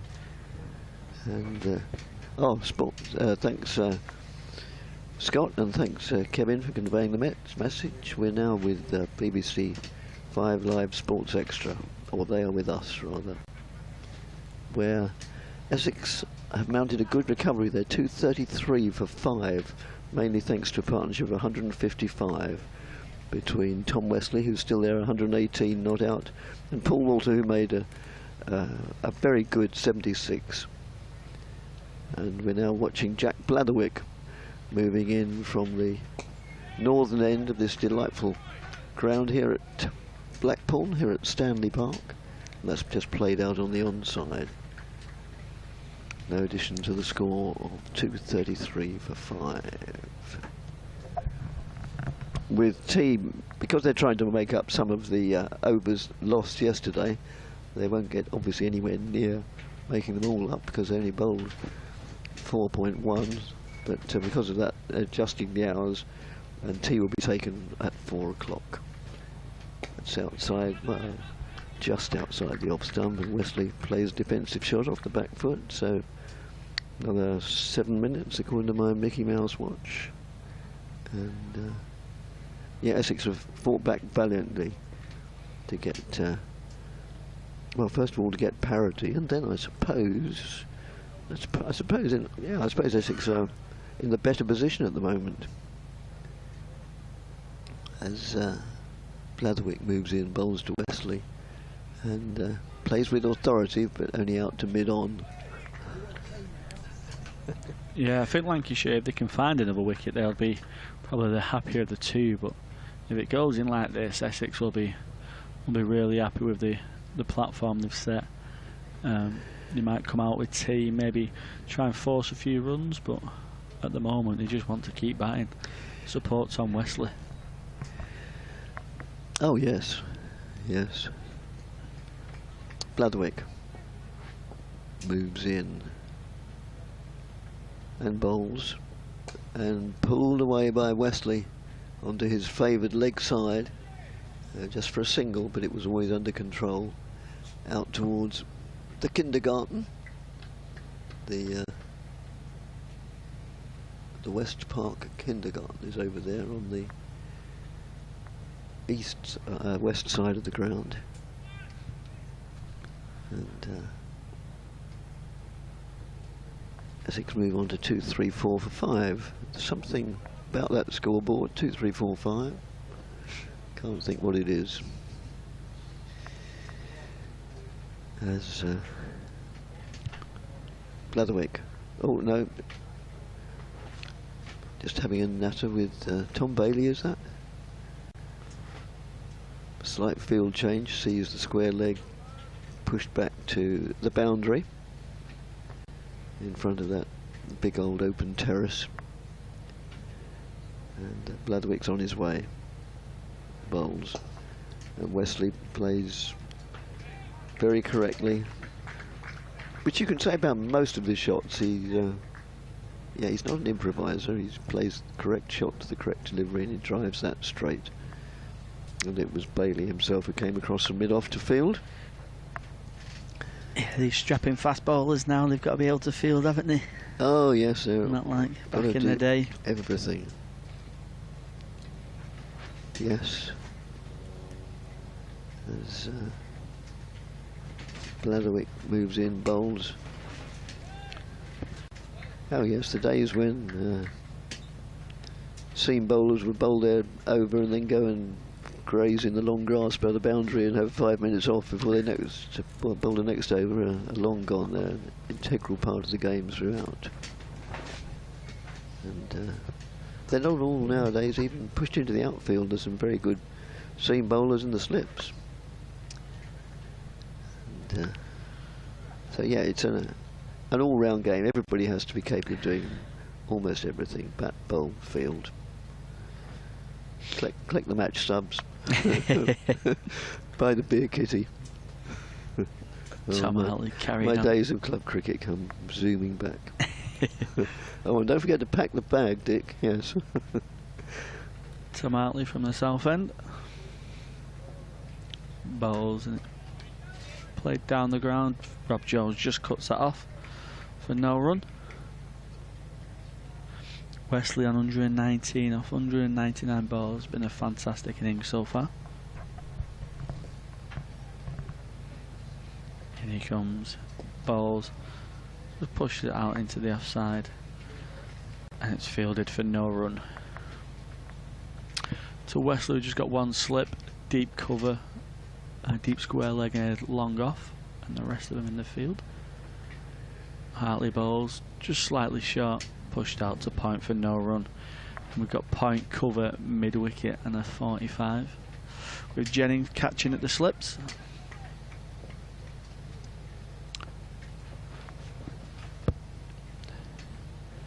Bowls pushed into the offside and it's no run.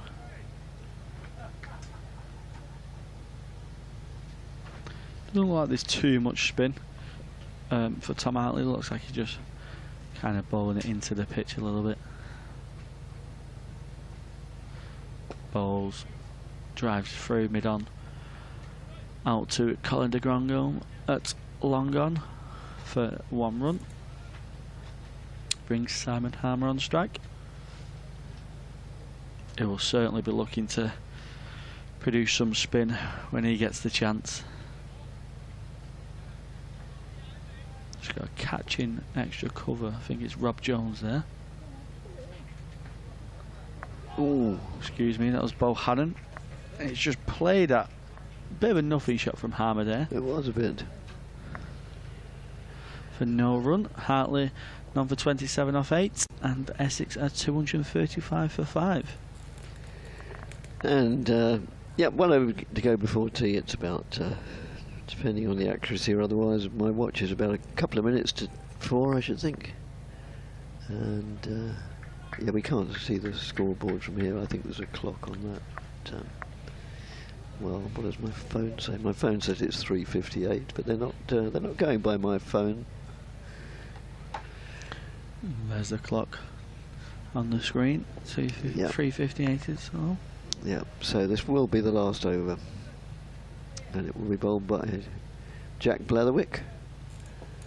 And there's no reason to think that things won't continue after the tea break, because looking away to the left, where the weather generally, at the right, where the weather generally comes from, it's clear, still more or less unbroken, clear blue skies. What else would you expect in Blackpool? And that's nudged away backwards of square for a single by Wesley. And who moves on to 121 out of Essex's 236 for 5, so more than half of them. If ever there was a captain's knock, this has been it. A masterclass. Went in from the 18th delivery of the day yesterday. It was pulled away down to that man on the deep mid-wicket boundary by Harmer. Harmer in very subdued mood. He's scored 6 off the 36 deliveries he's faced, clearly playing obviously a support role. And, which he can do very well, and when the necessity comes along he can put bat to ball with great purpose. As Oh, I've got to do a 4 o'clock. Of course, I'd forgotten about that. Yes, good job they rang. Blatherwick bowls, and it's just pushed out to Tom Bailey at mid-off for no run. Jennings will just be open. Blatherwick can sneak the 6th wicket in here just before tea. Try and head into tea with Wesley or Harmer in the changing rooms and just sway the game back into their favour. Blatherwick bowls. It's a short ball. Just aerial a little bit, but safe enough. Goes for 1 run to Vilas out at that deep mid-wicket boundary, just in front of the kindergarten. Well, he's running hard here, hasn't he, Jack Blatherwick? Quite worked out for him as he dropped a little bit short, hasn't he? From time to time, they've certainly been quick to pick length up here. These two, certainly off Blatherwick, and they've kind of dealt with him pretty well. It's not quite suited his bowling style, has it, really, this wicket? Blatherwick runs in, bowls, ooh, really full delivery, and just sneaks through to Salt for no run. Yeah, it's not quite suited him, has it? It's like you say, he's someone who bowls such a heavy ball, just wants a bit more pace, a bit more bounce, doesn't he? And unfortunately, this wicket hasn't produced it this afternoon for him. No, I mean, ball's 70 overs old as well, isn't it? That's not gonna help. But he's running pretty hard, hasn't he? He's been again really kind of fully committed. Bowls with a lot of heart, doesn't he, Jack Blatherwick? Yeah, you can never deny him that. 3 runs in again here, outside the off stump. Harmer just oh, it's a no ball. Harmer lets through for no run to Salt, just overstepping again, and that's sometimes the effort he puts in. He often oversteps because of the high effort and the intensity that he runs in at. Been a pretty good session though, hasn't it, for Essex? Even with the loss of Walter, who batted beautifully. Wesley's still there, he's going along nicely. Going to get to tea in a reasonably strong position, but Lancashire will get a new ball after tea. Blatherwick bowls full, and it's punched down the ground. Ooh. Punched down the ground to mid-off. Tom Bailey there, just missed fumbling. And it's no run.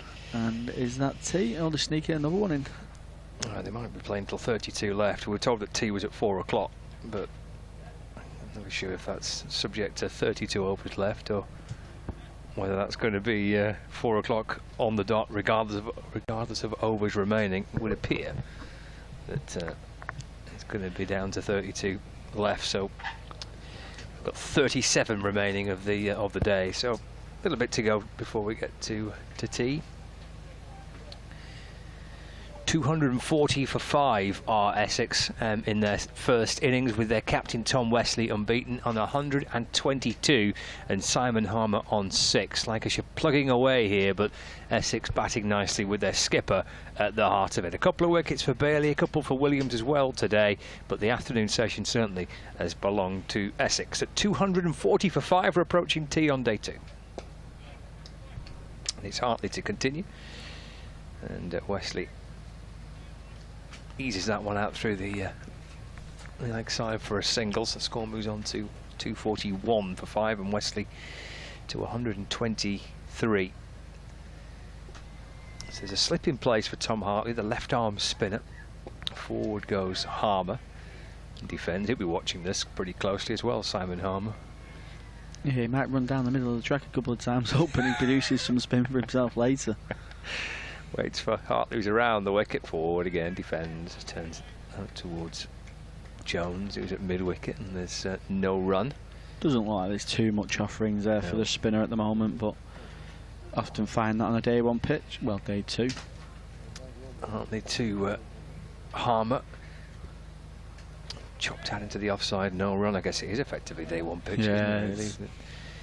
28 balls bowled yesterday, and 4-day play so far. Forward goes Harmer, and that's steered away towards extra cover, and there's no run at the end of the over, so looks like we're going to have 4 more left of the afternoon session. 36 remaining in the day's play. 241 for 5. And captain Tom Wesley, with another century to his name this summer, has enjoyed a terrific year for Essex. And the captain with the bat, north of 800 runs now for the season and averaging over 50. That was his 4th century, I think, of the summer as well. And he's enjoyed a good day. Imagine there can't have been many better as well. He's been absolutely superb, chanceless innings so far. As in comes Blafferwick. He's punched down the ground from Wesley for no run. Bohannon does the fielding. He's a very energetic lad as well in the field, Josh Bohannon. Very quick across the field. Yeah, he's pretty rapid, isn't he? Yeah, low sense of gravity.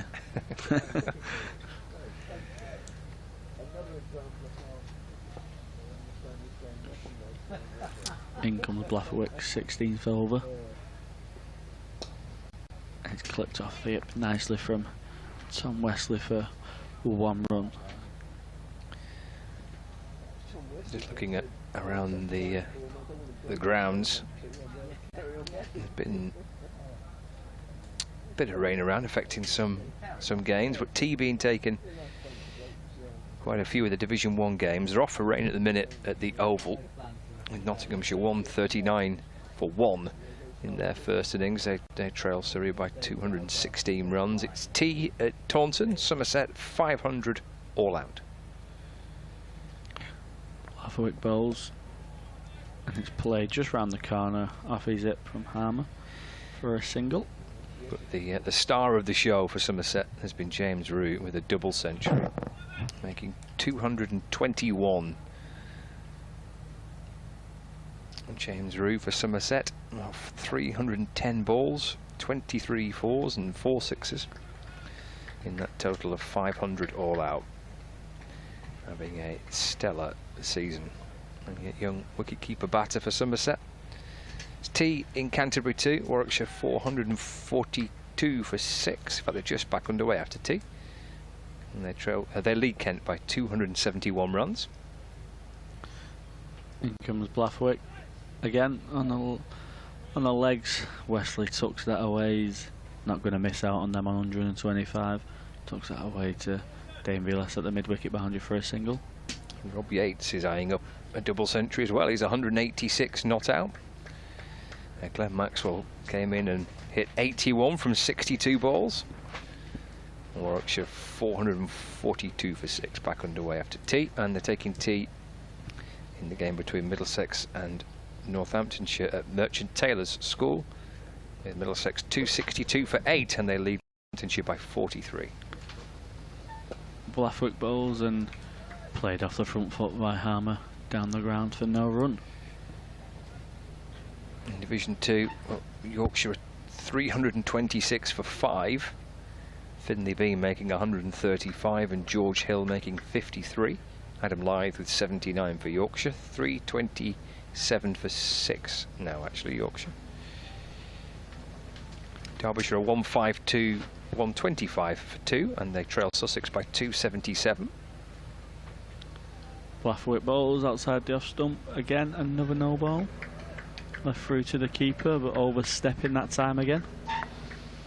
We're at tea in the northeast, where Durham are 242 for 4, and they trail Gloucestershire by 74 runs with 6 wickets remaining, and still they're waiting for some play in the game in Cardiff, where we've not yet seen a run scored in that match. We've had 5 balls of that game across a day and a half, almost 2 days so far. Sounds like fun, doesn't it? We thought we was bad yesterday. And it's still raining in South Wales. Blafferwick bowls just short of a length. Harmer turns that away into the off leg side for a single. Takes a strike at the end of the over. And I think that is tea. Ah, right, okay. Taking tea at 9 minutes past 4. With 35 overs left of the day. Thunder, by the way, need 12 runs to win from 13 overs with 6 wickets remaining to beat the Northern Diamonds as well. So the players are heading off. Tee here in Blackpool at Stanley Park, 247 for 5. Tom Wesley with 125. And it's Simon Harmer on 8. So we've got 35 overs remaining in the day. Certainly the day has belonged to the Essex captain. He'll get a great reception from his teammates, I'm sure, as he makes his way back up towards the pavilion, unbeaten on 125 for his side. It's a lovely evening at Stanley Park on the Fylde coast, and it looks like the forecast is pretty good for the rest of the day, so we should be fine to get these 35 overs in, and we'll catch you in about 20 minutes at 2:47 for 5.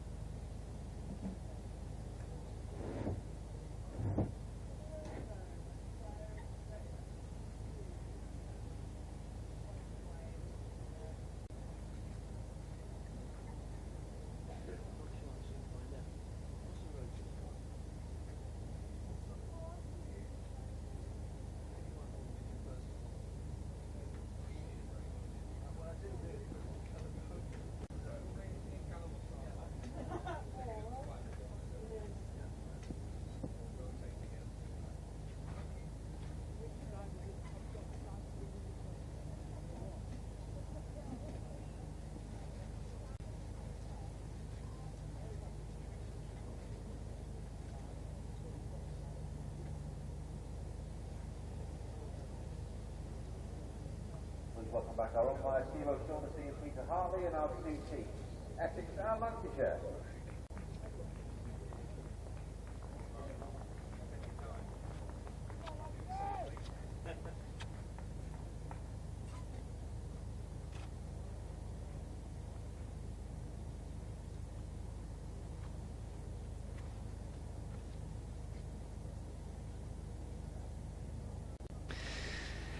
So we're into the afternoon.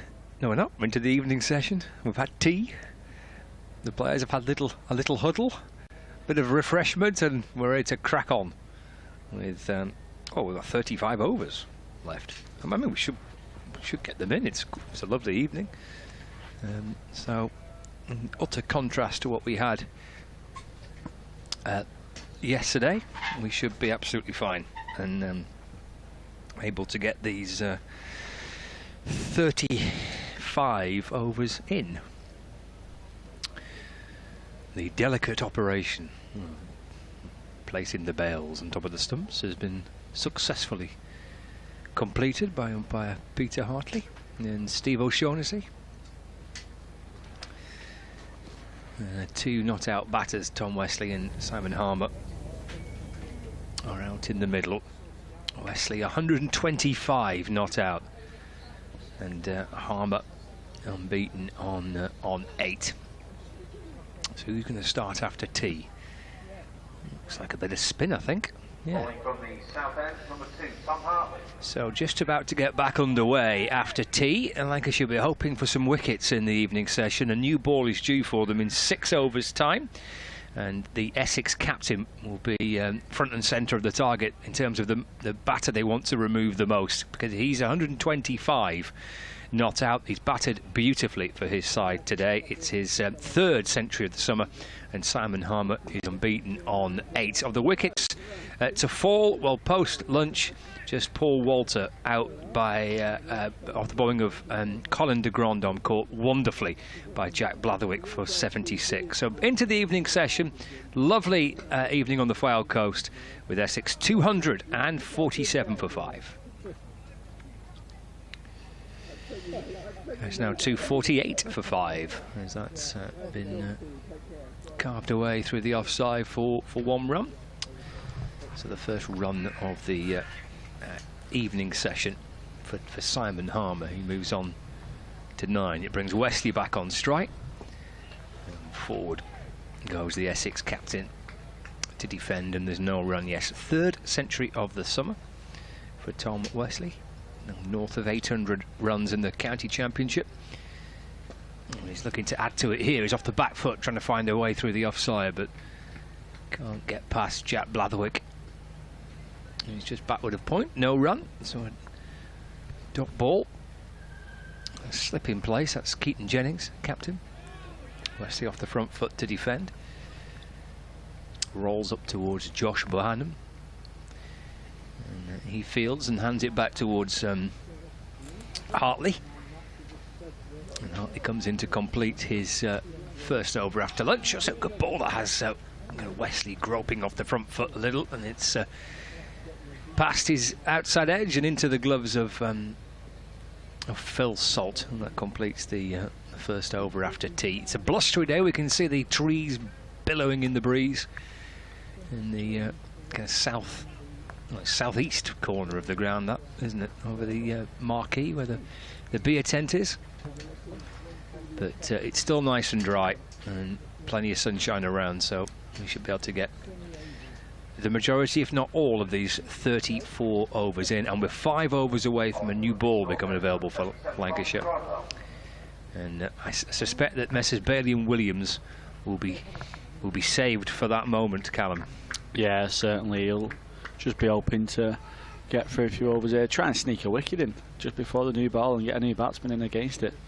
As de Grandhomme comes in, it's bowled outside the off stump, and it's another no ball. Oh, there's been a few of that. Overstepped, yeah. Seems at this end as well. Been quite a lot in the Ashes recently as well. Yes. Every time they get a wicket, they're looking back at the bowler looking back at the umpire to see if he's no balled it.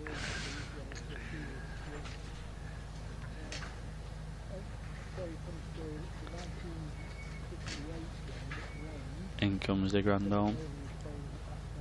Ball's full and Harmer pushes it out to the offside where Tom Bailey picks up, and it's no run.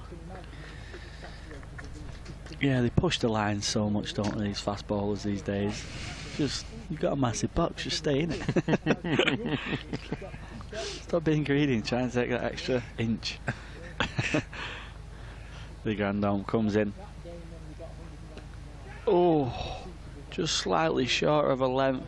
Harmer turns on it a little bit too early, leading edge, but doesn't quite carry to Josh Bohannon at mid-on. And it's no run. Yeah, Lancashire will just be wanting to create a little bit of something here. Create a little bit of magic, try and go bang bang, and try and regain control of this game. As the Grandome comes in. Bowled outside the off stump, and it's left for no run through to Phil Salt. Yeah, I think looks like a pretty good pitch. Yeah, it's gone flat, hasn't it? An older ball, they plugged away as best they could, I think, in the afternoon, didn't they? Yeah, definitely. It's gone really flat. Two batters are allowed to bat well, aren't they? And two lads really batted well in Wesley and Walter.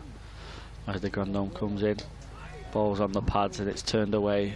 Pushing for a 2, but I don't think they'll get it. As Wells, towering figure, runs in and stops it from getting a 2, just a single.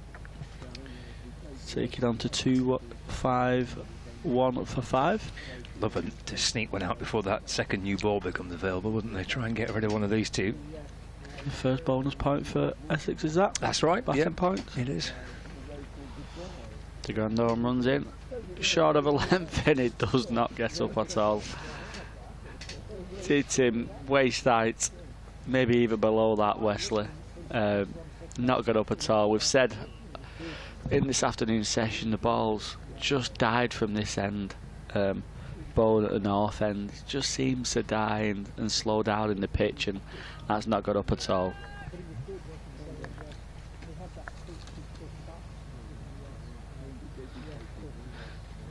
Oh, and then that one leaps off a length. Grandome just finding a little spot there, finding something, goes away off the pitch. Wesley plays down the line, and it's just no run left through to the keeper. Be nice afternoon for a trip up the tower, wouldn't it, today? Nice viewing day across the Irish Sea. That'd be lovely. Not like yesterday. I don't think you get much of a view from up there yesterday. No. You've just been seeing clouds all around you, I reckon. Yeah, you would. Soon be busy, won't it, Blackpool? All the kids finishing soon. It won't be far off the illumination starting either. It's kind of like end of August, September time, I think, isn't it? Yeah, I think they start them earlier and end them later since COVID, haven't they? I think they've just kept them on a little bit longer now. It's Tom Hartley to Simon Harmer. When he's playing forward, the ball comes off the inner half of the bat, squirts away to mid-wicket where Rob Jones fields, and there's no run. 251 for 5. So Harmer flicks the ball out in front of square on the leg side. Just for 1, he moves to 11, 252 for 5. I remember speaking to someone from Blackpool Council, may have even been the leader of Blackpool Council, because kind of at the back end of 2020, going through all the, and this is obviously applicable to many towns and cities around the country, but explain the kind of financial cost. Wesley gets 1 out to bat with square leg here. They had to cancel the illuminations that year, and the impact it had on tourism and the impact it had on the local economy. It was pretty tough to hear. It made massive impact in the local area not being able to have that. So I'm not surprised if they want to make it a little bit longer. No. try and catch up. Forward again goes Harmer, back to Hartley, and there's no run. Yeah, because they used to stop before Christmas, and it used to be. It's like a Christmassy thing, isn't it? The lights. It's Hartley into Harmer. Hopping onto the back foot and pushed into the offside, no run. It was great, wasn't it, as a kid? He used to travel through the lights. It was amazing. There's Harmer's forward in defence and there's no run. End of the over. 253 for 5. It's used to stare up at all these different colours and shapes and all these different kind of symbols, aren't they, and different characters, cartoon characters and all this lot. Brilliant fun. Buy one of them lightsabers or something on the side of the road. Yeah. £10. Carry a bag of chips up the way. It was always absolutely Baltic, wasn't it? If you come in like in middle of November or something, it was absolutely horrific temperature. But it's kind of all part of the charm, I think. Well, exactly. Part of the evening. And the Grand Dome just nipped off for some maybe boot repairs or something. Back on the pitch to carry on bowling now. Into his 12th over. Oh no, sorry, that's Hartley's over then. And it's just played off Wesley's legs for one. This is 17th. 17th. Yeah, he's been the, I suppose, the George Balderson role, hasn't he? He has, yeah. They're both very similar type players, but they offer a bit with both, and he's took that role on. He's bowled pretty well today, actually. He's hit a decent line and length consistently. 1 for 42 from 16 overs. Comes in again, clips off Simon Harmer's pads, down to Luke Wells at fine leg for a single. Not seen any Luke Wells, have we, today? Yeah, I reckon there might be a bit of a role for him to play in. Maybe not so much in this innings, but maybe the next innings when Essex are batting. He's really developed himself into a proper bowler, hasn't he? Mm-hmm. Bowls, and it's played through the offside off the back foot for a no run. He's absolutely part of the kind of attacking T20 cricket. He would almost certainly bowl his 4 overs in T20 cricket, or Luke Wells with his leg spin. I'm wondering how much he's bowled in the Championship this season. I suspect probably not that much. Work being done by the seamers. The Grand Dome's in. Bowls, just a little bit aerial through mid-wicket there was Wesley, but gets away for a single. Bohannon does the fielding, just clips it a little bit aerial. Tom Hartley for a moment thought he was in the game, but he's found the gap between Hartley and Bohannon at like a wide mid-on and gets through for a single. Yeah, he's only bowled 17 overs in the Championship this season. Luke Wells. The Grand Dome in, played forward by Harmer for no run. Yeah, I suppose he bowls more of a one-day length than a county championship length, doesn't he? I used to have this argument quite a lot with people who was big on Rashid going into the Test team as the leg spinner, but if you ask Rashid to bowl a stock leg spinner every ball, he probably wouldn't land as many. As the Grand Dome runs in, bowls, and it's played forward from Harmer for no run. Yeah, his stock ball's probably not his best ball, but it's his other balls where you've got your men out and they've got to play attacking shots. That's when they come into their own. But if you're asking like a Luke Wells to bowl a stock leg spinner consistently and gain some pressure, that's probably where his role isn't suited to. And that's what I used to compare Adil Rashid to, and when people used to ask him for the Test side, it was the stock ball isn't probably their best ball. It's the wrong guns and the change-ups where they get all their success from. Yeah, it's Hartley that's shouldering the majority of the bowling for Lancashire. The left-arm spinner fires in at full ball to Wesley. This is over number 79 of the Essex first innings, so Captain Keaton Jennings will have that second new ball available soon. Runs here for Wesley off the back foot. Driven away through extra cover for a single. 129 now to Tom Wesley. 257 for 5. Brings Harmer back on strike. As Hartley comes around the wicket and bowls forward, goes Harmer and defends. Yeah, I haven't yet seen Bailey or Williams going through any warm-up routine. Oh, just as I've said that, Williams turns his hand over. Hartley in to Harmer. Again, that's defended and there's no run. We'll soon find out in 8 balls time. Harmer to face his next delivery as Hartley bowls and then gets forward again and defends. Trickles away to Josh Bohannon. There's no run. Final ball of the over. That's cut. It's a nice shot. It's a late cut down to third man. Blatherwick's chasing after it. Yeah, slides down and flicks the ball back. They've run 3. And with that, Harmer moves on to 15. And that does complete the over as well. So it's 260 for 5. Wesley 129. And Harmer unbeaten on 15 with 30 overs remaining in the day. 4 runs in the end off that Tom Hartley over. Blackpool members enjoying the sun on the balcony.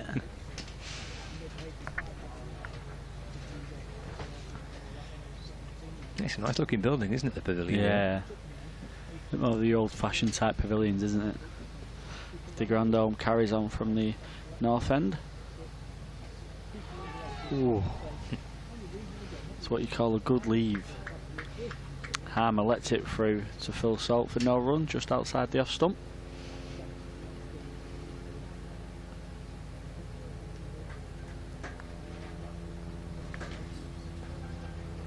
Quite a few sounds of helicopters buzzing around today, but you can get these kind of tours, can't you, along the coast? Helicopter rides along the coast. Maybe it's one of those. The Grand Dome balls back at the length, played back down to the bowler for no run by Harmer. Yeah, they've got the airport, haven't they? Just is it just off the south shore, I think. Don't know if I'd get in won't be too keen on getting in a helicopter, to be honest. And bit too blustery for that. yeah, heights as well. Ah, right. Well, that would definitely be an issue. Not too keen. Okay. The Grand Dome in, bowls. Harmer just sits on that back of the length, played into the offside for no run. Dick was telling me that he was up the tower when he came to Blackpool previously and didn't realise it was a glass floor. I don't think he was too keen on that either. Can't blame him.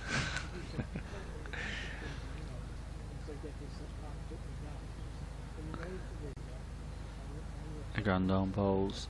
Harmer just allows that through to Phil Salt for no run. 260 for 5 with a new ball during 2 balls. You'd like to think it'll just be Bailey and Williams, the standard procedure for Lancashire, wouldn't it? The 2 main bowlers. Williams has spent a little bit of time off the field, hasn't he? The Grand Dome balls outside the off stump, and Harmer is very patient and allows that through to Phil Salt for no run. Yeah, he was off quite well before, wasn't he? He's at deep point at the moment, and he has been going through his stretches. Yeah, Bailey's in front of us at mid-off. I've not seen too much from Bailey just yet, but I suspect Lancashire would take it. Grand Dome bowls, just played around the corner from Harmer to Luke Wells at deep fine leg for 1 run, and takes the score to 261 for 5 off 80 overs. And now we wait for the call. Are Lancashire going to take the new ball or not? Well, Rob Jones is currently carrying the ball. He's clutching hold of it. Bailey's passed his cap over. Yeah, it looks like we might well be having a change of ball. Yeah, Rob Jones is he's going to throw it somewhere near the boundary line in front of the pavilion. Oh no, it's a lovely underarm from Rob Jones. Might not make it. He hasn't. So a new ball, second new ball taken. And Tom Bailey has it from the south end of the ground, with Harmer on strike. I'm not sure if Lancashire enjoy bowling too much with that older ball at the back end of the afternoon, really. You'll be quite pleased to see the back of it. Yeah, they tried to get it changed at one stage, didn't they? Which is the usual thing for any cricketer, any cricket side now. If it's not going your way, they just test the luck. So where's Bailey with a new ball? And Harmer defends the first delivery, just guides the ball away into the offside. Luke Wells scoops it up at cover, and there's no run. Well, both batters are nicely in to face this second new ball. Obviously Wesley is, but Harmer's faced 74 deliveries now Captain's replacing Walter, so they're nicely set to try and negotiate the challenge of this second new ball. Eased away off the hip towards this square leg for no run. They have just brought up their 50 partnership too, these two. 51 they've added for this 6th wicket. Seems like they've been not there for that long, but like you say, Harmer's all of a sudden faced 75 deliveries, looking pretty comfortable at the crease. It's a 51 run partnership of 117 balls. Well, that's left by Harmer. Through to Salt, and there's no run. The standout partnership of the game today, Wesley and Walter, 155 runs. It's a record partnership that in the end, wasn't it? It's the highest 5th wicket partnership for Essex against Lancashire, beating the previous record, which was set here back in 1948. So record achieved by those two today. That's Harmer off the back foot, pulls the ball down towards fine leg, and oh, it's gone for 4. Blatherwick did ever so well to get across the ground, thought he'd stopped it, gets underneath his body, and 4 runs for Harmer down to fine leg. Yeah, just not quite found his length so far, Bailey, with this new ball, just hanging a little bit short. Harmer played a lovely pull shot just off his hip. Takes him to 20. It's now 265 for 5. Bailey to Harmer. And gets in behind this next ball and defends it soundly up to Will Williams. He's at mid-on, so he'll be having a go with it soon. Williams from the north end of the ground. Final ball of Bailey. 3 slips. There's Keaton Jennings, Rob Jones and Tom Hartley, the 3 slip fielders. That's left by Harmer and taken by Salt. So that completes the over. 265 for 5. Tom Wesley on 129 and Simon Harmer is 20 not out. Heading in towards the or into the final session on this second day. We'll have a longer day again tomorrow, because we can still make up more time tomorrow. So I think we'll be in for another 104 over day tomorrow. But there are thunderstorms forecast, certainly in the morning tomorrow. So we shall see if that turns out to be the case or not. Yeah, we've got away with it today, haven't we? It's been lovely. Since around 1 o'clock, it's really brightened up. Bowling at the north end. Please not only bowling from the other end. Apologies. Will Williams bowling from this north end instead. Will Williams coming back on from the north end. Back with his new ball partner Tom Bailey. Be hoping to break this little partnership up and get the tail in.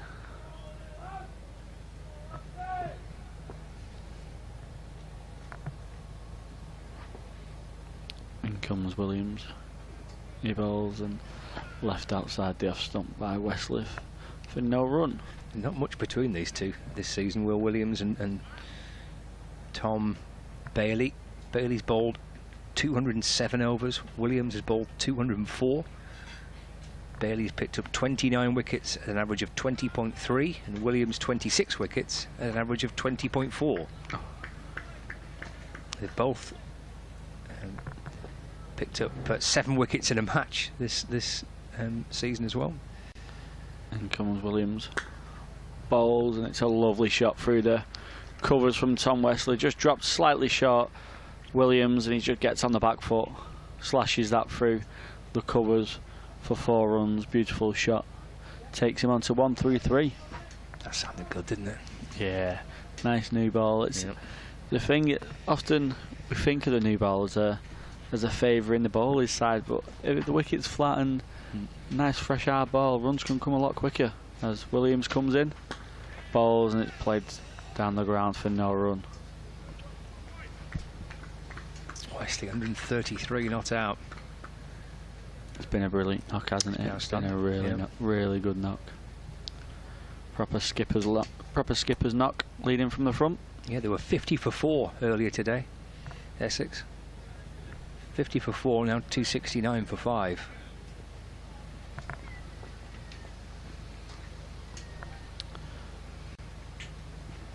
Williams bowls.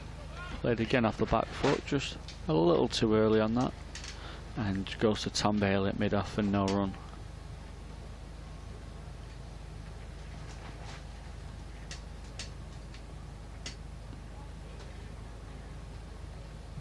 Felt like Lancashire was slightly short with the first new ball.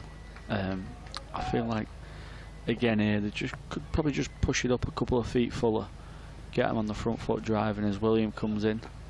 That's a much better length. Played nicely from Wesley. Nice soft hands. Edge through the slips. Rod Jones chases it. Should just be 2. Takes Wesley on to 135. But it's a much better length from Williams there. Bringing Wesley onto the front foot. Getting playing at 1 just outside the off stump. And bringing them slips into play. Plays it nice with soft hands. Plays it down through the slip cordon.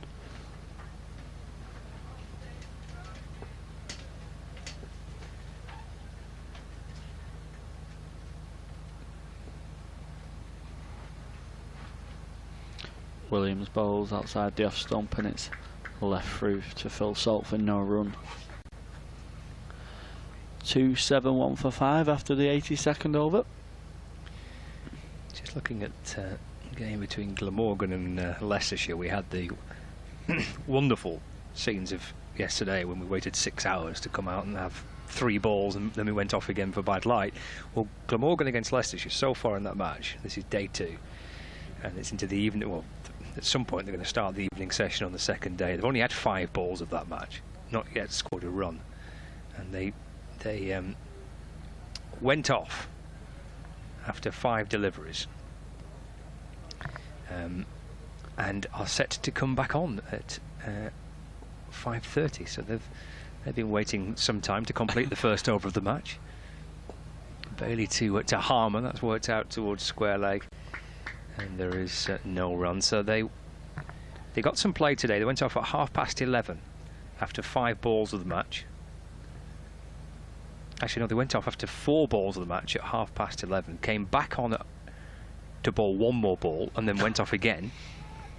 And now are set to come back on at 5:30 to complete that first over.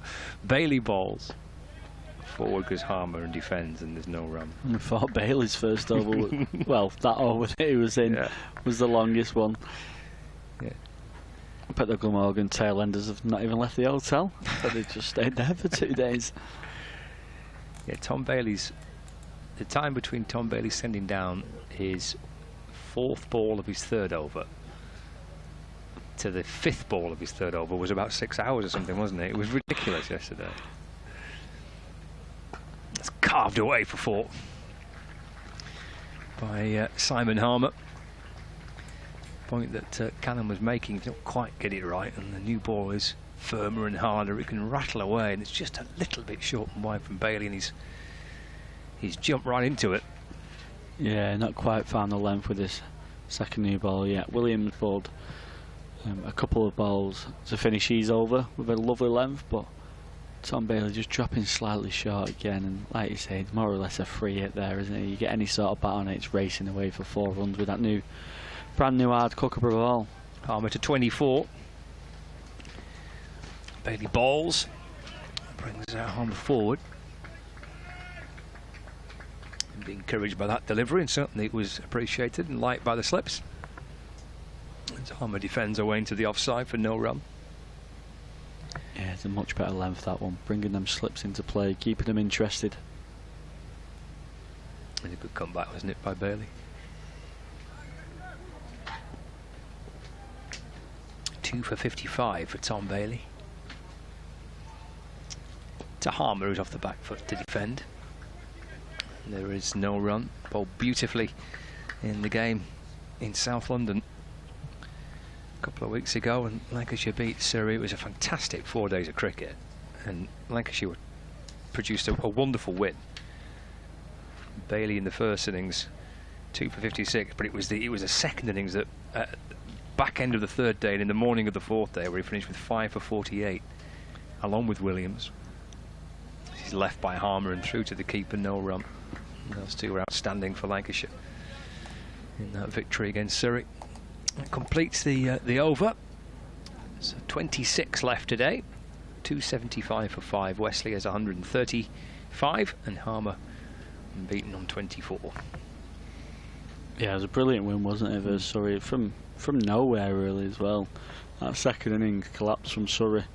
Brilliant bowling from Williams and Bailey, which you just get every game really. These two are constantly on it. They must be up there for the best partnership bowling in terms of the county championship stats, because I don't think there's many better in terms of economy rates and averages. As William comes in, bowls, and it's played nicely off Wesley off the back foot. No run. I think we're fortunate in this game because we've got in particular 4 outstanding bowlers, because Cook and Porter for Essex are absolutely terrific. So we watch, Bailey and Williams with the new ball for Lancashire here. It'll be Porter and Cook for Essex when Lancashire are batting. Yeah, they'll certainly fine have a say. bowlers. Yeah. In comes Williams from the north end. Bowls outside the off stump, and it's no run. Porter this season 32 wickets at an average of 19, and Cook 25 wickets at an average of 20. It's not bad, is it? Yeah. Well, the first game between these two sides in Chelmsford, so that would be back in April, wouldn't it?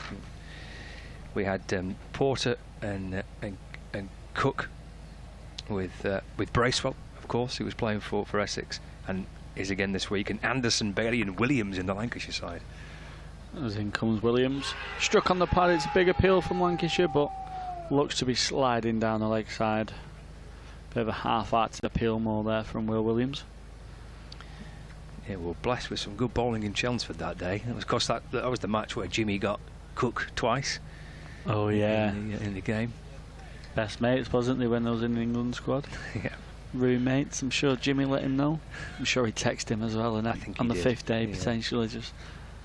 I think I heard something on Tailenders about that. He messaged him a few times. In comes Williams. Oh, it's hit on the pad again, left, but it should be a dead ball. Is it left? Yep, dead ball called from the umpire. Running as he's left the ball. Hit him on the fire guard. Bit too high for the LBW.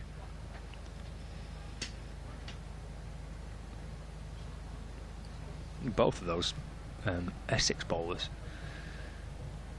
must be kind of close. Must be real contenders, for example, to when Jimmy just called it quits, and Broad likewise. Those two are going to be right up there with a chance.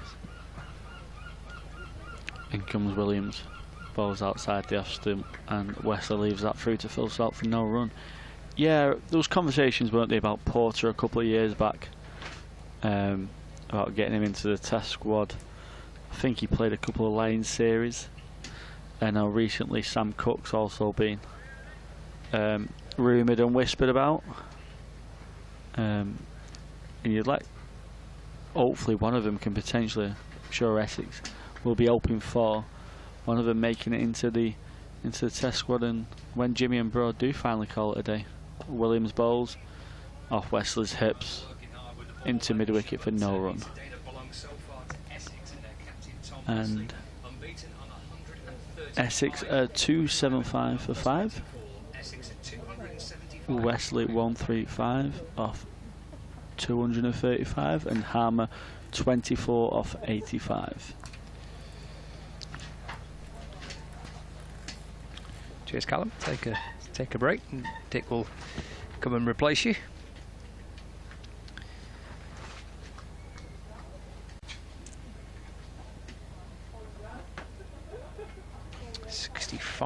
Run partnership between Wesley and Harmer. So here's Bailey, just searching for that little bit of rhythm with this new ball.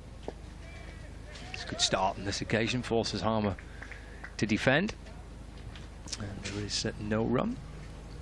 Good afternoon, Dick. Good afternoon, Scott. It's all going well from one side's point of view. It is, isn't it? Yeah. Been a lovely afternoon if you're an Essex fan.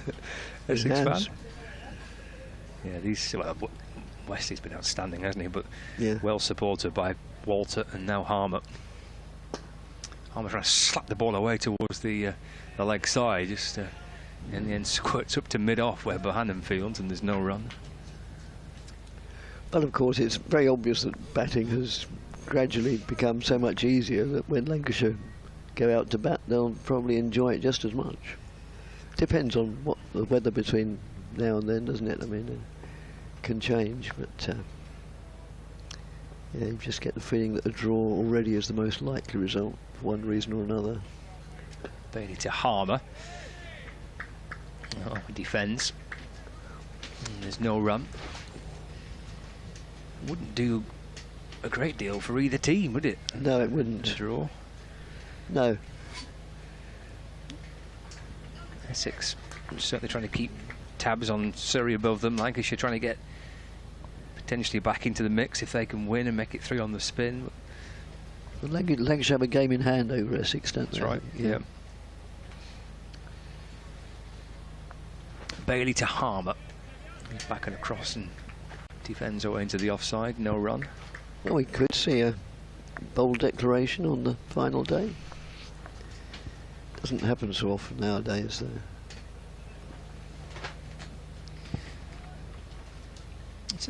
No, I mean, there's been a couple of examples this season. Certainly one I can think of involving Lancashire in a game at Trent Bridge. Yeah.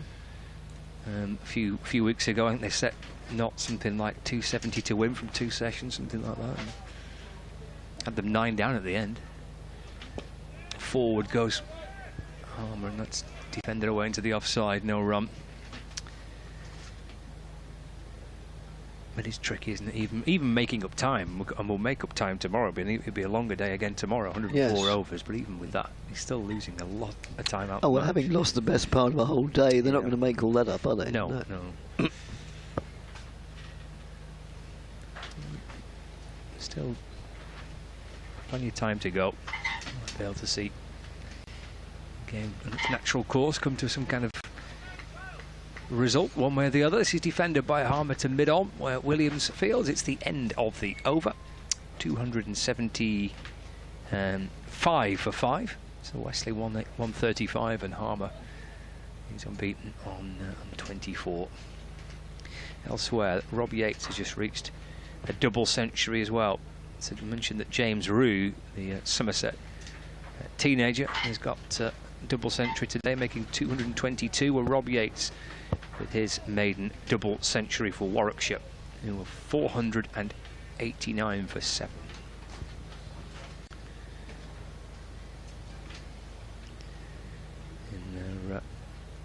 In their game at Kent. In fact, they're now 505 for 7 in reply to Kent's 171. So a lead of 340 for Warwickshire and Canterbury.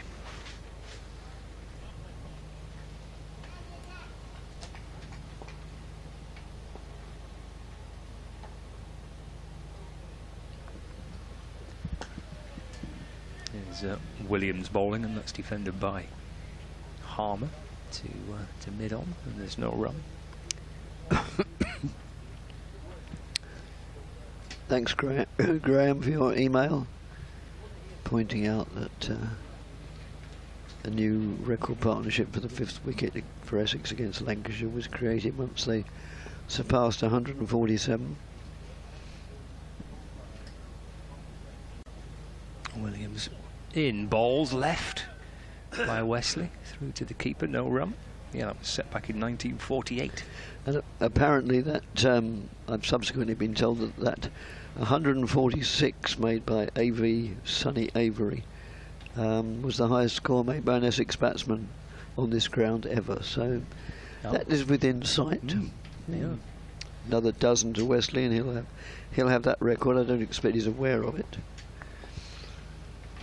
Will Williams, right over the wicket, balls edged and gone. Rob Jones with a catch, and Wesley's outstanding innings comes to an end. 135 the Essex skipper's made but caught by Rob Jones at second slip off the bowling of Will Williams. It's 275 for 6. Tom Wesley caught by Rob Jones off the bowling of Will Williams for 135. It's an outstanding knock by the Essex captain. It was a superb innings. I don't recall having seen him play a better one, I must admit. 275, so they put on 65. Relief at last for Lancashire. Good low catch by Rob Jones at second slip. It's kind of wide at second slip, is Jones. Went away to his right, about shin height. An excellent reception for Tom Wesley. Yes, I was just going to comment on that. Gets a good hand from the members of Blackpool Cricket Club, and I think you have to be a life member of Lancashire County Cricket Club to get in there. Or you have to have ingratiated yourself upon somebody as, as you have. As I have, yes.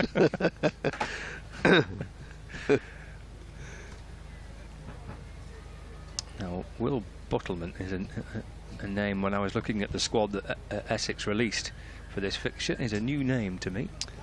Well, he's what can I tell you about Will Buttleman? I've watched him a lot over the years, because when I covered club cricket, he played for Brentwood, which has produced a lot of the county players in recent years.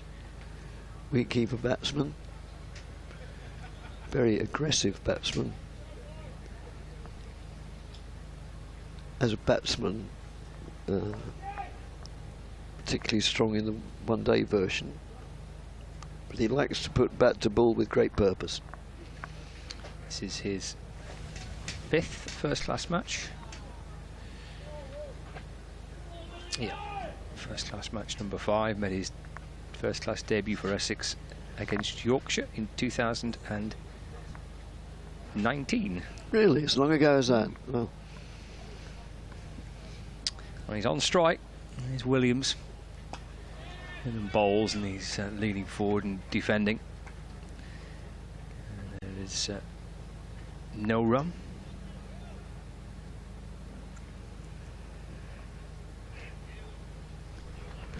He's been waiting a while to have a go. He's replaced his captain. He's got Harmer at the non-striker's end. 275 for 6 now. Buttleman waits. Williams is in. And Buttleman leaves. And through to Salt it goes. Slip cordon's been strengthened since the dismissal of Wesley, though. Rob Jones was a rather solitary looking figure at that kind of second slip, wide second slip position, but he's got a few mates either side of him now. He's got his captain, Keaton Jennings, at first slip, and then Jones at second. And then Hartley at third. And then de Grandhomme at gully. Velas at point, Bailey at mid-off, Bohannon at mid-on.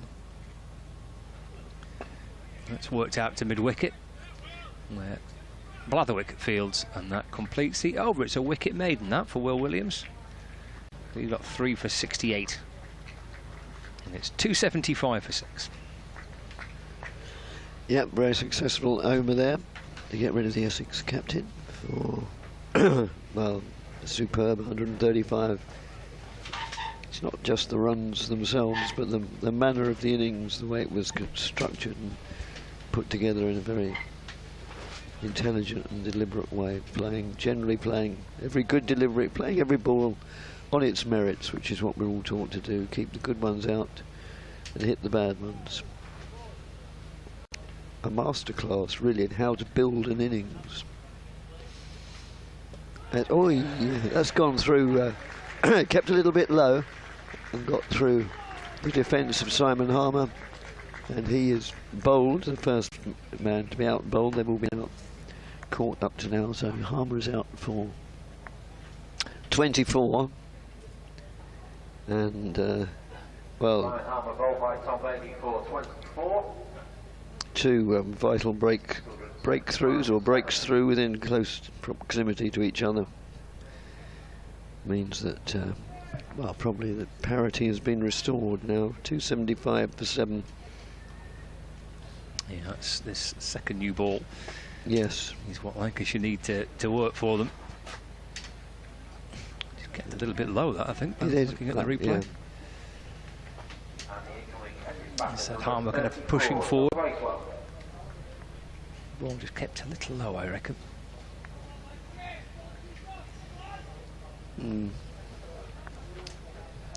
So, Doug Bracewell is due in next.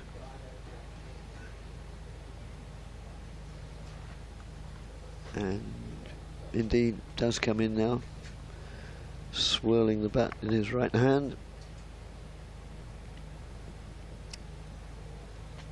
Has a word with Buttleman, not that Buttleman can pass on much information, he hasn't been out there 5 minutes himself, if that.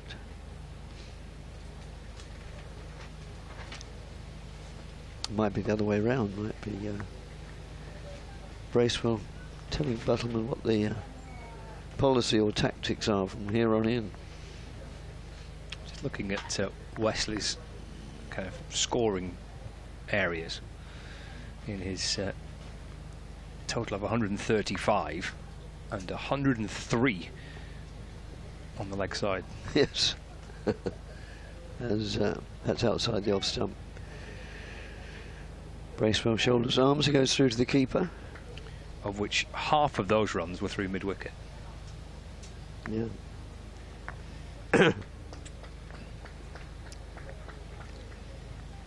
It's unsurprising, really, that the batsman's weakness and his batsman's strength are in many ways one and the same thing. As that's just played defensively by Bracewell. Yeah, it's certainly not meant as in any form of criticism, just more of an observation. I didn't infer it. It was an outstanding knock. Yes. Played some beautiful shots and looked like a player that is in pretty outstanding form. Well, yes, he's having a very good season.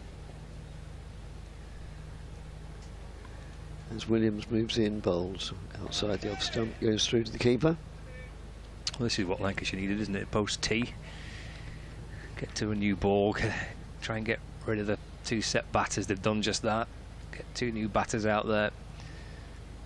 They want to be batting before the close of play, Lancashire tonight. This innings wrapped up quickly. Well, I was just thinking actually Essex might want them to bat before the end of the day. You never know, mightn't they? They might throw bat to ball. Doesn't wing like that, which is going to be another wicket falling now. And is indeed held at a bit of a scare at mid-wicket by Dane Villas. We haven't mentioned his name very often today, but he's now in the action. So, yes, I was just wondering whether Essex might go for quick runs with a view to getting their hosts in and hopefully getting amongst the wickets tonight under deteriorating conditions. Could we see a Ben Stokes style declaration just when no one... Yes, that's right. Nobody expected it. Yeah. Essex declare it 9 down. So that's going to be... Is that the last ball of that over? No, there's one to go, I think. 2 wickets in the over for Bailey. But yes, having lost, to all intents and purposes, a whole day's play, it's going to need something like a bold declaration to make any attempt for this game not to peter out in a draw on Thursday. Having said that, of course, Lancashire might go in and get 400 and plenty or 500 and win by an innings. But And the incoming Essex batsman, number 16, Sam Cook. Sam Cook comes to the crease to join Buttleman. Each batsman has yet to open his account. Well, Buttleman's only faced 3 deliveries anyway. So, yes, I wouldn't be that surprised to see the Essex tail put bat to ball with purpose. I think that's what Bracewell was trying to do then. Got a top edge very early in his innings as Williams moves in, bowls to Cook, who plays very correctly, pushing it out to mid-off, end of the over. And Essex are 275 for 8, so they've lost 3 wickets on that. Yes, 3 wickets with the score of 275. Yeah, it was a double wicket maiden for Tom Bailey. Well, there's 22 overs left tonight. So that's a decent chunk, isn't it? If Lancashire were to take these 2 wickets relatively quickly, it wouldn't be a case of potentially having to face an awkward 6 overs or 7 overs or something, which of course it could be, but they're hoping for a decent chunk of batting potentially tonight.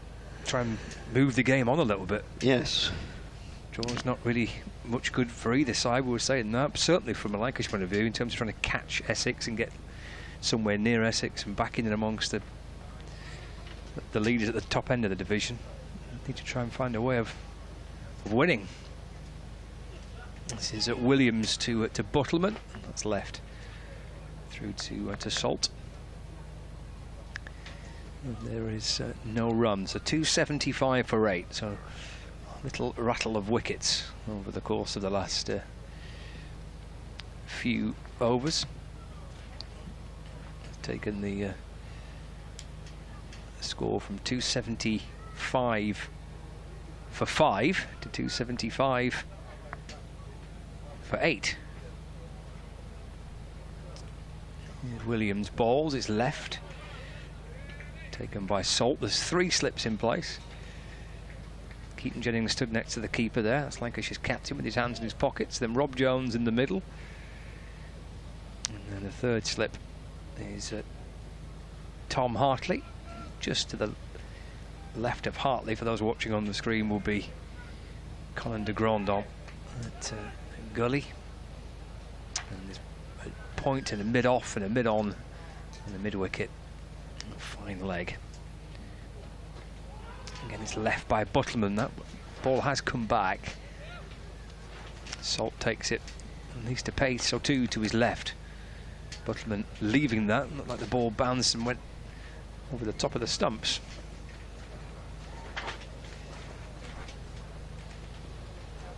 Williams 3 for 68, his figures. Bailey with that double wicket maiden, 4 for 55. Colin de Grandon with the other wicket to fall today.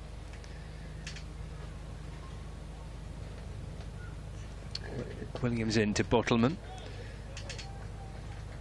That's defended away into the offside for no run. Still both batters on naught, so things ticked along at a decent pace since this new ball, which is something that the players were telling us last week in the game at the Oval. This Kookaburra ball that getting about 30-40 overs out of it, and it seems to go pretty dead after that, so because you're making the most of it so far. Buttleman nicely forward in defence. It's pushed up towards Bailey and mid-off, and there's no run.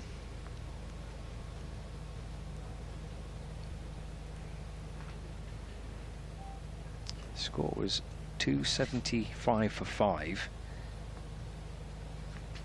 in the 86th over, and it's 275 for 8 with 1 ball left of the 88th. And that's a play and a miss from Buttleman. And through to Salt. I guess you've stacked up another maiden there. Sent down by Will Williams this time, his 3rd of the innings. So 275 for 8.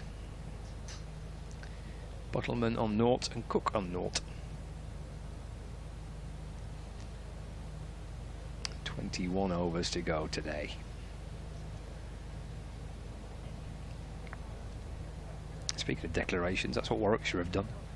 Henry Brooks has reached a 50, and Warwickshire have declared their first innings on 549 for 7. It's a lead by 378. And Bailey in and bowls, it's left again, through to the keeper, and there's no run. Yeah, Brooks and Grant Stewart with a 37-ball half century leading up to that declaration for Warwickshire. A strong position, double century for Rob Yates in that match. That's turned away to the onside by Cook, and there is no run.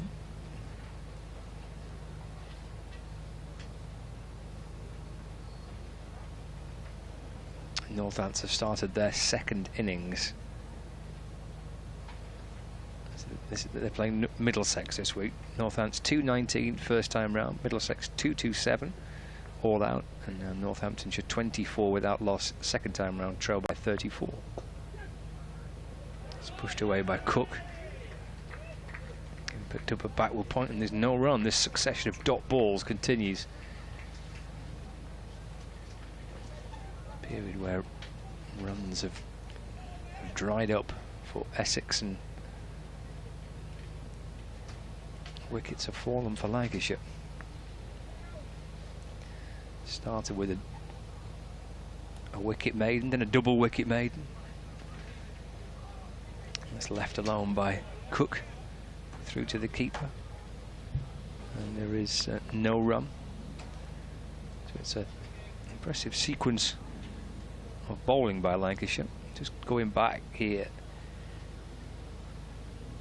so that Harmer hit Bailey for 4 in the 83rd over, and then 1, 2, 3, 4, 5, almost 6 maidens on the spin, including a wicket maiden and a double wicket maiden. Cook waits as Bailey is in and bowls, and it's left alone by Cook, I think. So that's just deflected down towards Jones, who's on his backside at second slip. But the outcome's a dot ball. Another one to this tally, so I think this will be a 6th maiden on the spin if this is a dot ball. 275 for 8. And indeed it is. It's worked up towards mid-off, and there is no run. 275 for 8.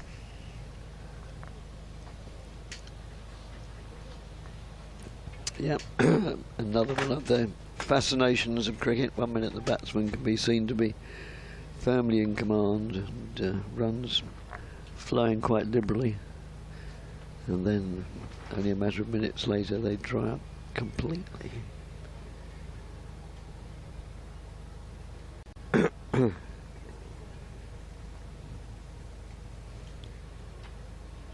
So it's going to be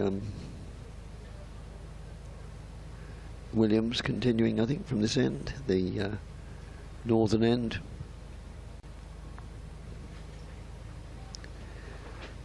Begins his run up near what's left of a pile of sawdust.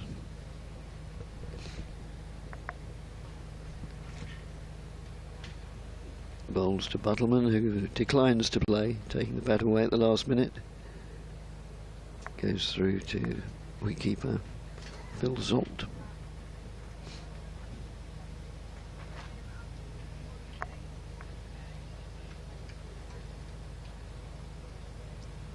There's a bit of rain around in the game in Taunton. Hampshire are 44 for 2. Rain has stopped play. Somerset earlier 500 all out. Hampshire 44 for 2.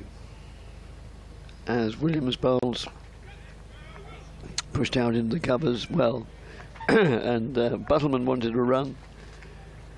Cook didn't, and Cook won the argument, and Buttleman went back to his crease.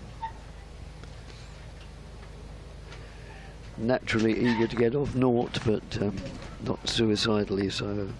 He's faced 11 balls, Buttleman, some on naught. Cook's faced 7. Waiting for his first run.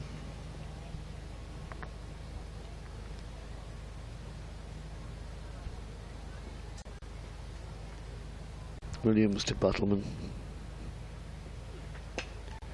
Defensively plays out on the onside. Picked up by Bailey at mid-on.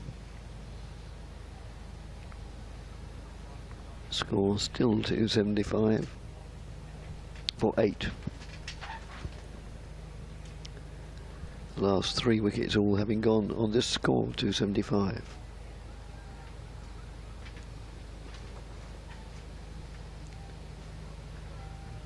Williams to Buttleman, down the leg side, taken by the keeper.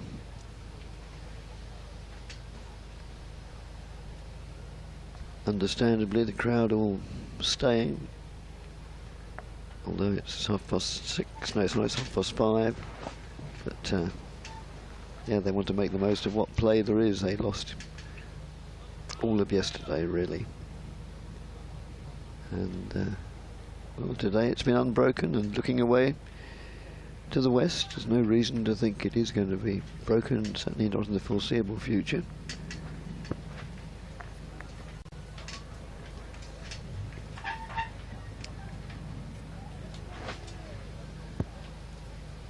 And Scott will do an update shortly. That was just played away backward of square for the singles. So a run, the first one for 20 minutes or so. Yeah, it's broken that sequence, hasn't it, of dot balls. And there's almost seven overs consecutively without a run being scored, but that does break that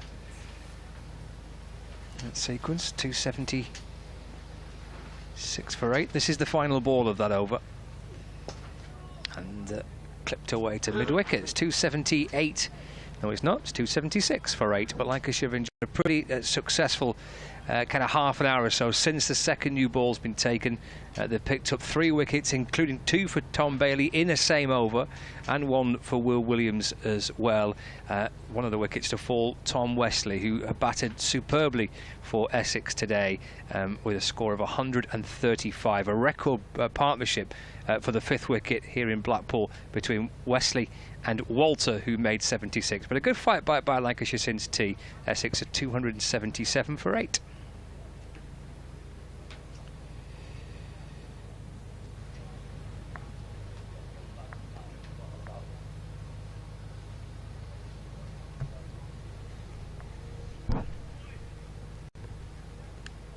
So it's 277 for 8. There's Bailey. He's in and bowls, and that's driven down away towards third man. Wells is scampering after it, and the score ticks along to 279 for 8 as they come back for 2. Cook moves on to 3.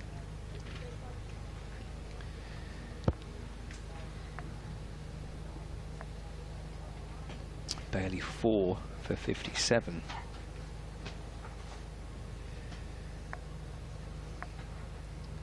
Slips.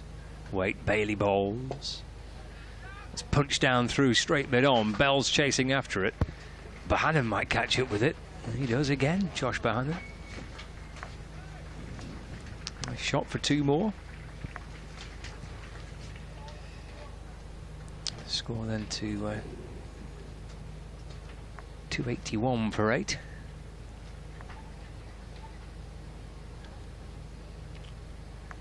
Cook now on to 5.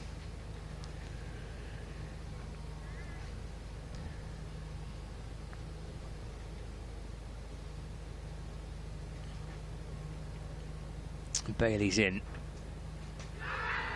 There's an appeal, and he's got him. LBW. I think that's what he's got him for. Ball was caught by Salt low to his right, but whether he's given that caught behind or given that LBW, I'm not sure. I thought the appeal was fractionally before the ball. Yeah, me too. The keeper. Yeah, me too. Yeah, LBW. So a 5th wicket for Tom Bailey. That ball fired him full Yorker length. I think it may have hit him on the boot. 5 for Bailey. 5 for 59. Now Essex and 9 down. 281 for 9. Sam Cook the man out for 5. LBW. The bowling of Tom Bailey. Yeah, good fight by Lancashire this since tea. They've now got Essex 9 down, 281 for 9, and Tom Bailey has been at the heart of it. He's now picked up 5 wickets in innings, 5 for 59. Tom Wesley's top scored for Essex, making 135, but Lancashire fighting back with the ball pretty well after tea. Essex 281 for 9. As oh dear, my voice is going. As last man, Jamie Porter comes to the crease. A couple of emails. Trevor says that, in fact, that the game could be described as a game of 3/3. Yes, I see what you mean. Yep.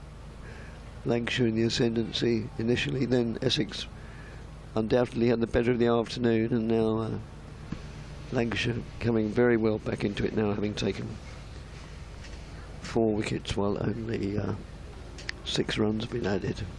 Jamie Porter's a new batter. Bailey's in. And played back down the pitch towards Bailey, who again rather deliberately tries just to flick it onto the stumps at the non-striker's end, just in case Buttleman had strayed from his crease. Mike, or known as Bradders, he accepts responsibility for the Essex collapse because he said he spent the last 3 weeks in Wales. When he tuned in initially, as Bailey bowls to Porter, and that's played away into the offside for no run. When he tuned in initially, Essex were 275 for 5, and suddenly they were 275 for 8, and now 281 for 9. He says, I think I better catch the train back to Carmarthen straight away. Well, I think it's a bit late now, Bradders, because with 9 wickets down, you can't really, with the best will in the world, see Essex getting many more. They'll be pleased to get to 300. Final ball of the over. Bailey bowls up, beats Porter, and through to Salt. No run. A successful over for Tom Bailey. It's 281 for 9, and Bailey with 5 wickets. I'll just double check how many times he's now got 5 wickets in first class cricket.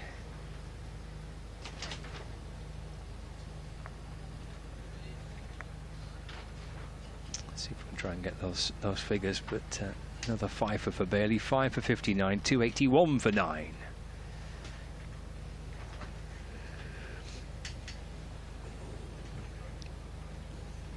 And Williams to continue bowling from the northern end of the ground, the end from which we are commentating. He'll be bowling to Buttleman, who has 1 to his name, 14 deliveries.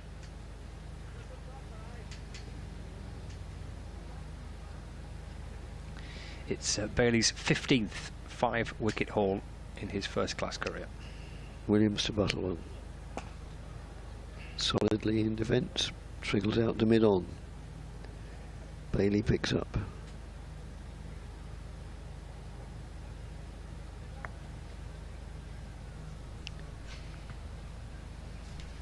Four slips, cover on the boundary, mid-off, mid-on, mid-wicket, more or less on the boundary, deep backward square leg on the boundary.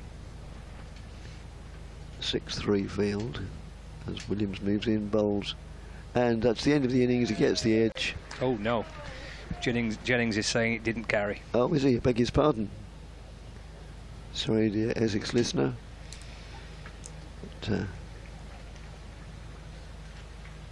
it's funny because even Buttleman thought he was out. He was sort of beginning to set off to the pavilion, get into his wicket-keeping gear, but he's now turning round to Jennings. I was checking if his finger's okay. I thought he was saying, "Are you sure you didn't catch that?"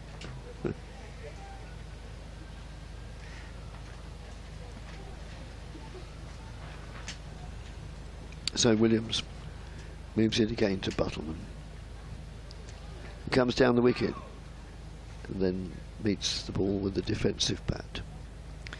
Yeah, he's struggling a bit there, isn't he, Keaton Jennings? He's in a bit of pain. He is. It was straight away. He's very honest of Keaton Jennings. He said, "No, that didn't carry." Very commendable. He's meant to be batting in probably about a quarter of an hour or 20 minutes' time.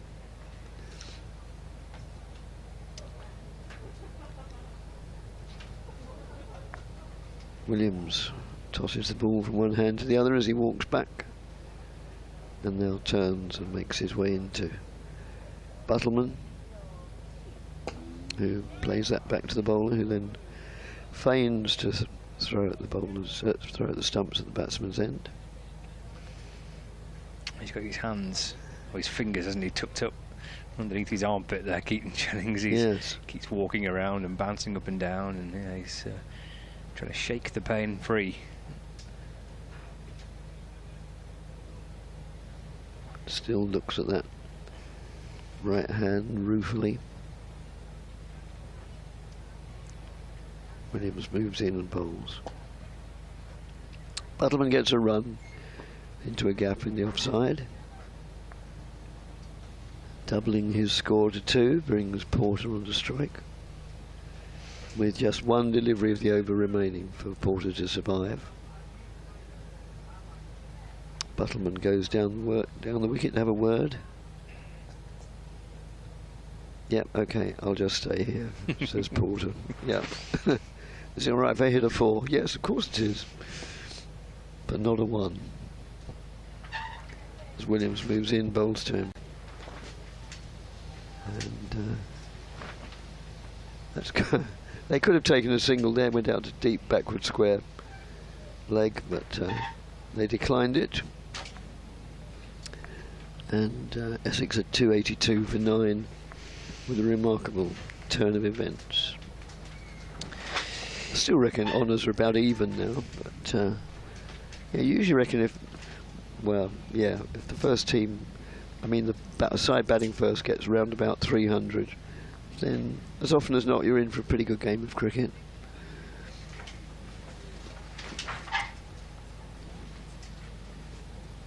And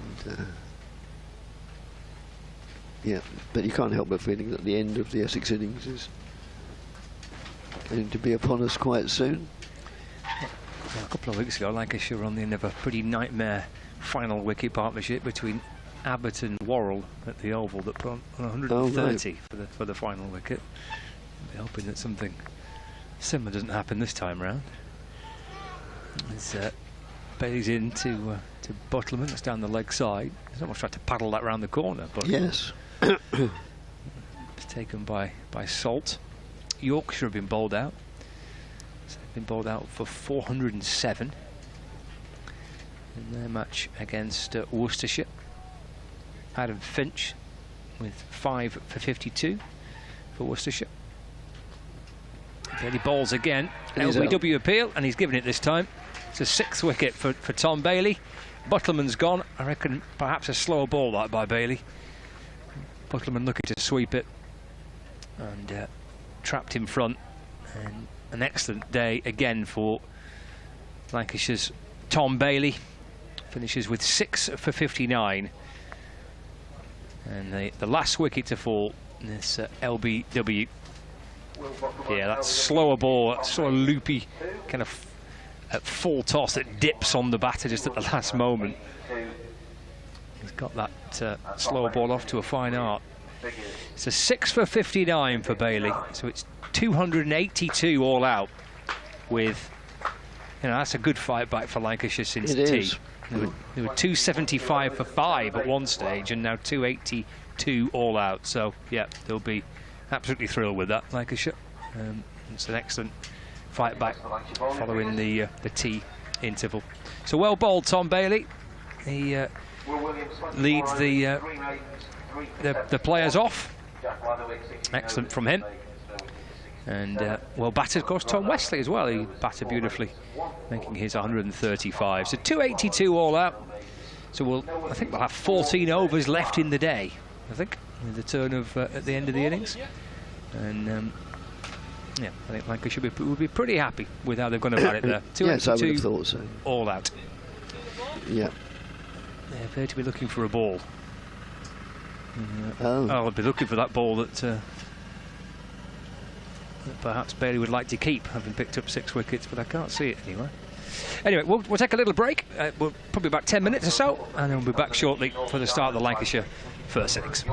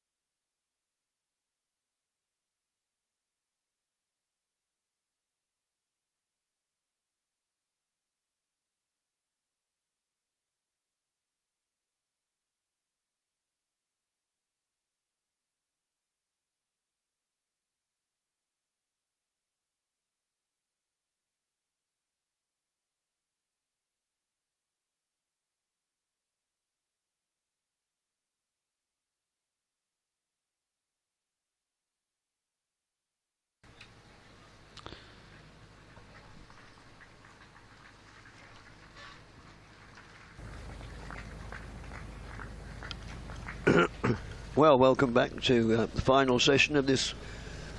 Well, it is the second day. In effect, it's the first day, having only had 28 deliveries yesterday. But yeah, for those who haven't been following the story so far, it's a day of contrasting fortunes. Essex at one stage were 55 for 4, then they recovered very well thanks to a stand of 155 between Paul Walter and Tom Wesley, who went on to make 135, and then there was another stand of 65. So that at their peak, Essex had got to 275 for 5, but then they lost the last 5 wickets for 7 runs to be bowled out for 282. So I would say honours more or less even now. It's been a very interesting day. Lancashire holding sway obviously at one stage. In the middle of the afternoon, when the ball was flying off the bat, Essex appeared to be in command, and now Lancashire hauled it back. So I reckon about even, 282. We're going to see Jamie Porter bowling the first ball, and he's bowling to Wells down the leg side. 4 runs of 4 leg byes. It was leg byes, wasn't it? Yeah. Yeah. Yeah. Yeah, I agree with you there, Dick. I think it's on as even. I think the wicket was misbehaving a little bit at the end, wasn't it? Yeah. The lack of bounce was clearly showing, and Essex will be quite happy with that now that they've finished batting. Yeah, I couldn't agree more. They may have had mixed feelings. I mean, obviously to lose your last 5 wickets for 7 runs isn't good, but it gives Essex 14 overs to have a go at the Lancashire batsmen. So no, they won't be too upset about it. And in a way, it sounds a strange thing to say, but in a way, they would, if they knew it's easy to be bowled out for a score, so you have no choice in the matter, than thinking, shall we declare tonight or not? Yeah, it's similar to what Ben Stokes did, isn't it, in the first Ashes test. He said, what's the point in sending the lads in? We're probably only going to get 30, 40 more maximum when we could have an hour at the Australians, and that's what Essex have got to think here. Yes. Porter round the wicket to Luke Wells. Plays it defensively, pushes it out on the odd side. Wells will certainly look to go more of the attacking of the two. Try and take the attack to the bowlers, try and put them off the line and length a little bit more. Keaton Jennings will look to bat the sort of long innings, try and really set up the score for Lancashire and let everyone else bat around him. Porter in again from the northern end of the ground, and bowled him. He's bowled him, yes. Well, what a great start for Essex. And Wells is out. The score's 4, but neither batsman has a run because they were leg byes. And Wells is out, bowled by Jamie Porter for a duck. And the hosts are 4 for 1.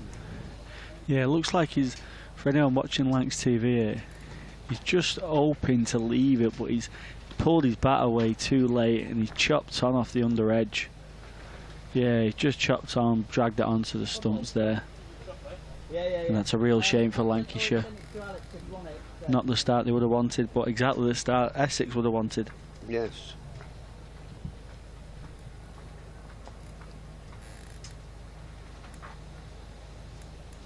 So Josh Behannon next on the card. Luke Wells bowled by Jamie Porter. Lancashire 4 for 1.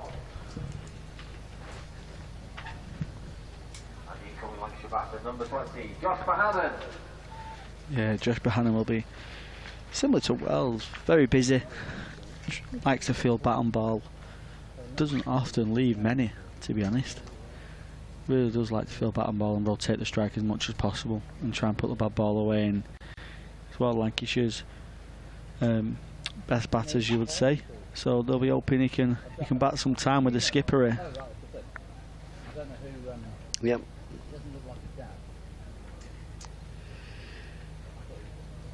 So the captain still not faced a ball as Bohannon moves into the other end. And I said, he's asked me to get a good picture, so you've got it, so if he wants it. Takes his guard off the umpire. Makes a mark on the ground with his right boot.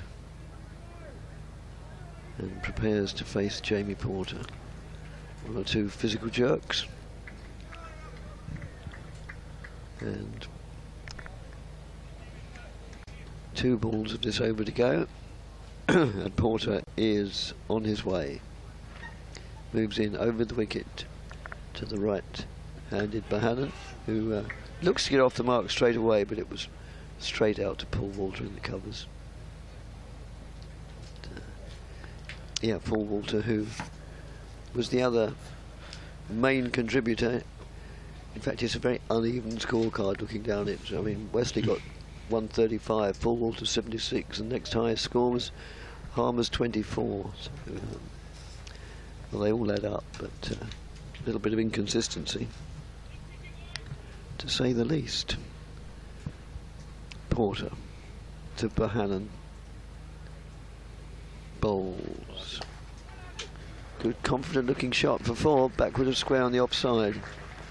So we had a bit of everything in that over. We had 4 leg byes, we had 4 runs, and we had a wicket.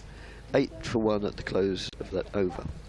Yeah, lovely confident shot from Bohannon there. Was. Rising up tall off his back leg and really punching it through backward point for 4 runs. Porter won't mind that at all though. He's got the early breakthrough. He'll be happy to see Bohannon playing a couple of shots early doors, especially against his new ball. Hopefully Porter will try and find some swing, bit of movement off the pitch and in the air. And this is what his opening partner will do as well. Sam Cook, I think, at the south end. Oh, and Morgan's got Camp America, which I think is worse than the worst but anyway. Camp America is where... Bowling from the south end, number 16, Sam Cook. Similar to the Lancashire duo, Bailey and Williams, Sam Cook and Jamie Porter won't give you many bad balls at all. If they do, you really have to pounce on them. 2 very good new ball bowlers and a brilliant partnership for Essex, so they'll be hoping these 2 can fire and put Lancashire under some pressure. In comes Cook, bowls to Jennings, who leaves it outside the off stump for no run. Cook's got 3 slips, 1 gully, points, just a wide mid off, wide mid on, and a mid wicket with a fine leg. We're looking, just still coming. I think he's just coming round the wicket to Jennings now. Bowls played into the leg side, and Jennings fancied a single, but sent back by Bohannon very wisely. Doug Bracewell there in the leg side. That was no run. Brilliant for the Lancashire fans to see Keaton Jennings back. It's been absolutely magnificent when he's been playing for Lancashire in the past few seasons. They'll be hoping he can bat on long tonight and tomorrow. In comes Cook. Jennings, a couple of steps down the pitch. Cook drops it a little bit short and he plays it comfortably into the leg side for no run.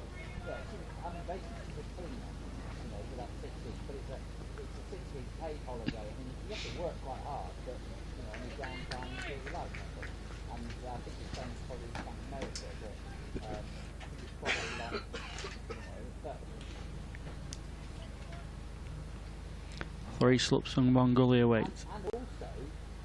Cook comes in, pulls, and it played a little bit aerial through the mid wicket, and Jennings just a little bit early on that shot, but gets away with it and gets 2 runs, gets off the mark.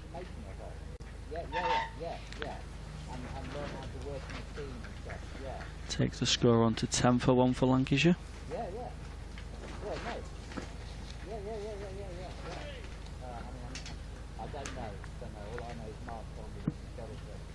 Well, I don't know. I assume because of the time frame, it would be In comes Cook. Balls, and he just gets Jennings playing at one there. Nice bit of lift as well. Butterman's really took that quite high. Had a bit of a leap and a jump as well while taking that. It's gone through to the keeper for no run. Yeah, that'll encourage the Essex fielders and certainly Sam Cook.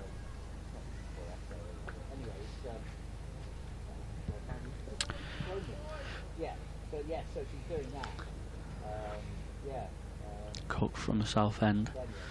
Balls, Keaton Jennings again down the pitch. Plays it to mid-on for no run. 10 for 1 off 2 overs. Jennings on 2, Bohannon on 4. Luke Wells hasn't had the best of times this season, the county championship for Lancashire. 10 innings, 221 runs at an average of 22.10 with a highest score of 82. He's been a really good signing for Lancashire though since he's moved from Sussex. He's been a bit of a fan favourite, both in the longer format, and now he's made himself into a real T20 and one-day player as well. If anything, his form's gone into the T20 game. Porter to Bohannon. Gets everything behind it and plays it back to the bowler, no addition to the score. Our email address, as a reminder, is bbcessexcricket@gmail.com if you want to communicate with us about any cricket-related matter. Which is what John did. He says, when Jennings didn't take the catch off Butterman, but the latter started to walk off, that's just played back to the bowler. Should Jennings have run him out? A moot point. I don't know about should, but he certainly could. But, probably. No, I'll assume that was rhetorical because I don't know. Might have been a bit of sarcasm to the Aussies. Thanks for the email anyway, but something we can't answer. I suppose under those circumstances it would be well, from what we've seen it would go on in test matches, but I suppose technically it could have been, but since Jennings was decent enough to say no, it didn't carry. He couldn't then run him out, surely. I don't know. He could have done, yes. It'd be very harsh, wouldn't it? It would have been very harsh, but as it happened, it didn't really matter because Essex folded like the proverbial pack of cards towards the end. Not that that's necessarily criticism. It might be a bit harsh. It sounds a bit harsh, but yeah, they did lose their last 5 wickets for, what was it, 7 runs. But as I say, they won't, for the last hour of the day, they won't be too upset about being in the field and attempting to get amongst the Lancashire wickets, which to a certain extent they've done already, having got Luke Wells back in the pavilion. As Porter moves in and bowls, played off the back foot by Bohannon. Just took a gully out here to Bohannon and put him in there. Very short catch in mid-wicket with a square leg. Yes. And then mid-on, so looks like Porter's really going to attack the stumps. Just try and get Bohannon to play an aerial shot on the leg side just in case he inside edges one. Porter into Bohannon now. And that is indeed played on the leg side. Fielded by Bracewell. End of the over, and Lancashire are 10 for 1 after 3. Yeah, another good over from Porter days. Like we said before, these two are a very good partnership opening bowling with this new ball. Really test both edges of the bat, and they won't give you many bad balls, so Lancashire will have to be patient. We'll have to try and rotate the strike as much as possible with left hand, right hand, try and put them off that length and try and frustrate the Essex too. As in comes Cook from the south end. Balls, it's Keegan Jennings on the pads, just a gentle, friendly appeal, never really interested. Going down the leg side for no run. Yes, as you say, yeah, these two bowlers, they're just, generally speaking, so accurate. They almost sort of nag the batsman out. Neither of them is electric pace. They're not much more than, you know, brisk medium, but they're nearly always there or thereabouts. In comes Cook. Jennings down the pitch again. Couple of steps down, plays him back towards the bowler for no run. Yeah, the bowling attacks are quite similar in terms of the seam bowling in this game, aren't they? You've got Will Williams and Bailey, who are very similar to Cook and Porter. Yes. And then you've got Bracewell for Essex, who'll come in and hit the pitch a bit harder, bowl at extra pace. And same with Blafferwick, he's the same for Lancashire. Yeah, that's right. So very similar, well-balanced bowling attacks. In comes Cook. Balls, just a short one. Just letting Jennings know. Goes through to the keeper for no run.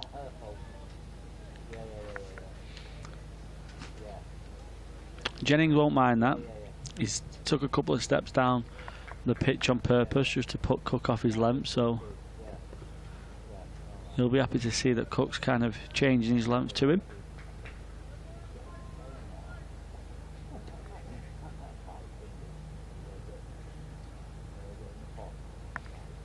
In he comes, he bowls.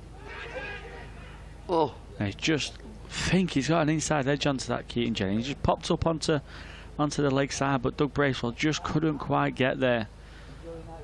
Would have been very similar to Brown's dismissal in the first innings. Brown's went to gully, but this one off Keaton Jennings, inside edge onto his pad, it seemed. It's gone onto the leg side, and like you say, Bracewell just couldn't quite get there for Essex. Good start from Cook here though, putting the pressure on Keaton Jennings. In he comes, bowls, and it's played nicely into the offside by Keaton Jennings for no run.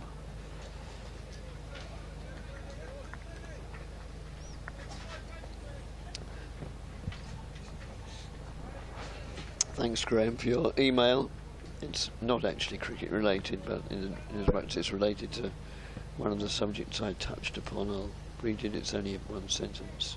Come back to that at the end of the over.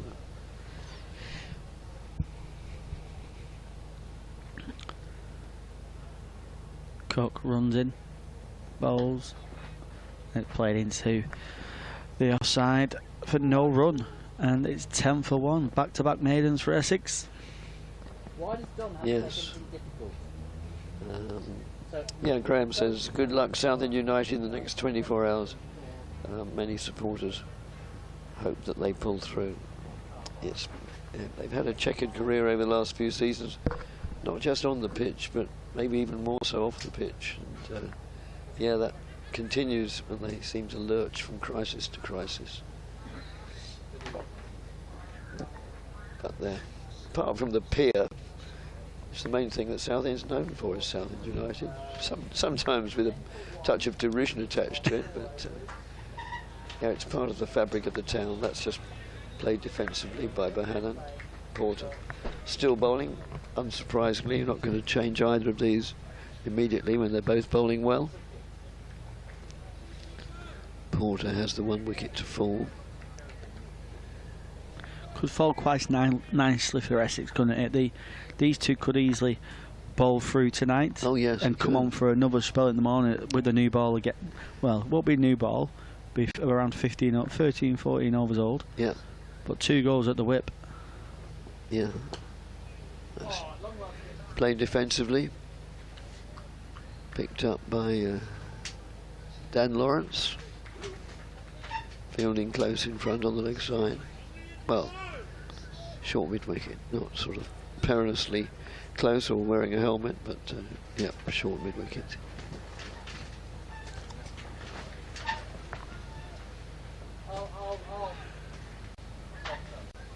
Porter moves in again. A busy run up to the wicket. It doesn't glide like some of them, like Michael Holding or one of those. It's a busy approach. Arms and elbows flailing. 2 runs picked out to square leg. Yeah, he runs really well, Josh Bohannon there. Looked quite close in the end, but I think he was home comfortably. But yes, I think he so. runs really, really well. And so does Jennings. Really push. Try and get 2s where it should only be 1s. And Porter in again to Bohannon. Right arm over the wicket. Bohannon goes on the back foot. Gets everything behind it. And it trickles back to the bowler. 12 for 1, and we're 2/3 of the way through the 5th over of the host's innings. I think Essex will be really happy if they could get Lancashire 2 down tonight, wouldn't they? You can get Yes. 2 or 3 tonight, they'll be really happy.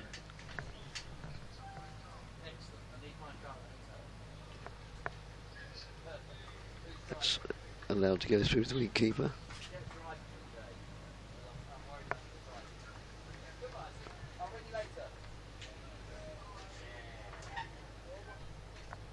In addition to the score.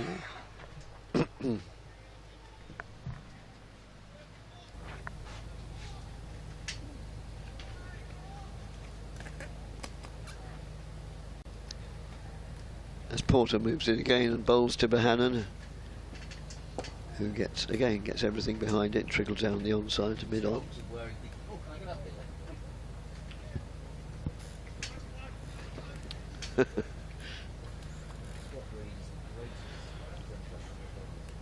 Another testing over from Porter there. Lancashire 12 for 135. Bohannon was just trying to be busy. He was trying to get a bat and ball as much as he can, try and rotate the strike and try and pounce on anything that's short or over full, which isn't very often you get one of them from a Sam Cook or a Jamie Porter.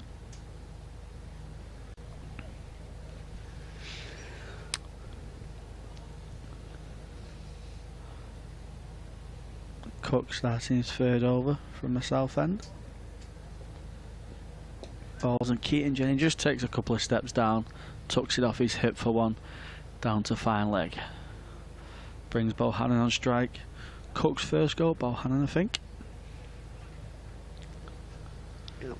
Jennings has been trapped down this end.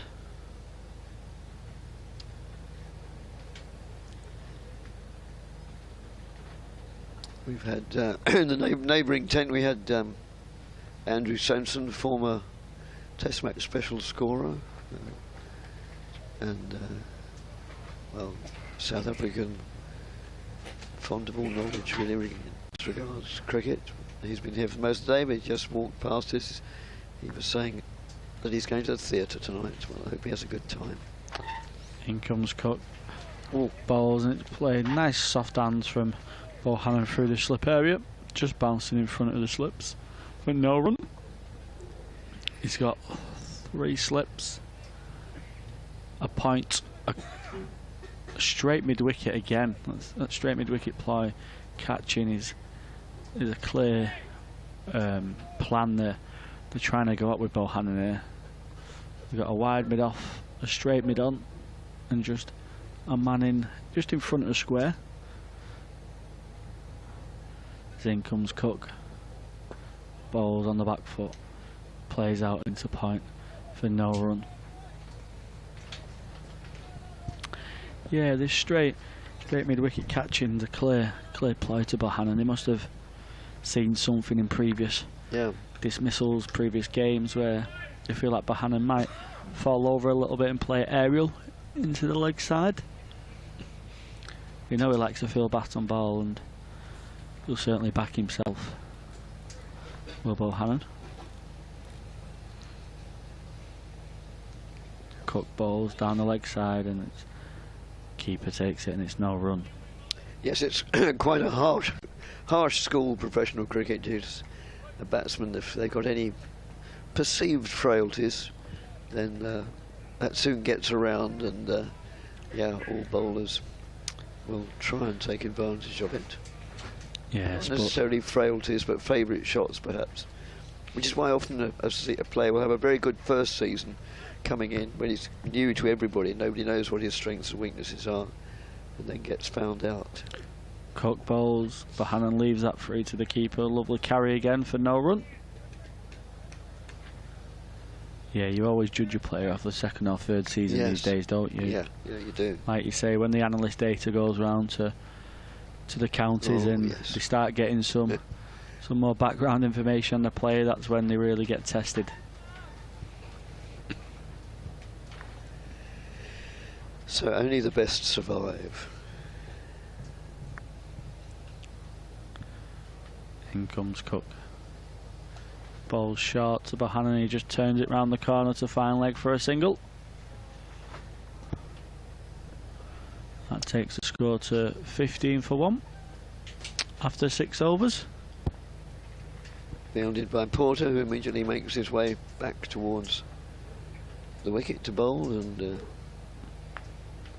it's Alistair Cook acting as valet.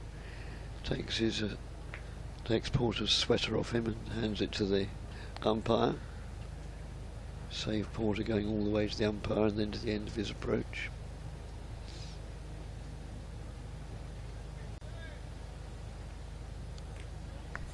Lancashire 14 for 1 in response to Essex's 282.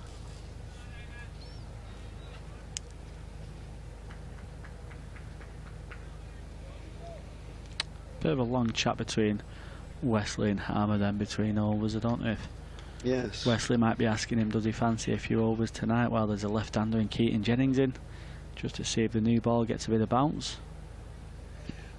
Porter moves in, bowls. Played out into the covers where it's fielded by the tall figure of Paul Walter, who made a typically belligerent 76 earlier on. Well, at times it was belligerent, but that too was a measured innings. So it was a really good partnership, that really good partnership of 155. Highest 5th wicket partnership for Essex against Lancashire. Surprisingly low, really, I'd have thought. I'm surprised there hasn't been a partnership of 200 over the years. That's worked away. Backward of square, they think about a second, but decide against it. Brings Keaton Jennings down to that end, and I thought so. It's the first time he's been down that end. Takes guard from the umpire. Left-handed batsman.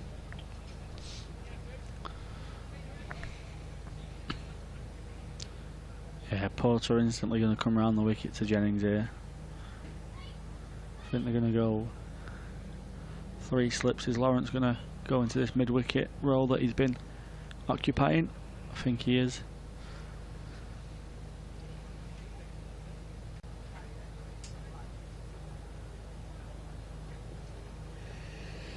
So Porter on his way around the wicket. Oh, no, he's not, because maybe somebody just walked across the sight screen or something distracted.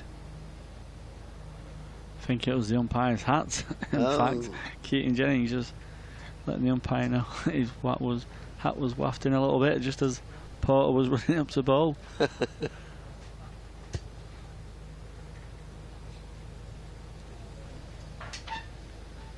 Tries again. Moves in, bowls to Jennings. Goes forward pleasantly, plays it back to the bowler. Doesn't field it cleanly, and it's Walter who eventually picks it up.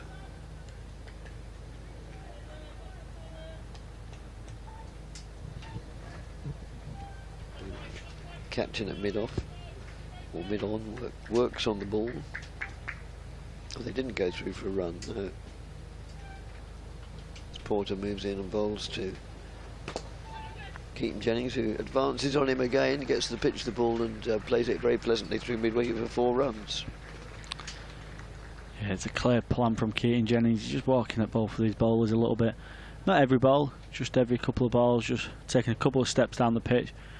Just trying to change the length up and make it slightly easier to play, and he's made that into a bit of an half volley. It wasn't an half volley, but with the 2 steps he's took down, yes, he's made it into one. Yeah. Tall man Keaton Jennings, so can get down there quite easily. Porter moves in again and bowls to him. This time he plays it from the crease and plays it out to Porter, to Wesley, mid-on. No addition to the score. 7.1 overs remain after this one, because we're in the 7th. And so there'll be 14 of the Lancashire innings this evening. Porter moves in, bowls. Again, Jennings comes down the wicket, and he's picked up 2 runs backwards of square. No, they hasn't picked up 2 runs. He was Jennings was on his way for a second, but Bohannon warned him not to. Probably wisely. End of the over, and 20 for 1 is the Lancashire score. And I'll make way and give my voice a rest till tomorrow. We've got a busy day tomorrow. Just Scott and I. So Scott will take you through the last half hour with Callum. Yeah, Lancashire 20 for 1 off the 7 overs. Cook from the south end will carry on. Still a lovely evening here in Blackpool. Few of the crowd just dispersing, but still a very healthy crowd on at Stanley Park today. As Cook comes round the wicket. Bowls and a couple of steps down the pitch again from Jennings. Plays it into the leg side for no run. Yeah, this is more like it for outground cricket, isn't it? It's fun in the sun, isn't it? It's miserable in the rain. It certainly is. we had a brilliant 4 days, didn't we? It's in Southport a couple of weeks ago. A really good game of cricket, and the weather was fantastic, and it does make it, doesn't it? And I'm a big fan of bringing, first-class games or T20 matches or one-day cup matches, for that matter, to outgrounds. But you need good weather. Cook comes in, bowls just back of length. Jennings just tickles that away into the leg side for no run. Yeah, you'd certainly need the weather, don't you? Don't you? Yeah. Like we say, was very spoilt at Southport and Birkdale with 4 fabulous days. And it's not. I'm not referring to us in particular. But just the crowd needed it. There's never really anywhere to go to shelter, is there? And everyone kind of disappeared as soon as it started raining yesterday, and never really come back, understandably so. In comes Cook, bowls, and Keaton Jennings onto his front foot, plays that back towards the bowler for no run. So yeah, this is more like it. Let's just checking the forecast again. There's still a bit of thunderstorms around tomorrow, but it has eased a little bit. They're kind of like 70-80% showers through that kind of late morning, but they've dropped down to 40 and 50% now. So maybe it's kind of getting better as the time goes on. In comes Cook. Jennings plays that. I think he just gets an inside edge onto that. Plays it out into the offside for no run. With a slight little grumble of close appeal. Jennings, for anyone not watching Lancs TV, just coming down at the bowls. Every couple of balls, he's a very towering opening batsman, so 2 of his strides really getting down the pitch, and he's just trying to change Cook's length up. He's batting outside the crease and taking 2 big strides down as well. As Cook comes in, bowls, and Jennings plays that comfortably into the offside off his front foot for no run. Yeah, looking to try and use his feet, isn't he, Keaton Jennings? He's batted that way quite a lot this season, batting out of his crease. He'll step down the pitch towards the bowler. It's been kind of a method, certainly in April, I guess, when the ball's moving around a bit, especially in April. Just trying to take away that element of LBW, as well as try and knock the bowler off their length. In comes Jennings, finish the over. Oh, and it's a beauty. There's gentle appeal from the wicket-keeper, but he was on his own without one, but it's an absolute snorter from Cook. Just got Jennings playing at one. It looks like it's reared off a length a little bit. Jennings seems very surprised by the bounce. And he's gone through for no run. 20 for 1 off 8 overs. And it looks like we're going to see a change. Yeah, we're going to see Simon Harmer, aren't we? So we've had 4 wickets of Porter and 4 of Cook. Porter 4 overs, 1 maiden, 1 for 12. Cook 4 overs for 4. And Harmer coming into the attack. He's in the top 3 of wicket takers in the First Division this season. Simon Harmer, not just top of the charts for Essex in terms of wickets taken. He's right up there in the country. 36 wickets at an average of 28, and 3 5-wicket hauls and 1 10-wicket haul this season. Has he ever fallen out of the top 3 since he first made his fair point. first appearance for Essex? A very, very good point. It's been absolutely superb for him, hasn't he? He's must be one of the best overseas signings in the county championship in recent history. It's been absolutely superb for Essex. He's not far off 900 first-class wickets as well. That's a landmark which is not too far away from him. So here he is, first time in the match. And Bannon gets forward and defends. And there's no run. I guess the Harmer factor must have been a attributing reason behind Essex' decision to bat first, even when it looked like a bowl first type of day yesterday, even with the forecast turning out to be bad. It's off the back foot and carved away. That's going to be 4 for Bohannon. Jumped onto that pretty quickly, Josh Bohannon. Good looking shot for 4 runs out, just in front of square on the offside.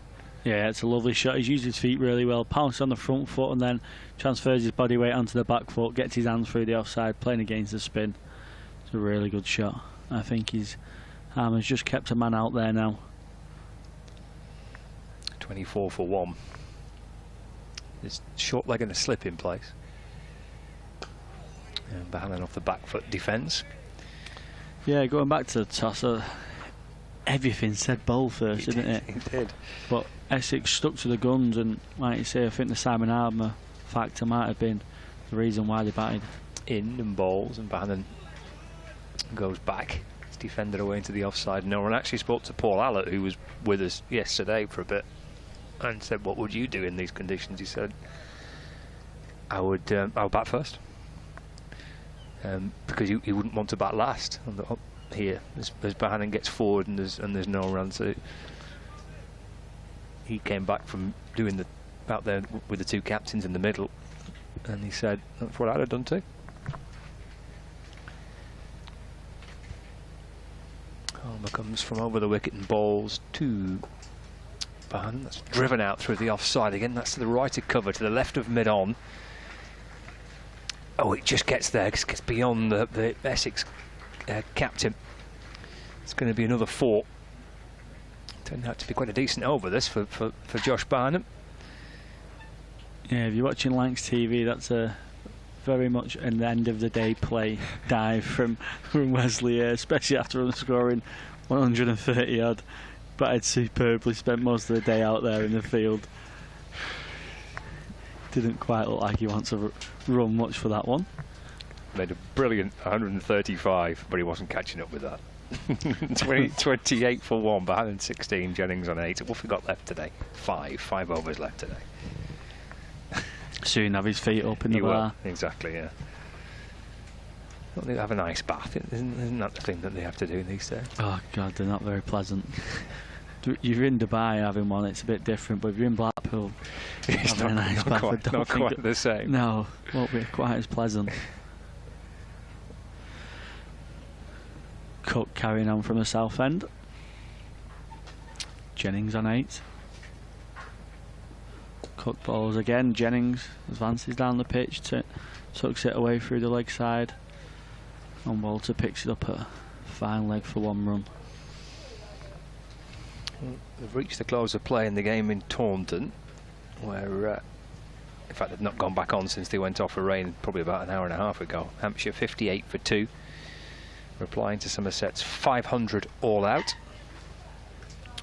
And also the close of play in Hove, where Derbyshire are 212 for 3 in reply to Sussex 402 all out. In comes Cook, bowls. Bohannon forward on the front foot defending for no run. Brooke Guest is 80 not out, and Leas Deploy 32 not out for Derbyshire. He's having a good season, Lewis Deploy, isn't he? Having a really good season for Derbyshire.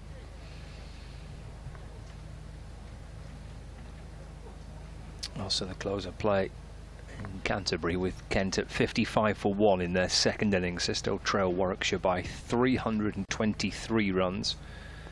At Warwickshire declaring on 5 for 9 for 7. In comes Cook, 2 slips, 1 gully.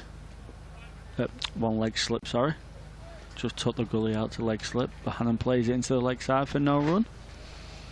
Worcestershire are 31 for 2. Replying to a Yorkshire score of 407 all out. A wicket for Matt Fisher and 1 for Ben Code as well. So Worcestershire 31 for 2, replying to Yorkshire's 407.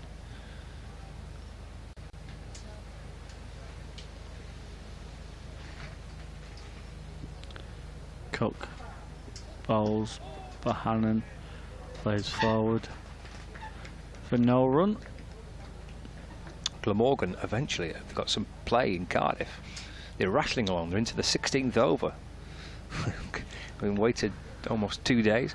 Glamorgan 53 for 1. They're taking on Leicestershire. There's one other Division 2 game. Durham are 385 for 7. In reply to Gloucestershire's 316 all out. Cook bowls, Bohannon on the back foot, plays it down to mid-on for no run. Alex Lees making 195 for Durham. I think I've seen a post. Is that 3 in a row for Alex Lees, I think? Okay. 3 centuries in a row for Alex Lees. Decent little nick. Having a good season, aren't they, Durham? Top of Division 2. I'll bring you some scores from the games that are currently in play in Division 1. 2 currently in play. Cook bowls and Bohannon on the front foot plays that onto mid-off for no run, and that is the 10th over. Lancashire 29 for 1. I mentioned the closer play at Taunton and Canterbury, but the games in play include Northamptonshire, who are 55 for 2 in their second innings. They trail Middlesex by 3 runs. Middlesex making 277, Northants 219 first time round. And Nottinghamshire are 241 for 4, with Will Young bringing up 3 figures. He's 100 not out. So Notts 241 for 4 in reply to a Surrey total of 355. Games edging towards the close of play around the country. A memorable day for Rob Yates, the Warwickshire batter, double century for him. James Rue, the Somerset wicketkeeper batter, double century for him. And Tom Westley reached 3 figures for Essex today. Tom Bailey picking up 6 wickets for Lancashire as well. And Simon Harmer from around the wicket to Jennings, who's off the front foot and just drops that down into the gully region for a single. And the score moves on to 30 for 1. Surprised to see he's got like a deep backward point there to Jennings. I'm surprised to see that so early on in the game, and it's probably the matchup that Essex will want. Harmer versus Jennings, spinning away from the left-handed bat. So surprised it was such an easy one gifted to the Jennings there. Yeah, it was a bit of a gimme, that, wasn't it? Kind of just waited for it and just dropped it into that vacant region through gully, and up he goes for 1. Brings the right-hander on strike. Josh Bohannon slipping a short leg, and Bohannon off the back foot. Defends. Tom Westley comes round to complete the fielding. So we're into the final throws of the day. 3 balls left of this over, then 3 overs left tonight. Harmer in and bowls. Bohannon goes back and defends. And there is no run. We'll have another extended day tomorrow. I think it'll be another 104 over day tomorrow, having lost basically the entirety of the first day. Forward again, Bohannon just turns it out towards mid-wicket, and there's no run.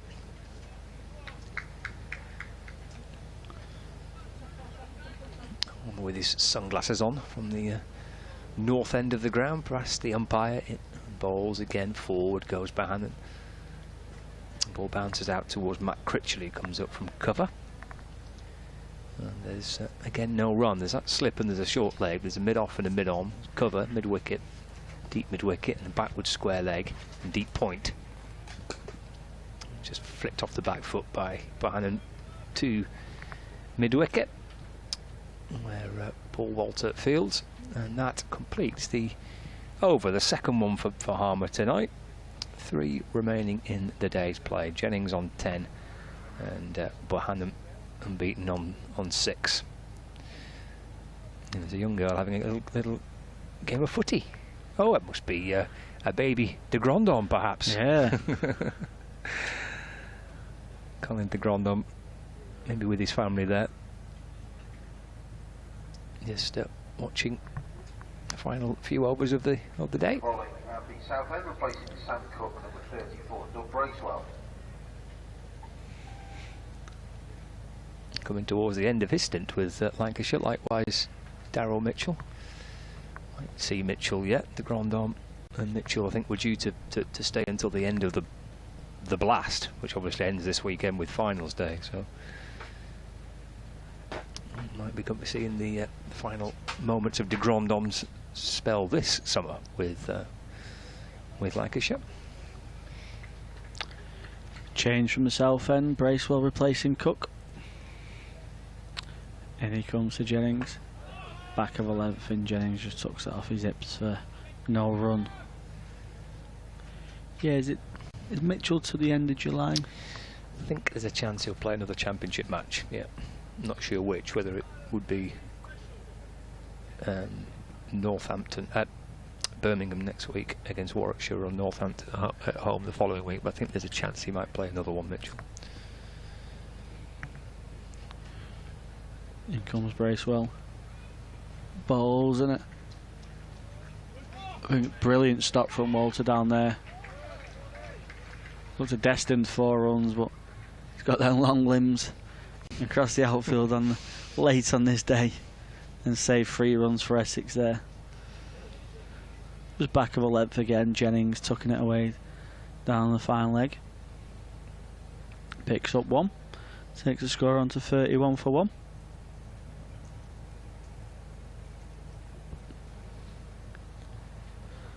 Lancashire fans will be hoping Jennings can go back up most of the day tomorrow. He's really seems to have found his game and his game plan, and really likes to score big in the past few seasons for Lancashire.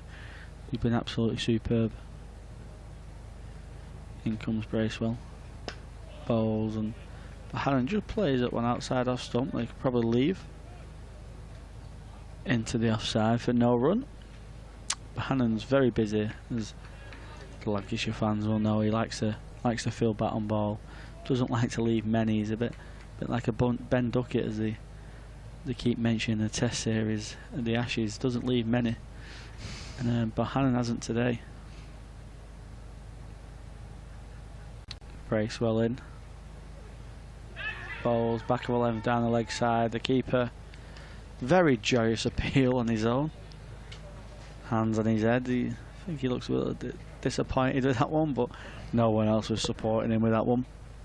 It's a bit of a lonely appeal, that, wasn't it? Yeah.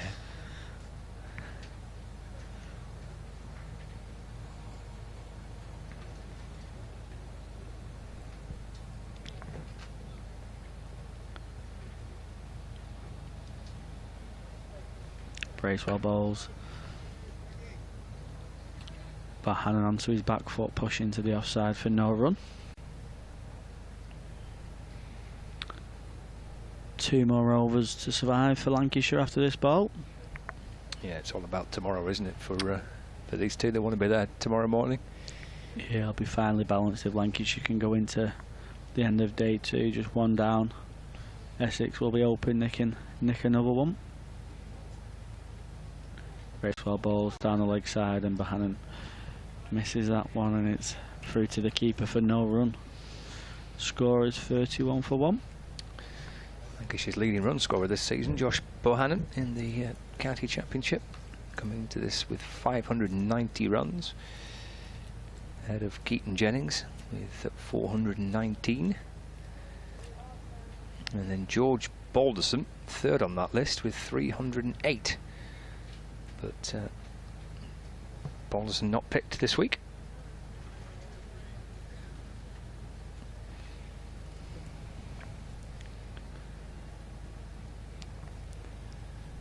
Right, 2 overs left. This will be the final one for Harmer. As the sun comes through, Jennings on strike. Here's Harmer from around the wicket to Jennings as defended. Picked up by Harmer off his own bowling. There's no run. Some of that backward square leg, mid-wicket, mid-on, mid-off. Extra cover and deep backward point. Just turns it away towards the leg side, Keaton Jennings, but there is no run.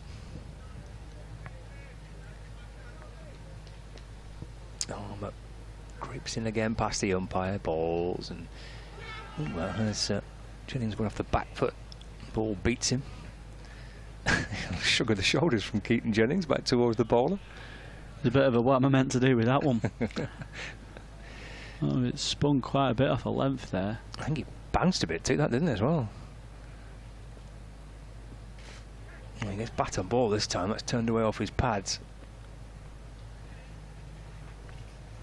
Comes back for a second. Yeah, that was quite an interesting look, that wasn't it, from Keaton Jennings back towards Simon Harmer. Yeah, it looked a bit of a nothing shot, but then after you see his reaction, it's one of them where I don't think he's expected the ball to misbehave like that. 33 for 1. Harmer to Jennings. Just leans forward but doesn't offer the bat. Through to the keeper. Well, that could get Harmer interested going into tomorrow. Final ball of him for tonight. A little bit flatter and quicker this time to Jennings. And that is defended. So there's 6 balls remaining of the day's allocation. 33 for 1. Jennings on 13. And Bohannon 16 not out. And heading into the final over of the day. De Grandome's having a kick around again.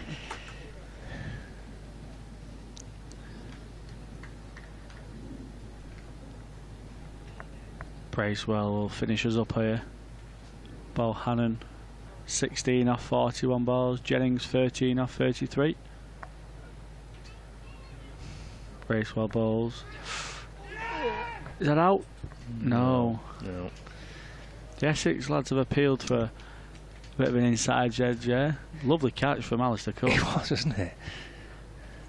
It's just nipped back into Bohannon off a length there. Just hit him on the fire guard, carried through to slip. No run.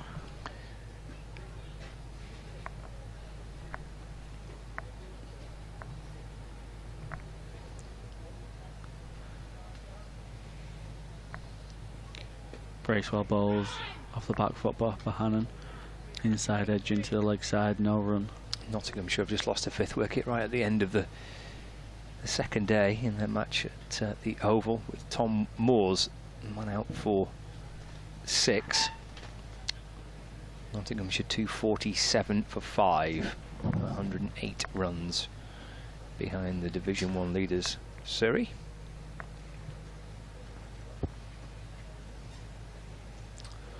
Brown just going into a short, very short mid-wicket, just under the helmet. Just a couple of inside edges from Bohannon on the back foot. As in comes Bracewell. Bowls Bohannon on the front foot and plays it forward for no run. Doesn't fall into the trap of thinking there's a sharp ball coming. Reminder, a little earlier today, Thunder beat the Northern Diamonds in the Rachel Hale Flint Trophy, a 6-wicket win for Thunder, set 168 to win.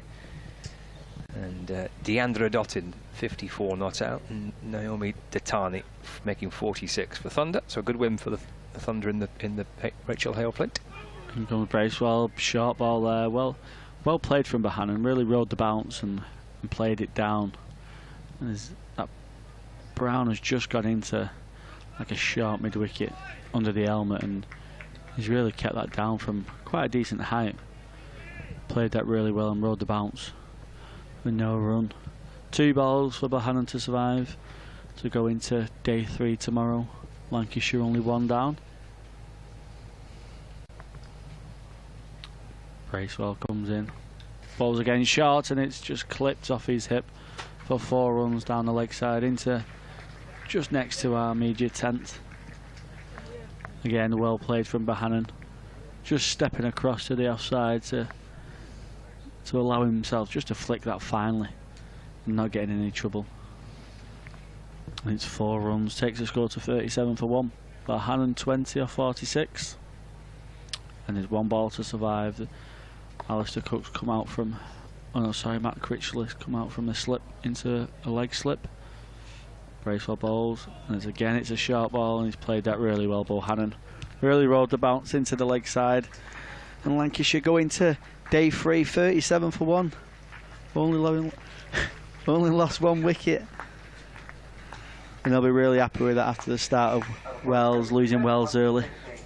Yeah, it's turned out to be quite a pretty good session, that, hasn't it, for Lancashire? After tea, they picked up 5 wickets with just 7 runs to wrap up the Essex first innings, and then could have been a bit of a nasty little session, that, losing Wells early on for naught. But Jennings and Bohannon both doing really well to get Lancashire to the close of play, just that 1 wicket down. They're trailing by 245, Lancashire.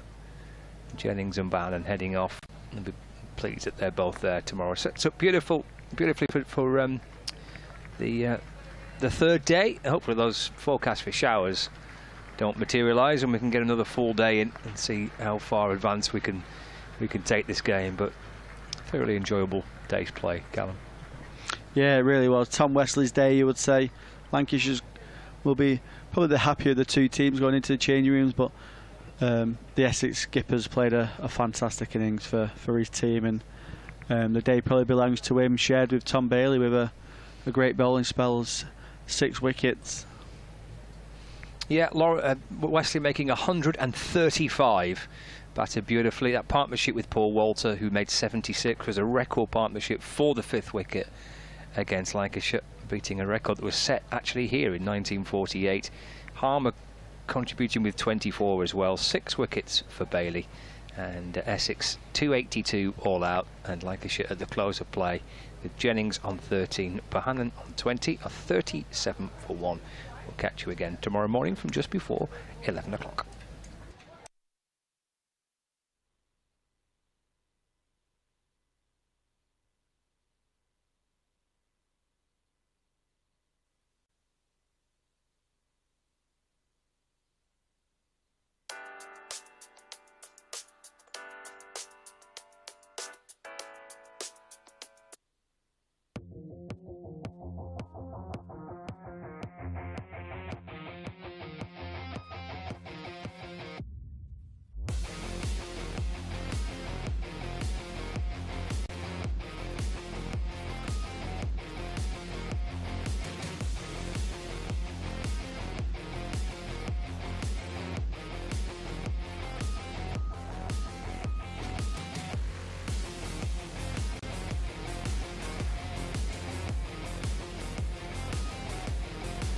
Hello, mate.